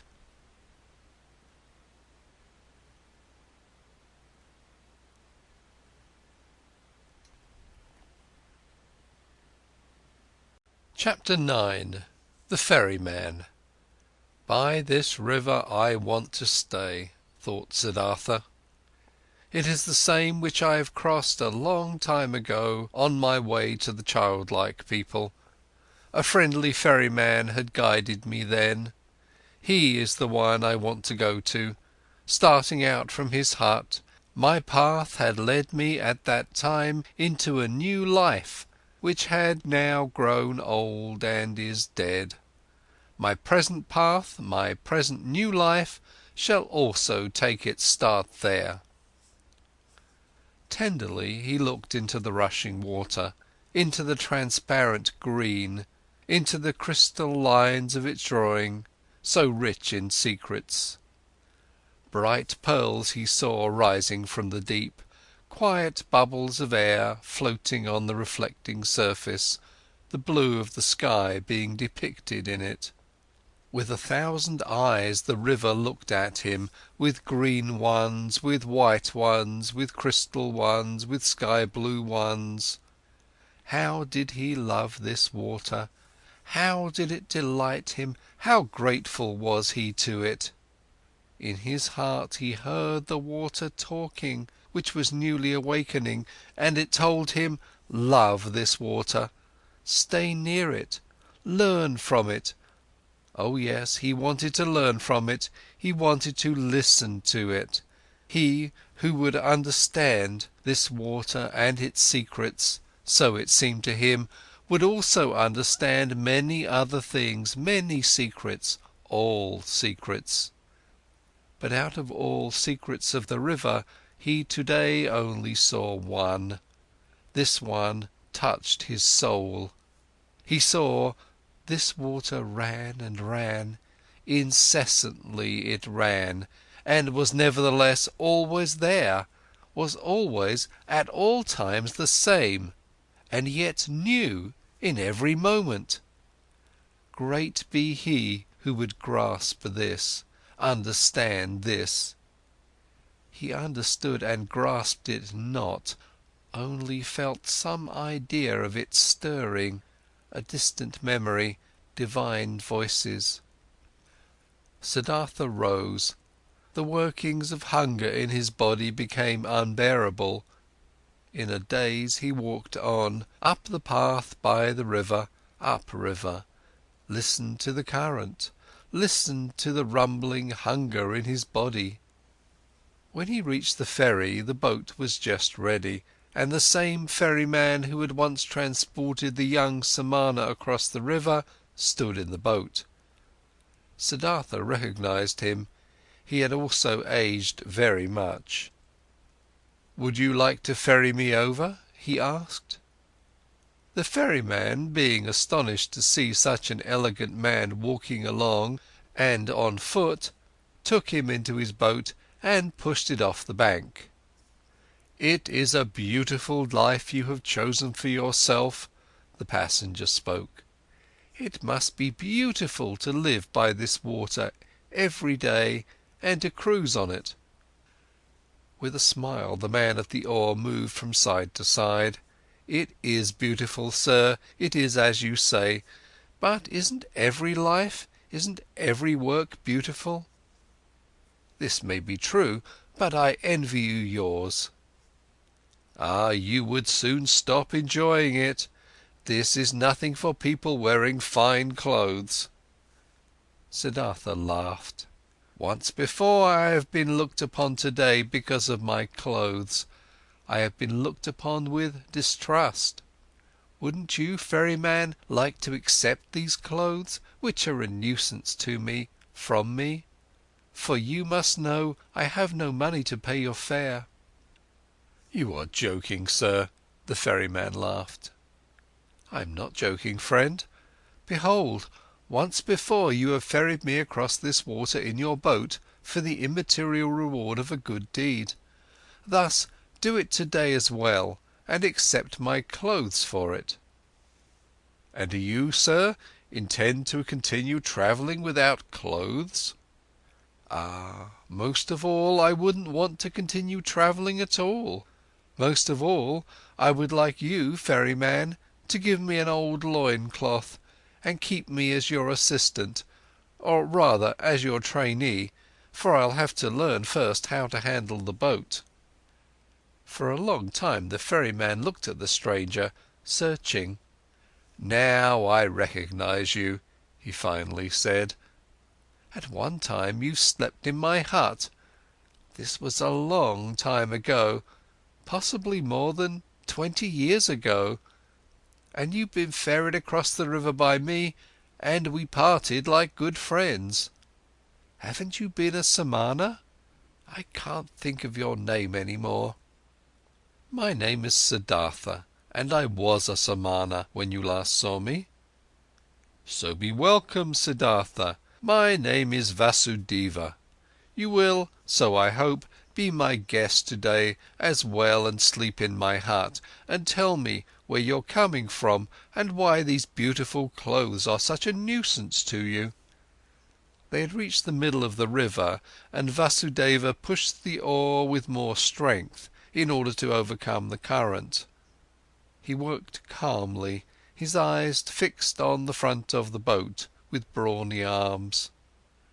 Siddhartha sat and watched him, and remembered how once before, on that last day of his time as a samana, love for this man had stirred in his heart. Gratefully he accepted Vasudeva's invitation. When they had reached the bank, he helped him to tie the boat to the stakes. After this, the ferryman asked him to enter the hut, offered him bread and water, and Siddhartha ate with eager pleasure, and also ate with eager pleasure of the mango fruits Vasudeva offered him. Afterwards, it was almost the time of the sunset. They sat on a log by the bank, and Siddhartha told the ferryman about where he originally had come from and about his life as he had seen it before his eyes today in that hour of despair. Until late at night lasted his tale. Vasudeva listened with great attention, listened carefully. He let everything enter his mind, birthplace and childhood, all that learning, all that searching, all joy, all distress. This was among the ferryman's virtues one of the greatest. Like only a few, he knew how to listen. Without him having spoken a word, the speaker sensed how Vasudeva let his words enter his mind, quiet, open, waiting, how he did not lose a single word, awaited not a single one with impatience, did not add his phrase or rebuke, was just listening.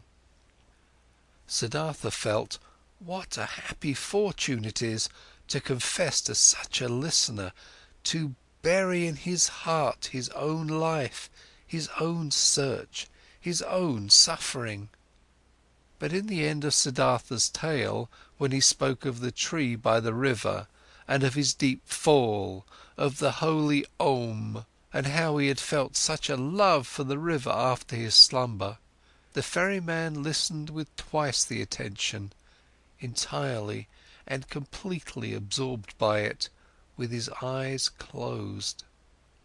And when Siddhartha fell silent, and a long silence had occurred. Then Vasudeva said, "It is as I thought. The river has spoken to you. It is your friend as well. It speaks to you as well. That is good, that is very good. Stay with me, Siddhartha, my friend. I used to have a wife.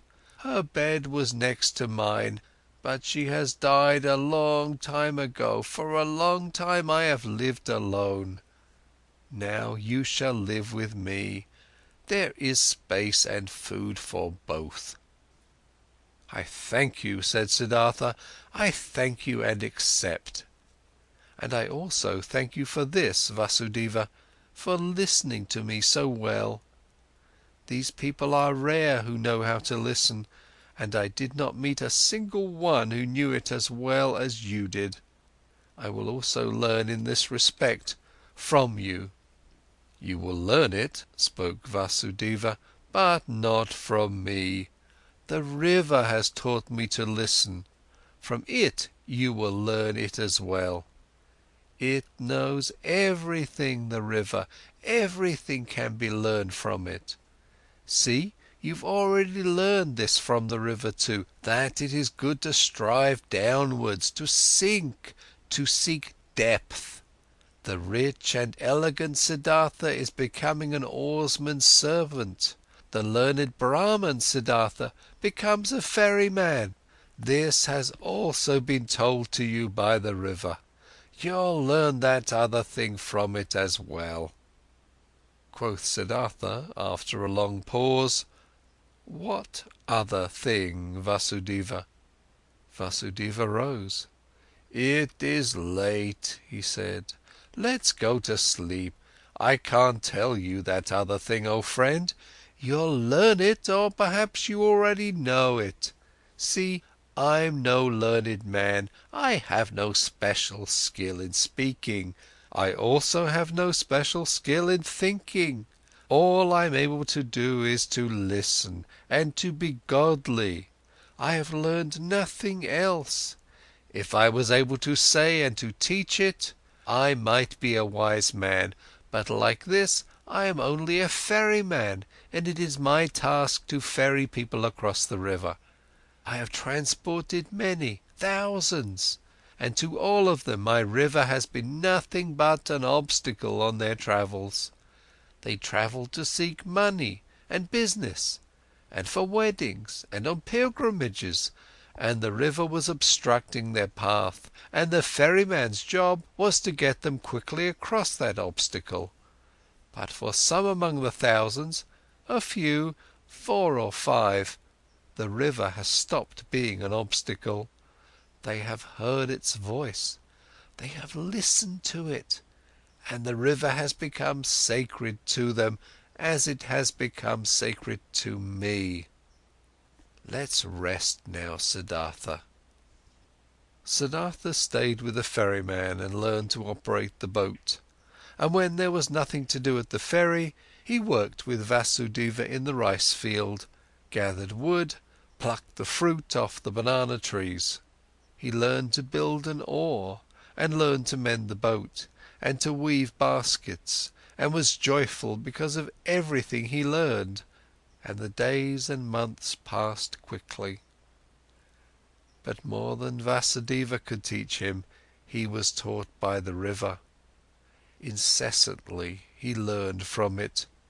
Most of all, he learned from it to listen, to pay close attention with a quiet heart, with a waiting, opened soul, without passion, without a wish, without judgment, without an opinion. In a friendly manner, he lived side by side with Vasudeva, and occasionally they exchanged some words, few and at length thought about words. Vasudeva was no friend to words. Rarely Siddhartha succeeded in persuading him to speak. "Did you," so he asked him at one time, "did you too learn that secret from the river, that there is no time?" Vasudeva's face was filled with a bright smile. Yes, Siddhartha, he spoke. It is this what you mean, isn't it? That the river is everywhere at once, at the source and at the mouth, at the waterfall, at the ferry, at the rapids, in the sea, in the mountains, everywhere at once, and that there is only the present for it, not the shadow of the past, not the shadow of the future. This it is, said Siddhartha, and when I had learned it, I looked at my life, and it was also a river, and the boy Siddhartha was only separated from the man Siddhartha and from the old man Siddhartha by a shadow, not something real. Also, Siddhartha's previous births were no past, and his death and his return to Brahma was no future. Nothing was, nothing will be, everything is, everything has existence and is present. Siddhartha spoke with ecstasy. Deeply this enlightenment had delighted him. Oh, was not all suffering time? Were not all forms of tormenting oneself and being afraid time? Was not everything hard, everything hostile in the world gone and overcome as soon as one had overcome time, as soon as time would have been put out of existence by one's thoughts? In ecstatic delight he had spoken, but Vasudeva smiled at him brightly and nodded in confirmation. Silently he nodded, brushed his hand over Siddhartha's shoulder, turned back to his work. And once again, when the river had just increased its flow in the rainy season and made a powerful noise, then said Siddhartha, "Isn't it so, O friend? The river has many voices, many, many voices. Hasn't it the voice of a king, and of a warrior, and of a bull, and of a bird of the night, and of a woman giving birth, and of a sighing man, and 1,000 other voices more?" "So it is," Vasudeva nodded. "All voices of the creature are in its voice. And do you know," Siddhartha continued, "what word it speaks when you succeed in hearing all of its 10,000 voices at once?" Happily, Vasudeva's face was smiling.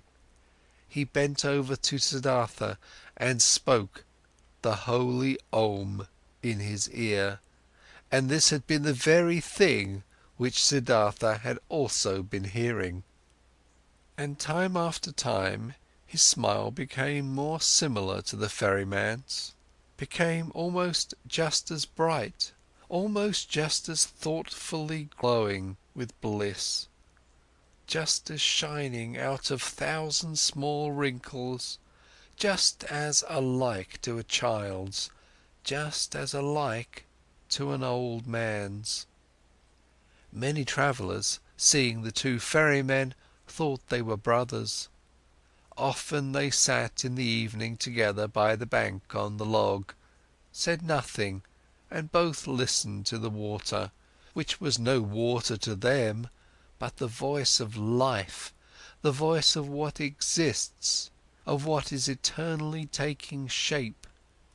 And it happened from time to time that both, when listening to the water, thought of the same things, of a conversation from the day before yesterday, of one of their travellers, the face and fate of whom had occupied their thoughts, of death, of their childhood, and that they both in the same moment, when the river had been saying something good to them, looked at each other, both thinking precisely the same thing, both delighted about the same answer to the same question. There was something about this ferry and the two ferrymen which was transmitted to others, which many of the travellers felt. It happened occasionally that a traveller, after having looked at the face of one of the ferrymen, started to tell the story of his life, told about pains, confessed evil things, asked for comfort and advice. It happened occasionally that someone asked for permission to stay for a night with them, to listen to the river. It also happened that curious people came who had been told that there were two wise men or sorcerers or holy men living by that ferry. The curious people asked many questions, but they got no answers, and they found neither sorcerers nor wise men. They only found two friendly little old men who seemed to be mute and to have become a bit strange and gaga. And the curious people laughed and were discussing how foolishly and gullibly the common people were spreading such empty rumours. The years passed by and nobody counted them. Then, at one time, monks came by on a pilgrimage, followers of GOTAMA the Buddha, who were asking to be ferried across the river, and by them the ferrymen were told that they were most hurriedly walking back to their great teacher, for the news had spread, the exalted one was deadly sick, and would soon die his last human death, in order to become one with the salvation. It was not long until a new flock of monks came along on their pilgrimage, and another one, and the monks as well as most of the other travellers and people walking through the land spoke of nothing else than of GOTAMA and his impending death. And as people are flocking from everywhere and from all sides, when they are going to war or to the coronation of a king, and are gathering like ants in droves, thus they flocked, like being drawn on by a magic spell to where the great Buddha was awaiting his death, where the huge event was to take place, and the great perfected one of an era was to become one with the glory. Often Siddhartha thought in those days of the dying wise man, the great teacher, whose voice had admonished nations and had awoken hundreds of thousands, whose voice he had also once heard, whose holy face he had also once seen with respect. Kindly he thought of him, saw his path to perfection before his eyes, and remembered with a smile those words which he had once as a young man said to him, the exalted one. They had been, so it seemed to him, proud and precocious words, with a smile he remembered them. For a long time he knew that there was nothing standing between GOTAMA and him any more, though he was still unable to accept his teachings. No, there was no teaching a truly searching person, someone who truly wanted to find, could accept. But he who had found, he could approve of any teachings, every path, every goal. There was nothing standing between him and all the other 1,000 any more, who lived in that what is eternal, who breathed what is divine. On one of these days, when so many went on a pilgrimage to the dying Buddha, KAMALA also went to him, who used to be one of the most beautiful of the courtesans. A long time ago she had retired from her previous life, had given her garden to the monks of GOTAMA as a gift, had taken her refuge in the teachings, was among the friends and benefactors of the pilgrims. Together with Siddhartha the boy, her son, she had gone on her way due to the news of the near death of GOTAMA, in simple clothes, on foot. With her little son she was travelling by the river, but the boy had soon grown tired, desired to go back home, desired to rest, desired to eat, became disobedient, and started whining. KAMALA often had to take a rest with him. He was accustomed to having his way against her. She had to feed him, had to comfort him, had to scold him. He did not comprehend why he had to go on this exhausting and sad pilgrimage with his mother to an unknown place, to a stranger who was holy and about to die. So what if he died? How did this concern the boy? The pilgrims were getting close to Vasudeva's ferry when little Siddhartha once again forced his mother to rest. She, Kamala herself, had also become tired, and while the boy was chewing a banana, she crouched down on the ground, closed her eyes a bit and rested. But suddenly she uttered a wailing scream. The boy looked at her in fear and saw her face having grown pale from horror, and from under her dress a small black snake fled, by which Kamala had been bitten.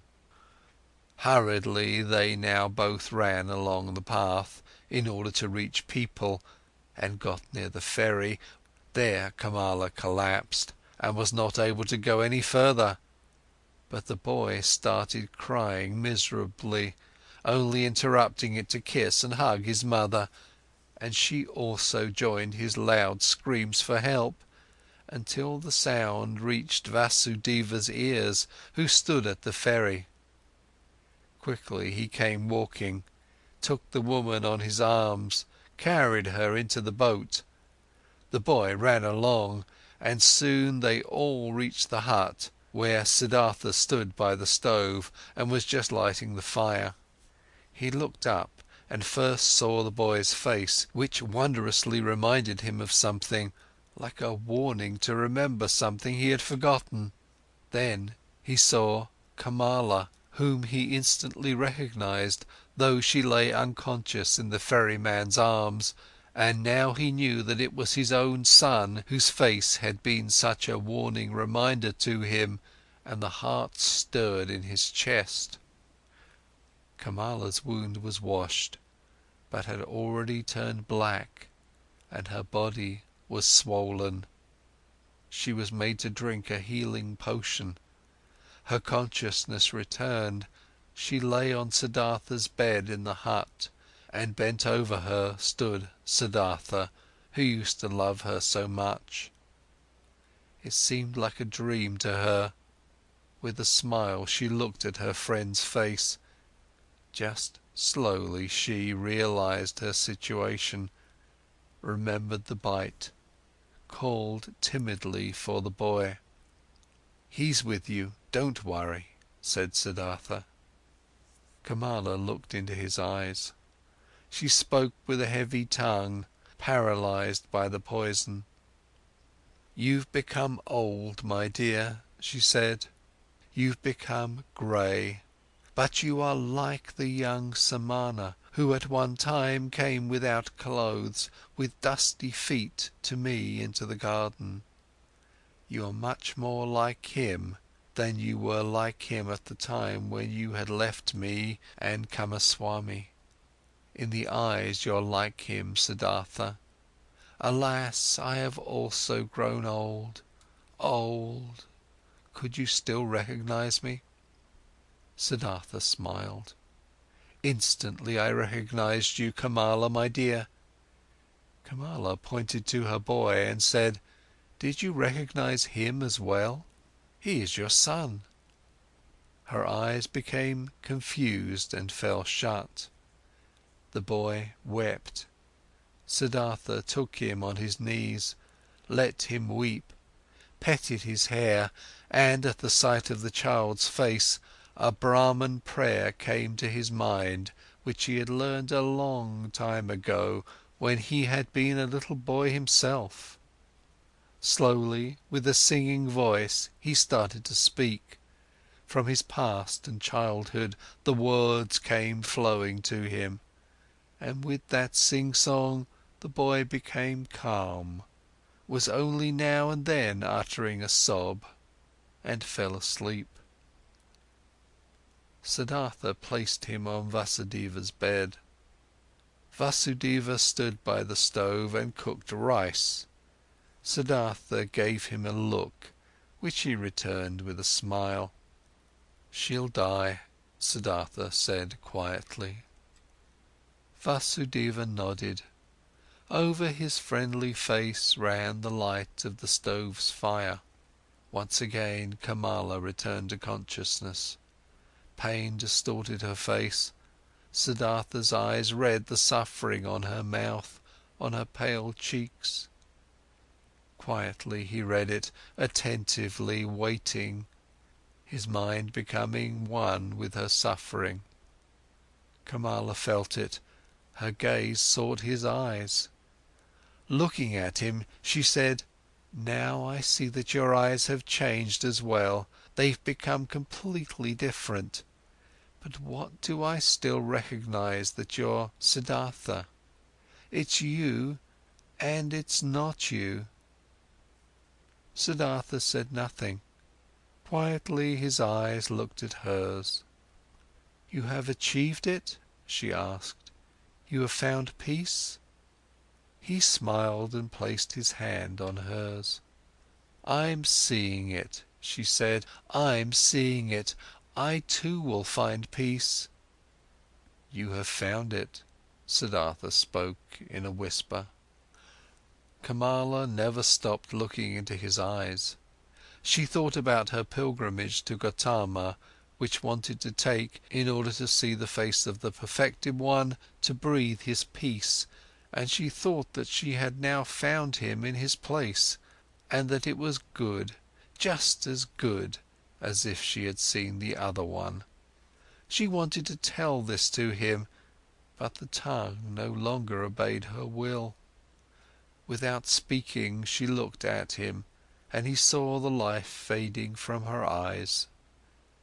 When the final pain filled her eyes and made them grow dim, when the final shiver ran through her limbs, his finger closed her eyelids. For a long time he sat and looked at her peacefully dead face. For a long time he observed her mouth, her old, tired mouth, with those lips which had become thin, and he remembered that he used to, in the spring of his years, compare this mouth with a freshly cracked fig. For a long time he sat, read in the pale face, in the tired wrinkles, filled himself with this sight, saw his own face lying in the same manner, just as white, just as quenched out, and saw at the same time his face and hers being young, with red lips, with fiery eyes, and the feeling of this both being present and at the time real, the feeling of eternity completely filled every aspect of his being. Deeply he felt, more deeply than ever before, in this hour, the indestructibility of every life, the eternity of every moment. When he rose, Vasudeva had prepared rice for him, but Siddhartha did not eat. In the stable where their goats stood, the two old men prepared beds of straw for themselves, and Vasudeva lay himself down to sleep. But Siddhartha went outside and sat this night before the hut, listening to the river, surrounded by the past, touched and encircled by all times of his life at the same time. But occasionally he rose, stepped to the door of the hut and listened whether the boy was sleeping. Early in the morning, even before the sun could be seen, Vasudeva came out of the stable and walked over to his friend. "You haven't slept?" he said. "No, Vasudeva, I sat here, I was listening to the river. A lot it has told me, deeply it has filled me with the healing thought, with the thought of oneness." "You've experienced suffering, Siddhartha, but I see, no sadness has entered your heart." "No, my dear, how should I be sad? I, who have been rich and happy, have become even richer and happier now. My son has been given to me. Your son shall be welcome to me as well. But now, Siddhartha, let's get to work, there is much to be done. Kamala has died on the same bed on which my wife had died a long time ago. Let us also build Kamala's funeral pile on the same hill on which I had then built my wife's funeral pile. While the boy was still asleep, they built the funeral pile. End of chapter 9.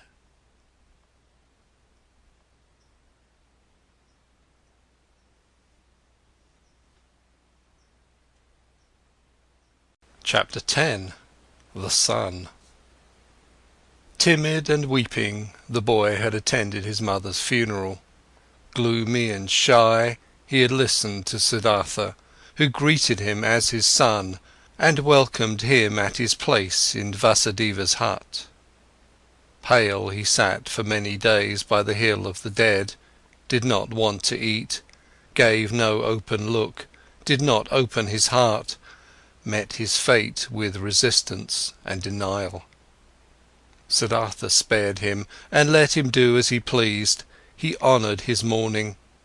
Siddhartha understood that his son did not know him, that he could not love him like a father. Slowly he also saw and understood that the 11-year-old was a pampered boy, a mother's boy, and that he had grown up in the habits of rich people, accustomed to finer food, to a soft bed, accustomed to giving orders to servants. Siddhartha understood that the mourning, pampered child could not suddenly and willingly be content with a life among strangers and in poverty. He did not force him, he did many a chore for him, always picked the best piece of the meal for him. Slowly he hoped to win him over by friendly patience. Rich and happy he had called himself when the boy had come to him. Since time had passed on in the meanwhile, and the boy remained a stranger and in a gloomy disposition, since he displayed a proud and stubbornly disobedient heart, did not want to do any work, did not pay his respect to the old men, stole from Vasudeva's fruit trees, then Siddhartha began to understand that his son had not brought him happiness and peace, but suffering and worry. But he loved him, and he preferred the suffering and worries of love over happiness and joy without the boy. Since young Siddhartha was in the hut, the old men had split the work. Vasudeva had again taken on the job of the ferryman all by himself, and Siddhartha, in order to be with his son, did the work in the hut and in the field. For a long time, for long months, Siddhartha waited for his son to understand him, to accept his love, to perhaps reciprocate it. For long months Vasudeva waited, watching, waited and said nothing. One day, when Siddhartha the younger had once again tormented his father very much with spite and an unsteadiness in his wishes, and had broken both of his rice bowls, Vasudeva took in the evening his friend aside and talked to him. "Pardon me," he said, "from a friendly heart I am talking to you. I am seeing that you are tormenting yourself, I am seeing that you're in grief. Your son, my dear, is worrying you, and he is also worrying me. That young bird is accustomed to a different life, to a different nest. He has not, like you, run away from riches and the city, being disgusted and fed up with it. Against his will he had to leave all this behind. I asked the river, O friend, many times I have asked it. But the river laughs, it laughs at me, it laughs at you and me, and is shaking with laughter at our foolishness. Water wants to join water. Youth wants to join youth. Your son is not in the place where he can prosper. You too should ask the river, you too should listen to it." Siddhartha looked into his friendly face, in the many wrinkles of which there was an incessant cheerfulness. "How could I part with him?" he said quietly, ashamed. "Give me some more time, my dear. See, I'm fighting for him, I'm seeking to win his heart, with love and with friendly patience, I intend to capture it. One day, the river shall also talk to him, he also is called upon." Vasudeva's smile flourished more warmly. "Oh yes, he too is called upon, he too is of the eternal life. But do we, you and me, know what he is called upon to do? What path to take? What actions to perform? What pain to endure? Not a small one his pain will be. After all, his heart is proud and hard. People like this have to suffer a lot, err a lot, do much injustice, burden themselves with much sin. Tell me, my dear, you're not taking control of your son's upbringing? You don't force him, you don't beat him, you don't punish him?" "No, Vasudeva, I don't do anything of this." "I knew it. You don't force him, don't beat him, don't give him orders, because you know that soft is stronger than hard. Water stronger than rocks, love stronger than force. Very good, I praise you. But aren't you mistaken in thinking that you wouldn't force him, wouldn't punish him? Don't you shackle him with your love? Don't you make him feel inferior every day, and don't you make it even harder on him with your kindness and patience? Don't you force him, the arrogant and pampered boy, to live in a hut with 2 old banana-eaters, to whom even rice is a delicacy, whose thoughts can't be his, whose hearts are old and quiet, and beats in a different pace than his? Isn't forced, isn't he punished by all this?" Troubled, Siddhartha looked to the ground. Quietly he asked, "What do you think I should do?" Quoth Vasudeva, "Bring him into the city, bring him into his mother's house. There'll still be servants around, give him to them. And when there aren't any around anymore, bring him to a teacher, not for the teaching's sake, but so that he shall be among other boys and among girls and in the world which is his own. Have you never thought of this?" "You're seeing into my heart." Siddhartha spoke sadly. "Often I have thought of this. But look, how shall I put him, who had no tender heart anyhow, into this world? Won't he become exuberant? Won't he lose himself to pleasure and power? Won't he repeat all of his father's mistakes? Won't he perhaps get entirely lost in SANSARA?" Brightly the ferryman's smile lit up. Softly he touched Siddhartha's arm and said, "Ask the river about it, my friend, hear it laugh about it. Would you actually believe that you had committed your foolish acts in order to spare your son from committing them too? And could you, in any way, protect your son from SANSARA? How could you? By means of teachings, prayer, admonition? My dear, have you entirely forgotten that story containing so many lessons, that story about Siddhartha, a BRAHMAN's son, which you once told me here on this very spot? Who has kept the Samana Siddhartha safe from SANSARA, from sin, from greed, from foolishness? Were his father's religious devotion, his teacher's warnings, his own knowledge, his own search able to keep him safe? Which father, which teacher had been able to protect him from living his life for himself, from soiling himself with life, from burdening himself with guilt, from drinking the bitter drink for himself, from finding his path for himself? Would you think, my dear, anybody might perhaps be spared from taking this path? That perhaps your little son would be spared, because you love him, because you would like to keep him safe? because you would like to keep him from suffering and pain and disappointment.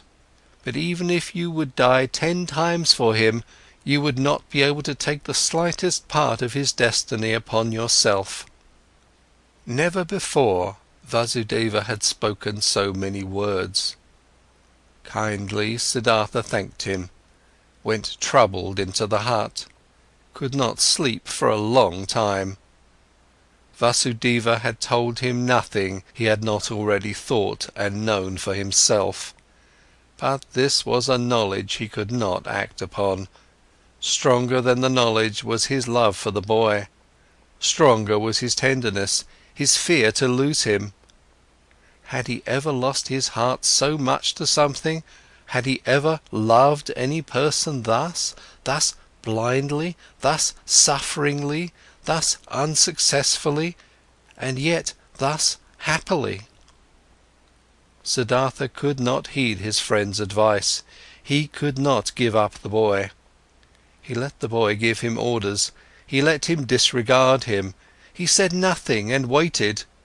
Daily he began the mute struggle of friendliness, the silent war of patience. Vasudeva said nothing and waited, friendly, knowing, patient. They were both masters of patience. At one time, when the boy's face reminded him very much of KAMALA, Siddhartha suddenly had to think of a line which KAMALA, a long time ago, in the days of their youth, had once said to him. "You cannot love," she had said to him, and he had agreed with her and had compared himself to a star, while comparing the childlike people with falling leaves. And nevertheless he had also sensed an accusation in that line. Indeed, he had never been able to lose or devote himself completely to another person, to forget himself, to commit foolish acts for the love of another person. Never he had been able to do this, and this was, as it seemed to him at that time, the great distinction which set him apart from the childlike people. But now, since his son was here, now he, Siddhartha, had become completely a childlike person, suffering for the sake of another person, loving another person, lost to a love, having become a fool on account of love. Now he too felt, late, once in his lifetime, this strongest and strangest of all passions, suffered from it, suffered miserably, and was nevertheless in bliss, was nevertheless renewed in one respect, enriched by the one thing. He did sense very well that his love, this blind love for his son, was a passion, something very human, that it was SANSARA, a murky source, dark waters. Nevertheless, he felt at the same time it was not worthless, it was necessary, came from the essence of his own being. This pleasure also had to be atoned for, this pain also had to be endured, these foolish acts also had to be committed. Through all this the son let him commit his foolish acts, let him court for his affection, let him humiliate himself every day by giving in to his moods. This father had nothing which could have delighted him and nothing which he would have feared. He was a good man, this father, a good, kind, soft man, perhaps a very devout man, perhaps a saint. All these were no attributes which could win the boy over. He was bored by his father, who kept him prisoner here in this miserable hut of his. He was bored by him, and for him to answer every naughtiness with a smile, every insult with friendliness, every viciousness with kindness, this very thing was the hated trick of this old sneak. Much more the boy would have liked it if he had been threatened by him, if he had been abused by him. A day came when what young Siddhartha had on his mind came bursting forth, and he openly turned against his father. The latter had given him a task. He had told him to gather brushwood. But the boy did not leave the hut. In stubborn disobedience and rage he stayed where he was, thumped on the ground with his feet, clenched his fists, and screamed in a powerful outburst his hatred and contempt into his father's face. "Get the brushwood for yourself," he shouted, foaming at the mouth. "I'm not your servant. I do know that you won't hit me, you don't dare. I do know that you constantly want to punish me and put me down with your religious devotion and your indulgence. You want me to become like you, just as devout, just as soft, just as wise. But listen up, just to make you suffer, I rather want to become a highway robber and a murderer and to go to hell than to become like you. I hate you, you're not my father, and if you've been 10 times my mother's fornicator." Rage and grief boiled over in him, foamed at the father in 100 savage and evil words. Then the boy ran away and only returned late at night. But the next morning he had disappeared. What had also disappeared was a small basket, woven out of bast of 2 colours, in which the ferrymen kept those copper and silver coins which they received as a fare. The boat had also disappeared. Siddhartha saw it lying by the opposite bank. The boy had run away. "I must follow him," said Siddhartha, who had been shivering with grief since those ranting speeches the boy had made yesterday. "A child can't go through the forest all alone, he'll perish. We must build a raft, Vasudeva, to get over the water." "We will build a raft," said Vasudeva, "to get our boat back, which the boy has taken away. But him you shall let run along, my friend. He is no child any more, he knows how to get around. He's looking for the path to the city, and he is right, don't forget that. He's doing what you've failed to do yourself. He's taking care of himself, he's taking his course.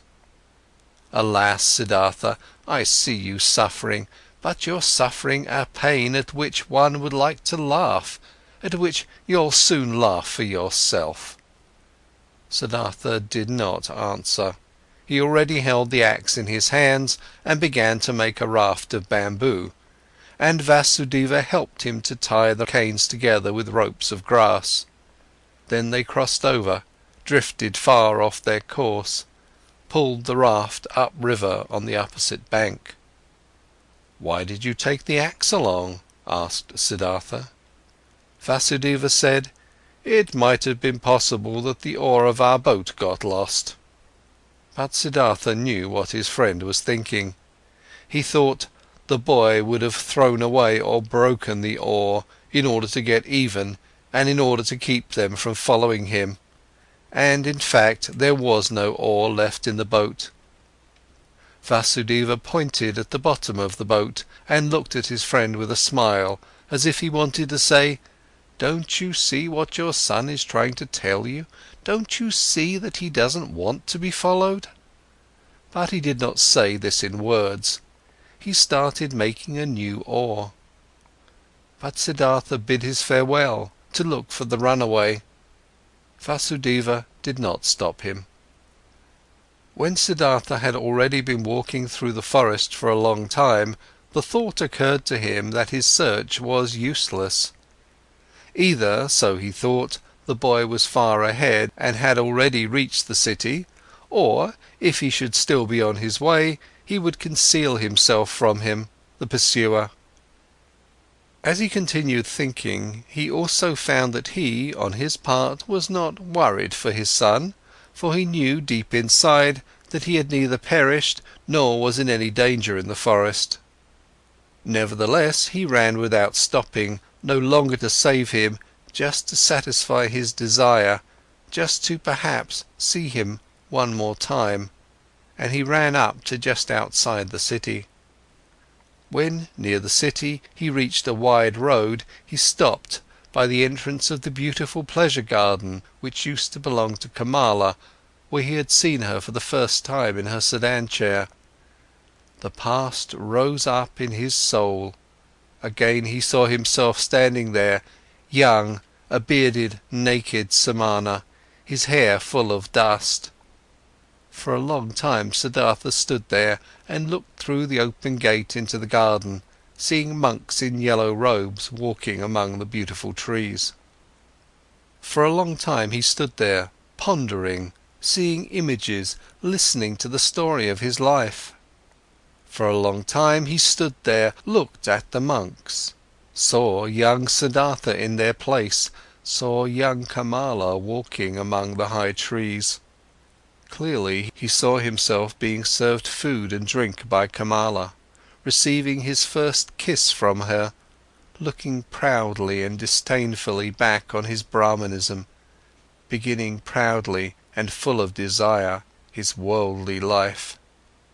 He saw Kamaswami, saw the servants, the orgies, the gamblers with the dice, the musicians, saw Kamala's songbird in the cage, lived through all this once again, breathed Sansara, was once again old and tired, felt once again disgust, felt once again the wish to annihilate himself, was once again healed by the holy Om.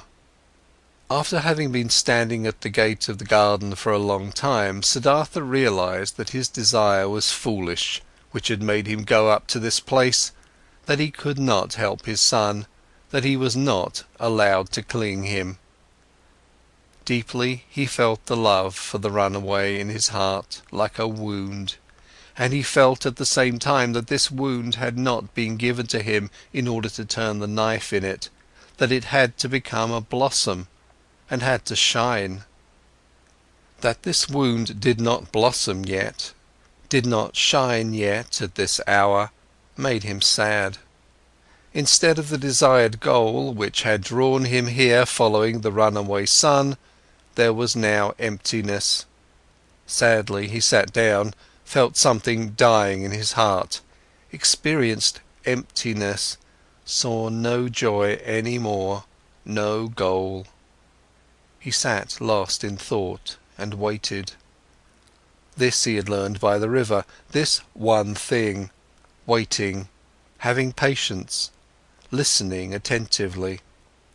And he sat and listened, in the dust of the road, listened to his heart, beating tiredly and sadly, waited for a voice.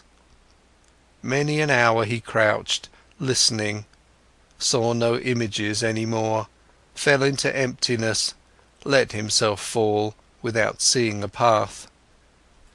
And when he felt the wound burning, he silently spoke the Om, filled himself with Om.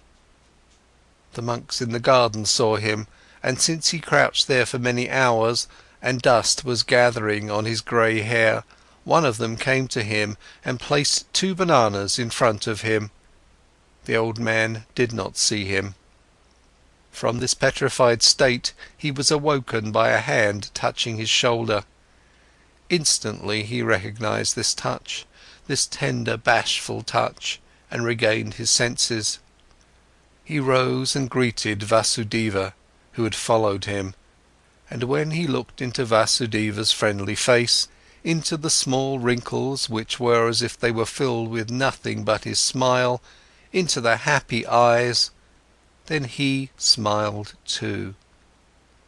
Now he saw the bananas lying in front of him, picked them up, gave one to the ferryman, ate the other one himself. After this, he silently went back into the forest with Vasudeva, returned home to the ferry. Neither one talked about what had happened today, neither one mentioned the boy's name, neither one spoke about him running away, neither one spoke about the wound. In the hut, Siddhartha lay down on his bed, and when after a while Vasudeva came to him to offer him a bowl of coconut milk, he already found him asleep. End of chapter 10.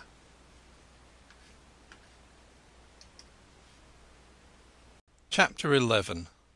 Om. For a long time the wound continued to burn. Many a traveller Siddhartha had to ferry across the river who was accompanied by a son or a daughter, and he saw none of them without envying him, without thinking, so many thousands possess this sweetest of good fortunes, why don't I? Even bad people, even thieves and robbers have children and love them, and are being loved by them, all except for me. Thus simply, thus without reason he now thought, thus similar to the childlike people he had become. Differently than before he now looked upon people, less smart, less proud, but instead warmer, more curious, more involved. When he ferried travellers of the ordinary kind, childlike people, businessmen, warriors, women, these people did not seem alien to him as they used to. He understood them, he understood and shared their life, which was not guided by thoughts and insight, but solely by urges and wishes. He felt like them. Though he was near perfection and was bearing his final wound, it seemed to him as if those childlike people were his brothers. Their vanities, desires for possession, and ridiculous aspects were no longer ridiculous to him, became understandable, became lovable, and even became worthy of veneration to him.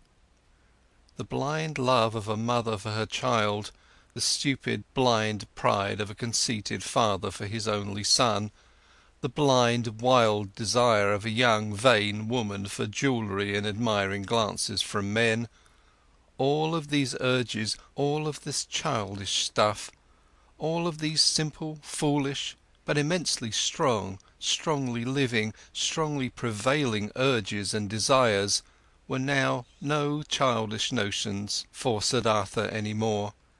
He saw people living for their sake, saw them achieving infinitely much for their sake, travelling, conducting wars, suffering infinitely much, bearing infinitely much, and he could love them for it. He saw life, that what is alive, the indestructible, the BRAHMAN in each of their passions, each of their acts. Worthy of love and admiration were these people in their blind loyalty, their blind strength and tenacity. They lacked nothing, there was nothing the knowledgeable one, the thinker, had put himself above them except for one thing.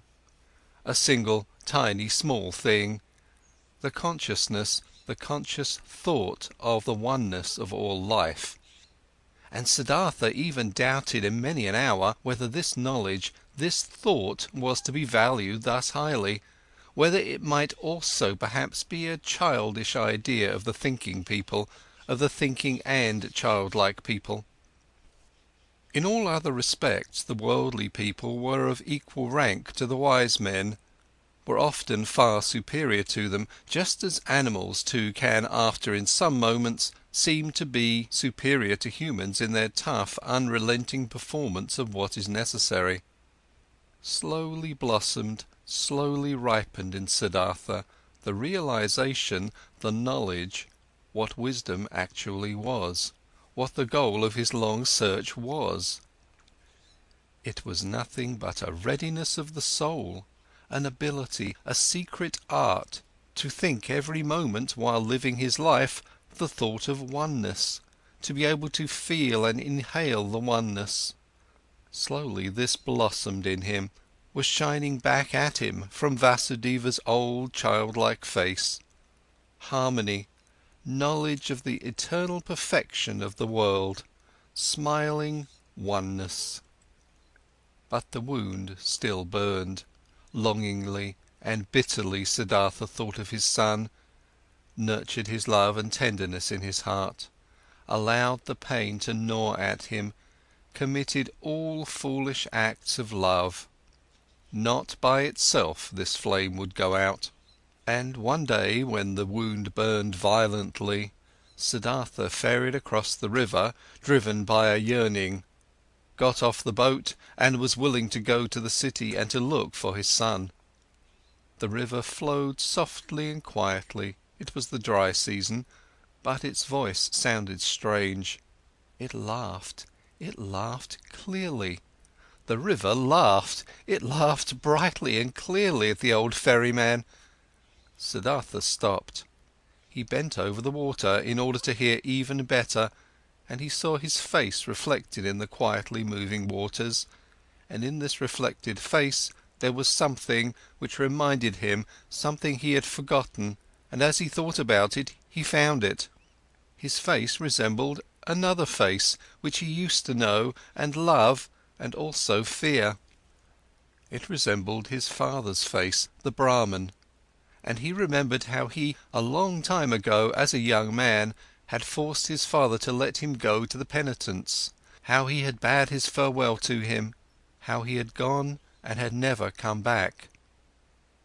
Had his father not also suffered the same pain for him, which he now suffered for his son? Had his father not long since died, alone, without having seen his son again? Did he not have to expect the same fate for himself?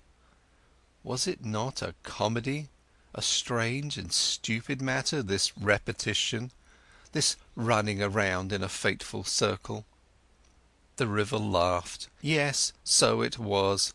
Everything came back which had not been suffered and solved up to its end. The same pain was suffered over and over again.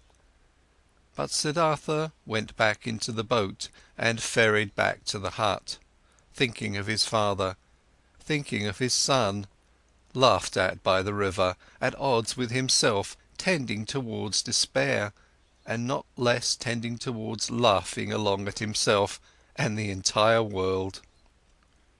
Alas, the wound was not blossoming again, his heart was still fighting his fate, cheerfulness and victory were not yet shining from his suffering.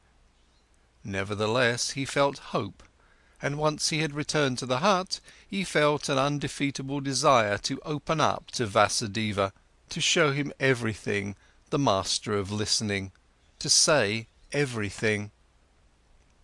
Vasudeva was sitting in the hut and weaving a basket. He no longer used the ferry boat. His eyes were starting to get weak, and not just his eyes, his arms and hands as well. Unchanging and flourishing was only the joy and the cheerful benevolence of his face. Siddhartha sat down next to the old man. Slowly he started talking. What they had never talked about he now told him of his walk to the city at that time, of the burning wound, of his envy at the sight of happy fathers, of his knowledge of the foolishness of such wishes, of his futile fight against them. He reported everything. He was able to say everything, even the most embarrassing parts. Everything could be said, everything shown, everything he could tell. He presented his wound, also told how he fled today, how he ferried across the water, a childlike runaway, willing to walk to the city, how the river had laughed. While he spoke for a long time, while Vasudeva was listening with a quiet face, Vasudeva's listening gave Siddhartha a stronger sensation than ever before. He sensed how his pain, his fears flowed over to him, how his secret hope flowed over, came back at him from his counterpart. To show his wound to this listener was the same as bathing it in the river, until it had cooled and become one with the river.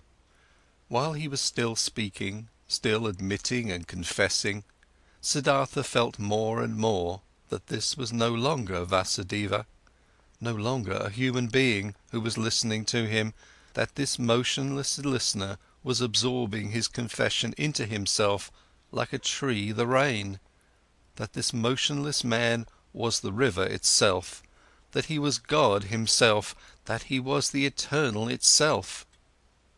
And while Siddhartha stopped thinking of himself and his wound, this realization of Vasudeva's changed character took possession of him, and the more he felt it and entered into it, the less wondrous it became, the more he realized that everything was in order and natural, that Vasudeva had already been like this for a long time, almost forever, that only he had not quite recognized it, yes, that he himself had almost reached the same state. He felt that he was now seeing old Vasudeva as the people see the gods, and that this could not last. In his heart, he started bidding his farewell to Vasudeva. Through all this, he talked incessantly. When he had finished talking, Vasudeva turned his friendly eyes, which had grown slightly weak, at him, said nothing, let his silent love and cheerfulness, understanding and knowledge shine at him. He took Siddhartha's hand, led him to the seat of the bank, sat down with him, smiled at the river. "You've heard it laugh," he said, "but you haven't heard everything. Let's listen, you'll hear more." They listened. Softly sounded the river, singing in many voices. Siddhartha looked into the river, and images appeared to him in the moving water. His father appeared, lonely, mourning for his son. He himself appeared, lonely, he also being tied with the bondage of yearning to his distant son.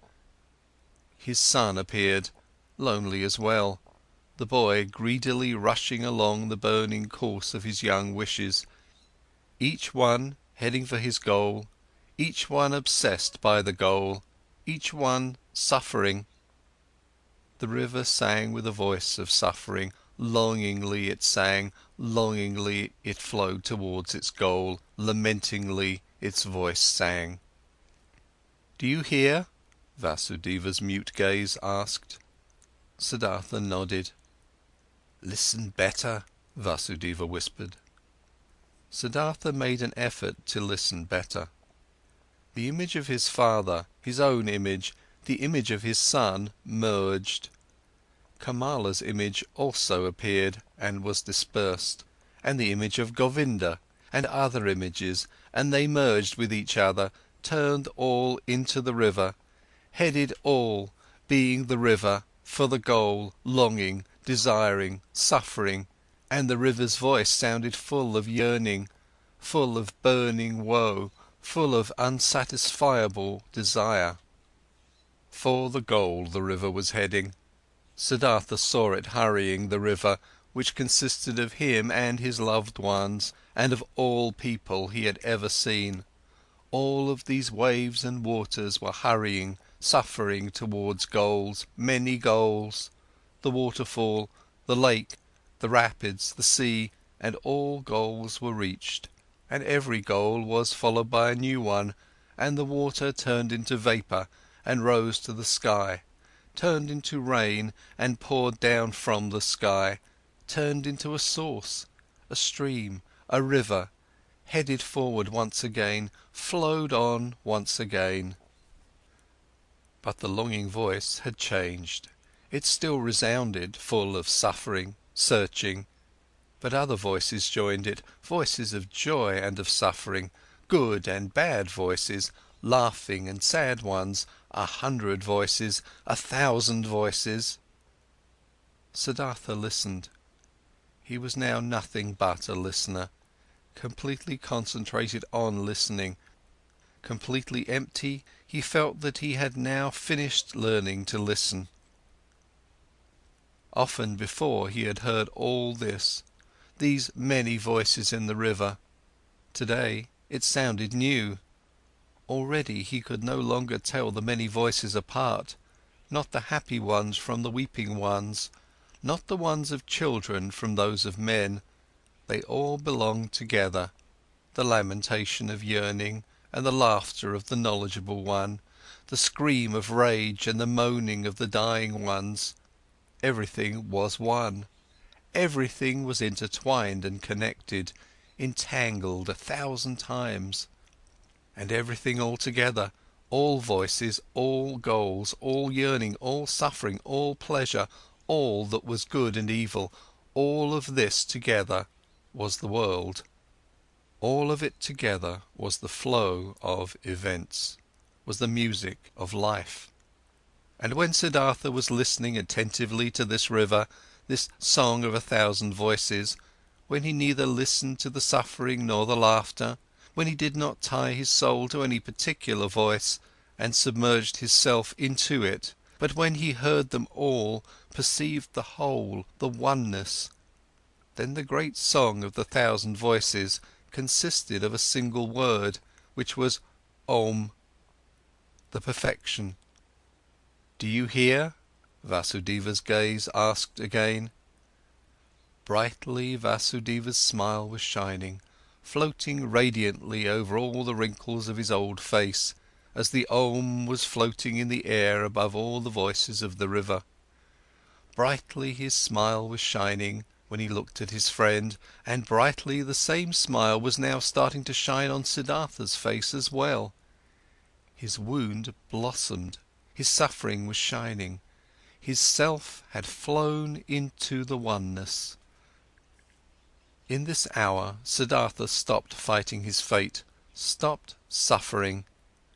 On his face flourished the cheerfulness of a knowledge which is no longer opposed by any will, which knows perfection, which is in agreement with the flow of events, with the current of life, full of sympathy for the pain of others, full of sympathy for the pleasure of others, devoted to the flow, belonging to the oneness.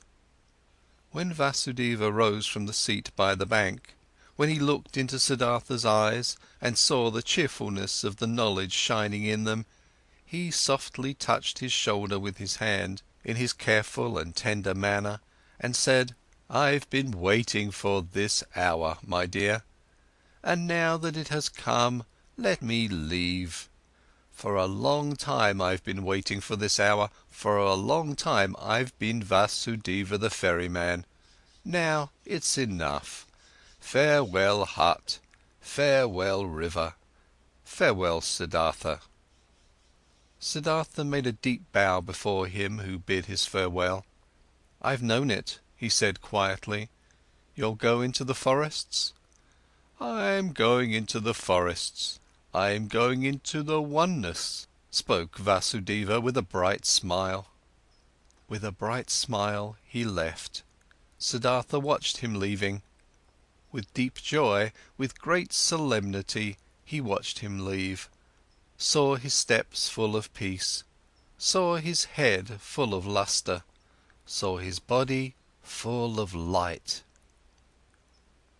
End of chapter 11.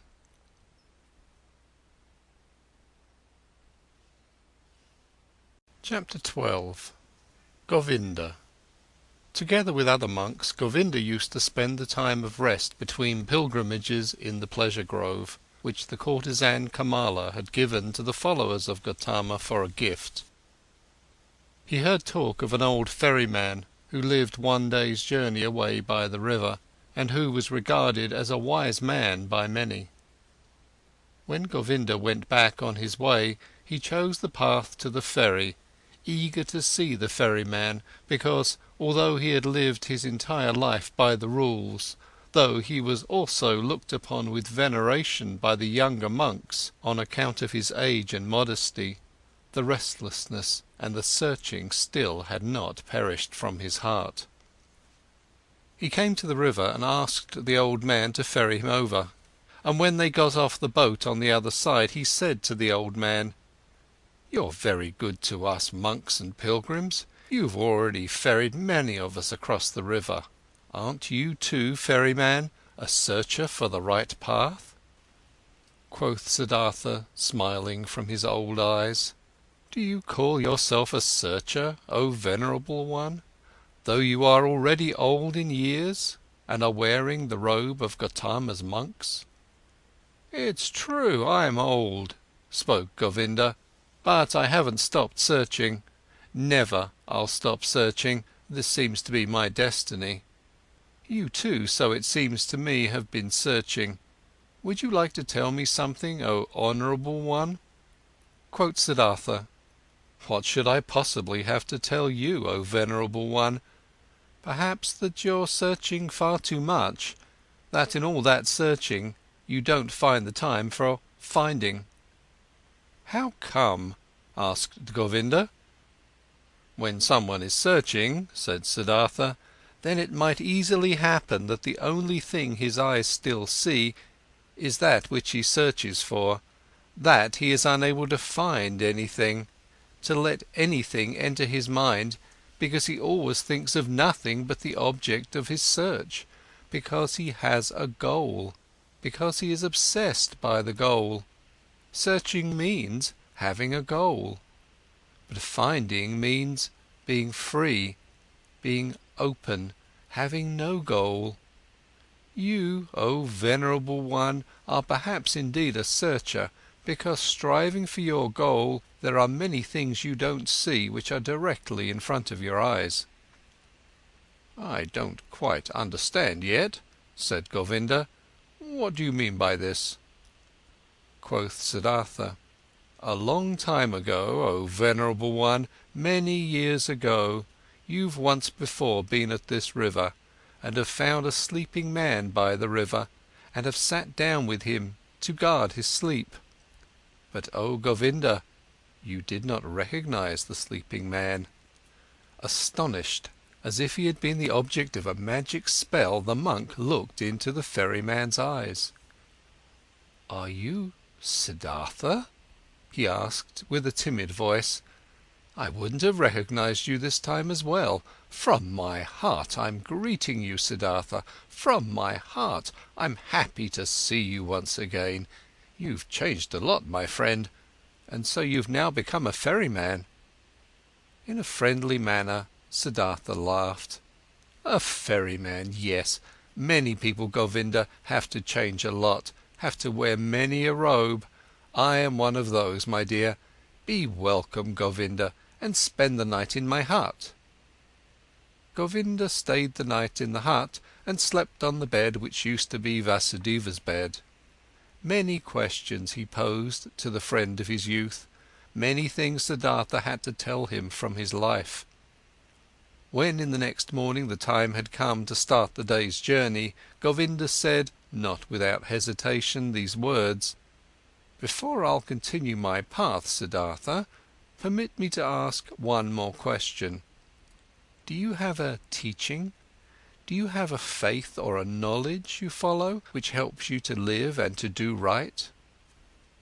Quoth Siddhartha, you know, my dear, that I already as a young man in those days when we lived with the penitents in the forest, started to distrust teachers and teachings, and to turn my back to them. I have stuck with this. Nevertheless, I have had many teachers since then.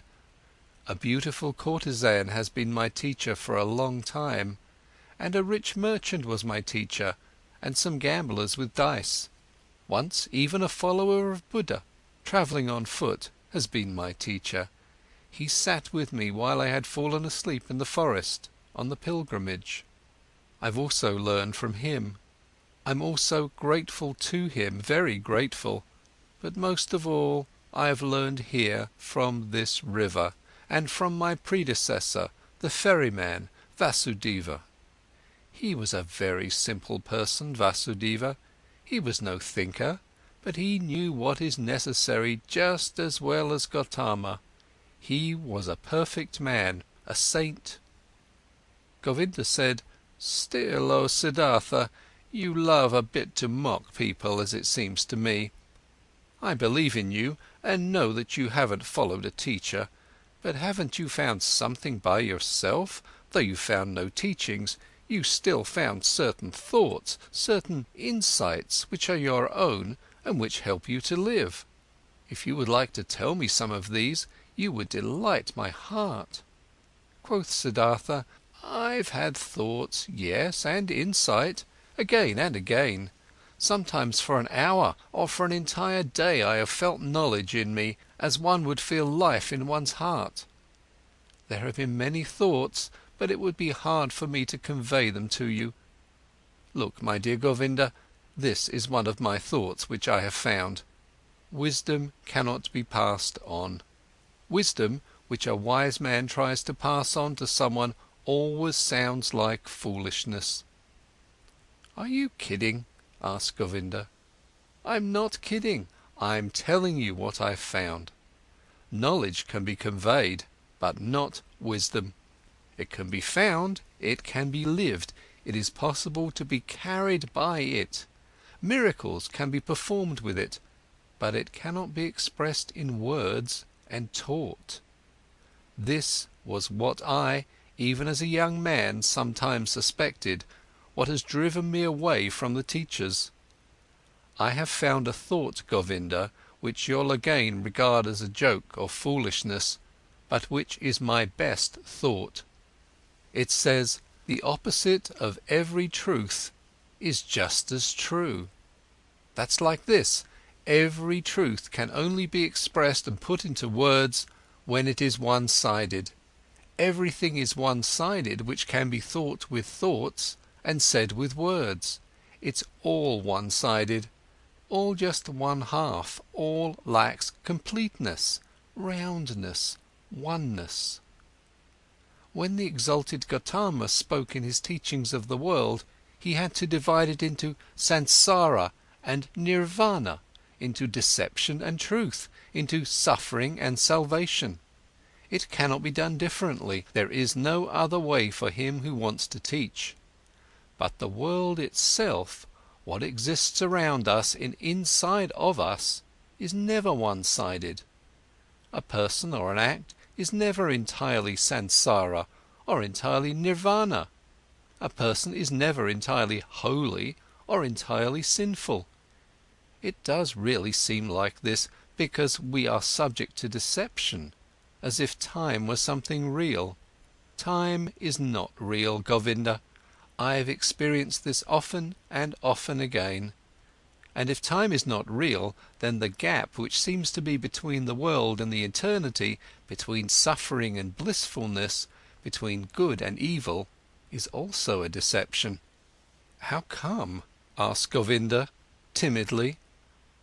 Listen well, my dear, listen well. The sinner, which I am and which you are, is a sinner, but in times to come he will be Brahma again, he will reach the Nirvana, will be Buddha. And now see, these times to come are a deception, are only a parable. The sinner is not on his way to become a Buddha. He is not in the process of developing, though our capacity for thinking does not know how else to picture these things. No, within the sinner is now and today already the future Buddha. His future is already all there. You have to worship in him, in you, in everyone, the Buddha which is coming into being, the possible, the hidden Buddha. The world, my friend Govinda, is not imperfect or on a slow path towards perfection. No, it is perfect in every moment. All sin already carries the divine forgiveness in itself. All small children already have the old person in themselves. All infants already have death. All dying people, the eternal life. It is not possible for any person to see how far another one has already progressed on his path. In the robber and the dice gambler, the Buddha is waiting. In the Brahman, the robber is waiting. In deep meditation, there is the possibility to put time out of existence, to see all life which was, is, and will be, as if it was simultaneous. And there everything is good, everything is perfect, everything is Brahman. Therefore I see whatever exists as good. Death is to me like life, sin like holiness, wisdom like foolishness. Everything has to be as it is, everything only requires my consent, only my willingness, my loving agreement to be good for me, to do nothing but work for my benefit, to be unable to ever harm me. I have experienced on my body and on my soul that I needed sin very much.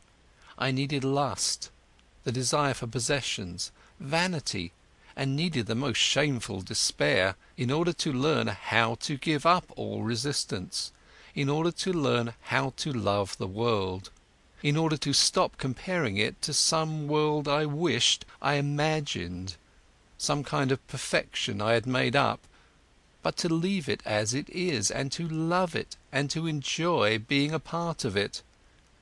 These, O Govinda, are some of the thoughts which have come into my mind." Siddhartha bent down, picked up a stone from the ground and weighed it in his hand. "This here," he said, playing with it, "is a stone, and will, after a certain time, perhaps turn into soil, and will turn from soil into a plant or an animal or human being. In the past I would have said, this stone is just a stone, it is worthless, it belongs to the world of the Maya. But because it might be able to become also a human being and a spirit in the cycle of transformations, therefore I also grant it importance. Thus I would perhaps have thought in the past. But today I think, this stone is a stone. It is also animal, it is also God, it is also Buddha. I do not venerate and love it because it could turn into this or that, but rather because it is already and always everything.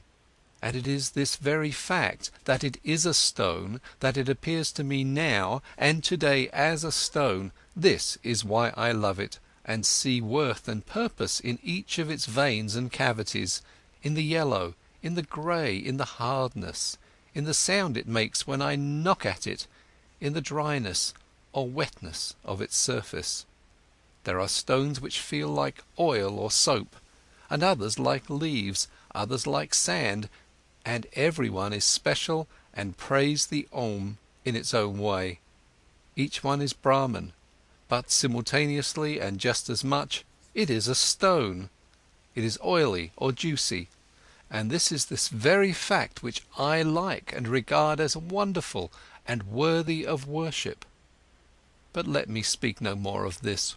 The words are not good for the secret meaning. Everything always becomes a bit different as soon as it is put into words, gets distorted a bit silly. Yes, and this is also very good, and I like it a lot. I also very much agree with this, that this, what is one man's treasure and wisdom, always sounds like foolishness to another person." Govinda listened silently. "Why have you told me this about the stone?" he asked hesitantly after a pause. "I did it without a specific intention, or perhaps what I meant was that love, this very stone and the river and all these things we are looking at and from and which we can learn. I can love a stone, Govinda, and also a tree or a piece of bark. These are things, and things can be loved, but I cannot love words.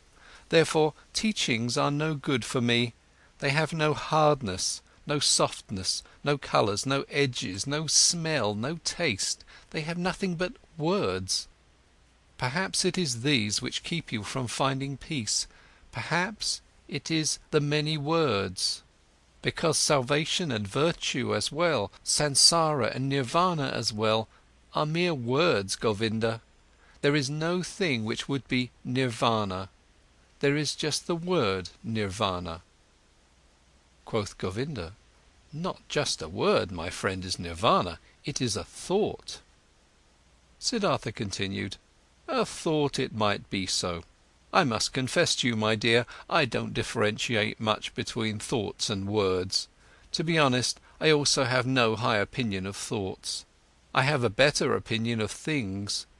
Here on this ferry boat, for instance, a man has been my predecessor and teacher, a holy man who has for many years simply believed in the river, nothing else.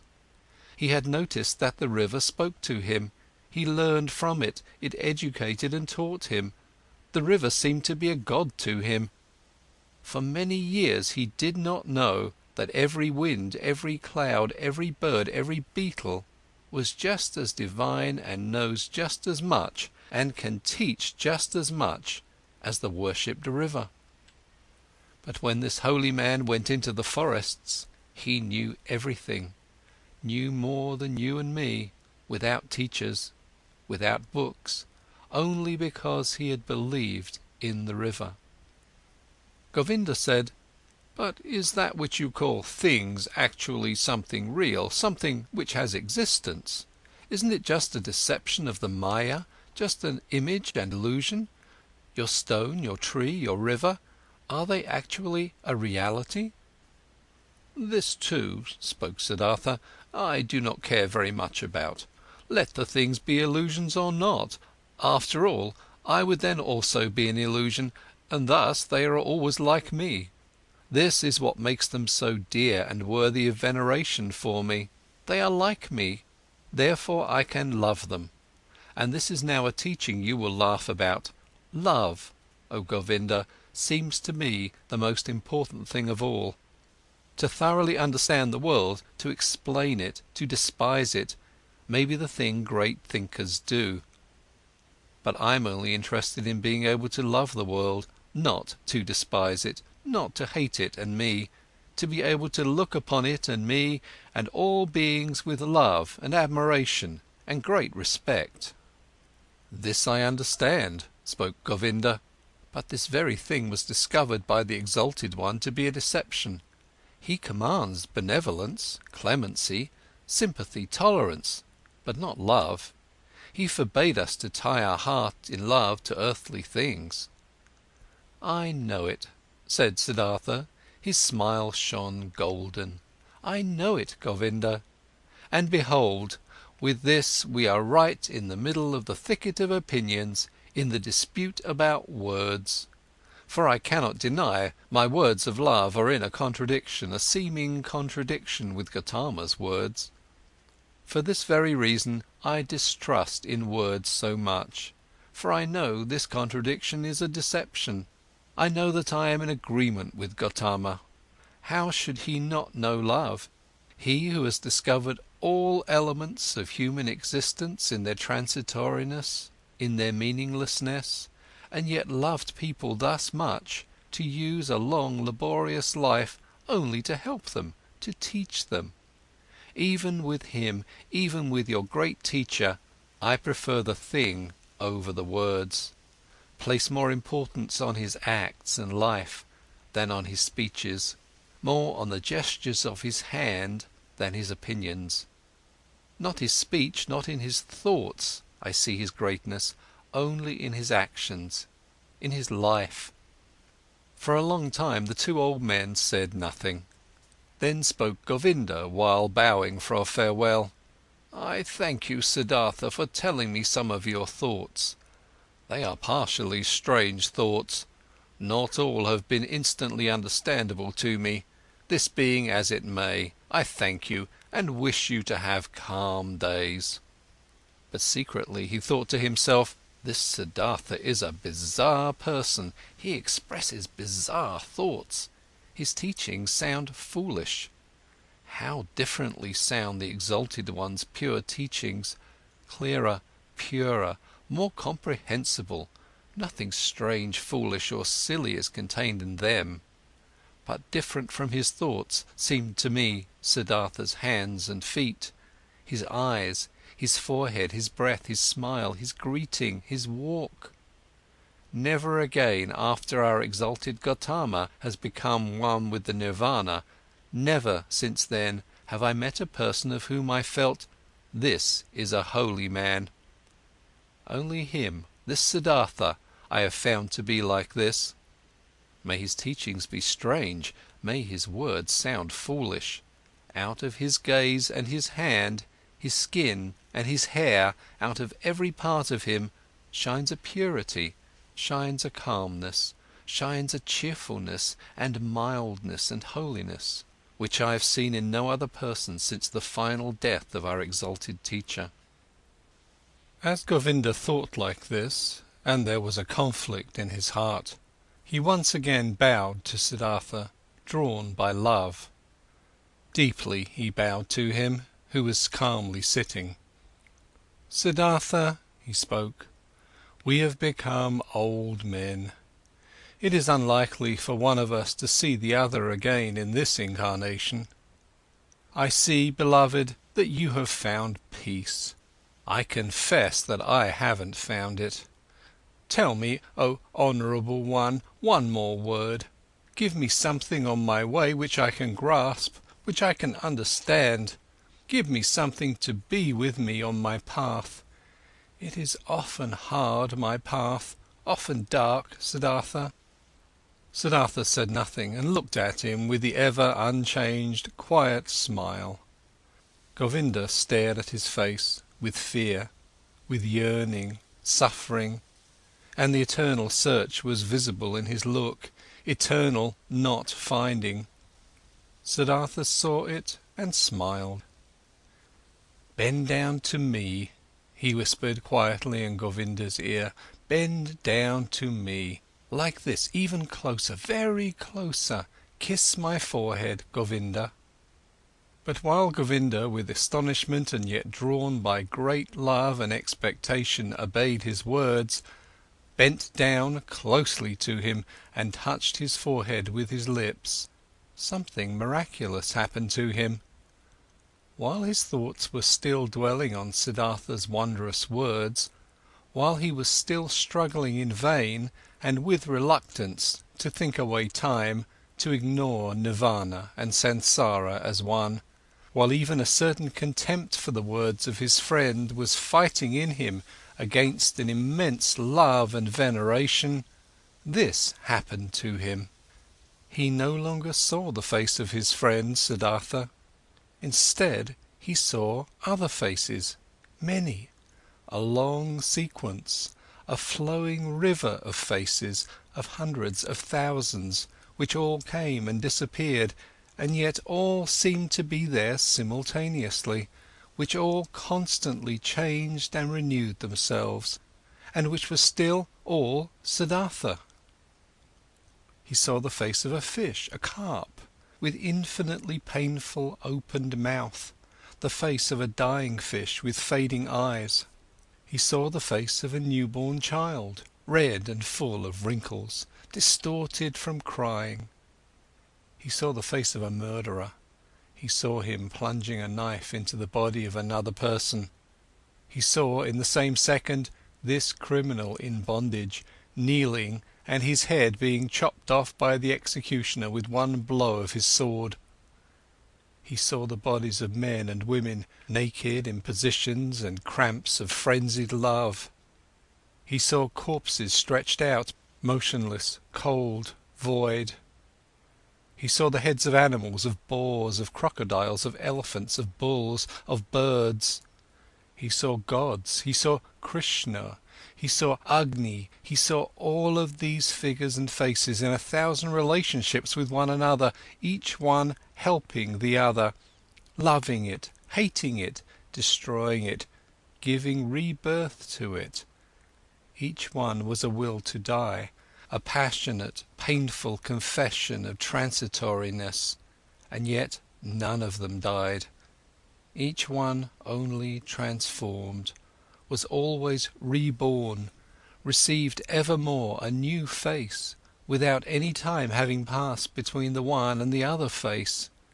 And all of these figures and faces rested, flowed, generated themselves, floated along and merged with each other, and they were all constantly covered by something thin, without individuality of its own, but yet existing, like a thin glass or ice, like a transparent skin, a shell or mould or mask of water, and this mask was smiling, and this mask was Siddhartha's smiling face, which he, Govinda, in this very same moment touched with his lips.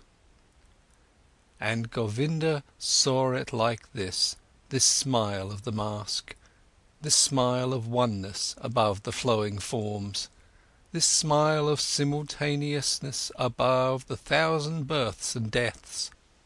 This smile of Siddhartha was precisely the same, was precisely of the same kind as the quiet, delicate, impenetrable, perhaps benevolent, perhaps mocking, wise, 1,000-fold smile of Gotama the Buddha, as he had seen it himself with great respect 100 times. Like this, Govinda knew, the perfected ones are smiling. Not knowing any more whether time existed, whether the vision had lasted a second or 100 years, not knowing any more whether there existed a Siddhartha, a GOTAMA, a me and a you, feeling in his innermost self as if he had been wounded by a divine arrow, the injury of which tasted sweet, being enchanted and dissolved in his innermost self. Govinda stood still for a little while, bent over Siddhartha's quiet face, which he had just kissed, which had just been the scene of all manifestations, all transformations, all existence. The face was unchanged, after under its surface the depth of the thousandfoldness had closed up again. He smiled sweetly, smiled quietly and softly, perhaps benevolently, perhaps very mockingly, precisely as he used to smile, the exalted one. Deeply Govinda bowed.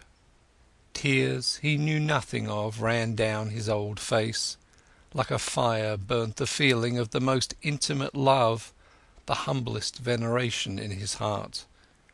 Deeply he bowed, touching the ground before him who was sitting motionlessly, whose smile reminded him of everything he had ever loved in his life, what had ever been valuable and holy to him in his life.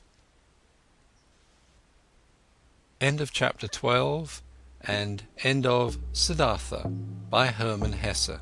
Read by Adrian Praetzellis.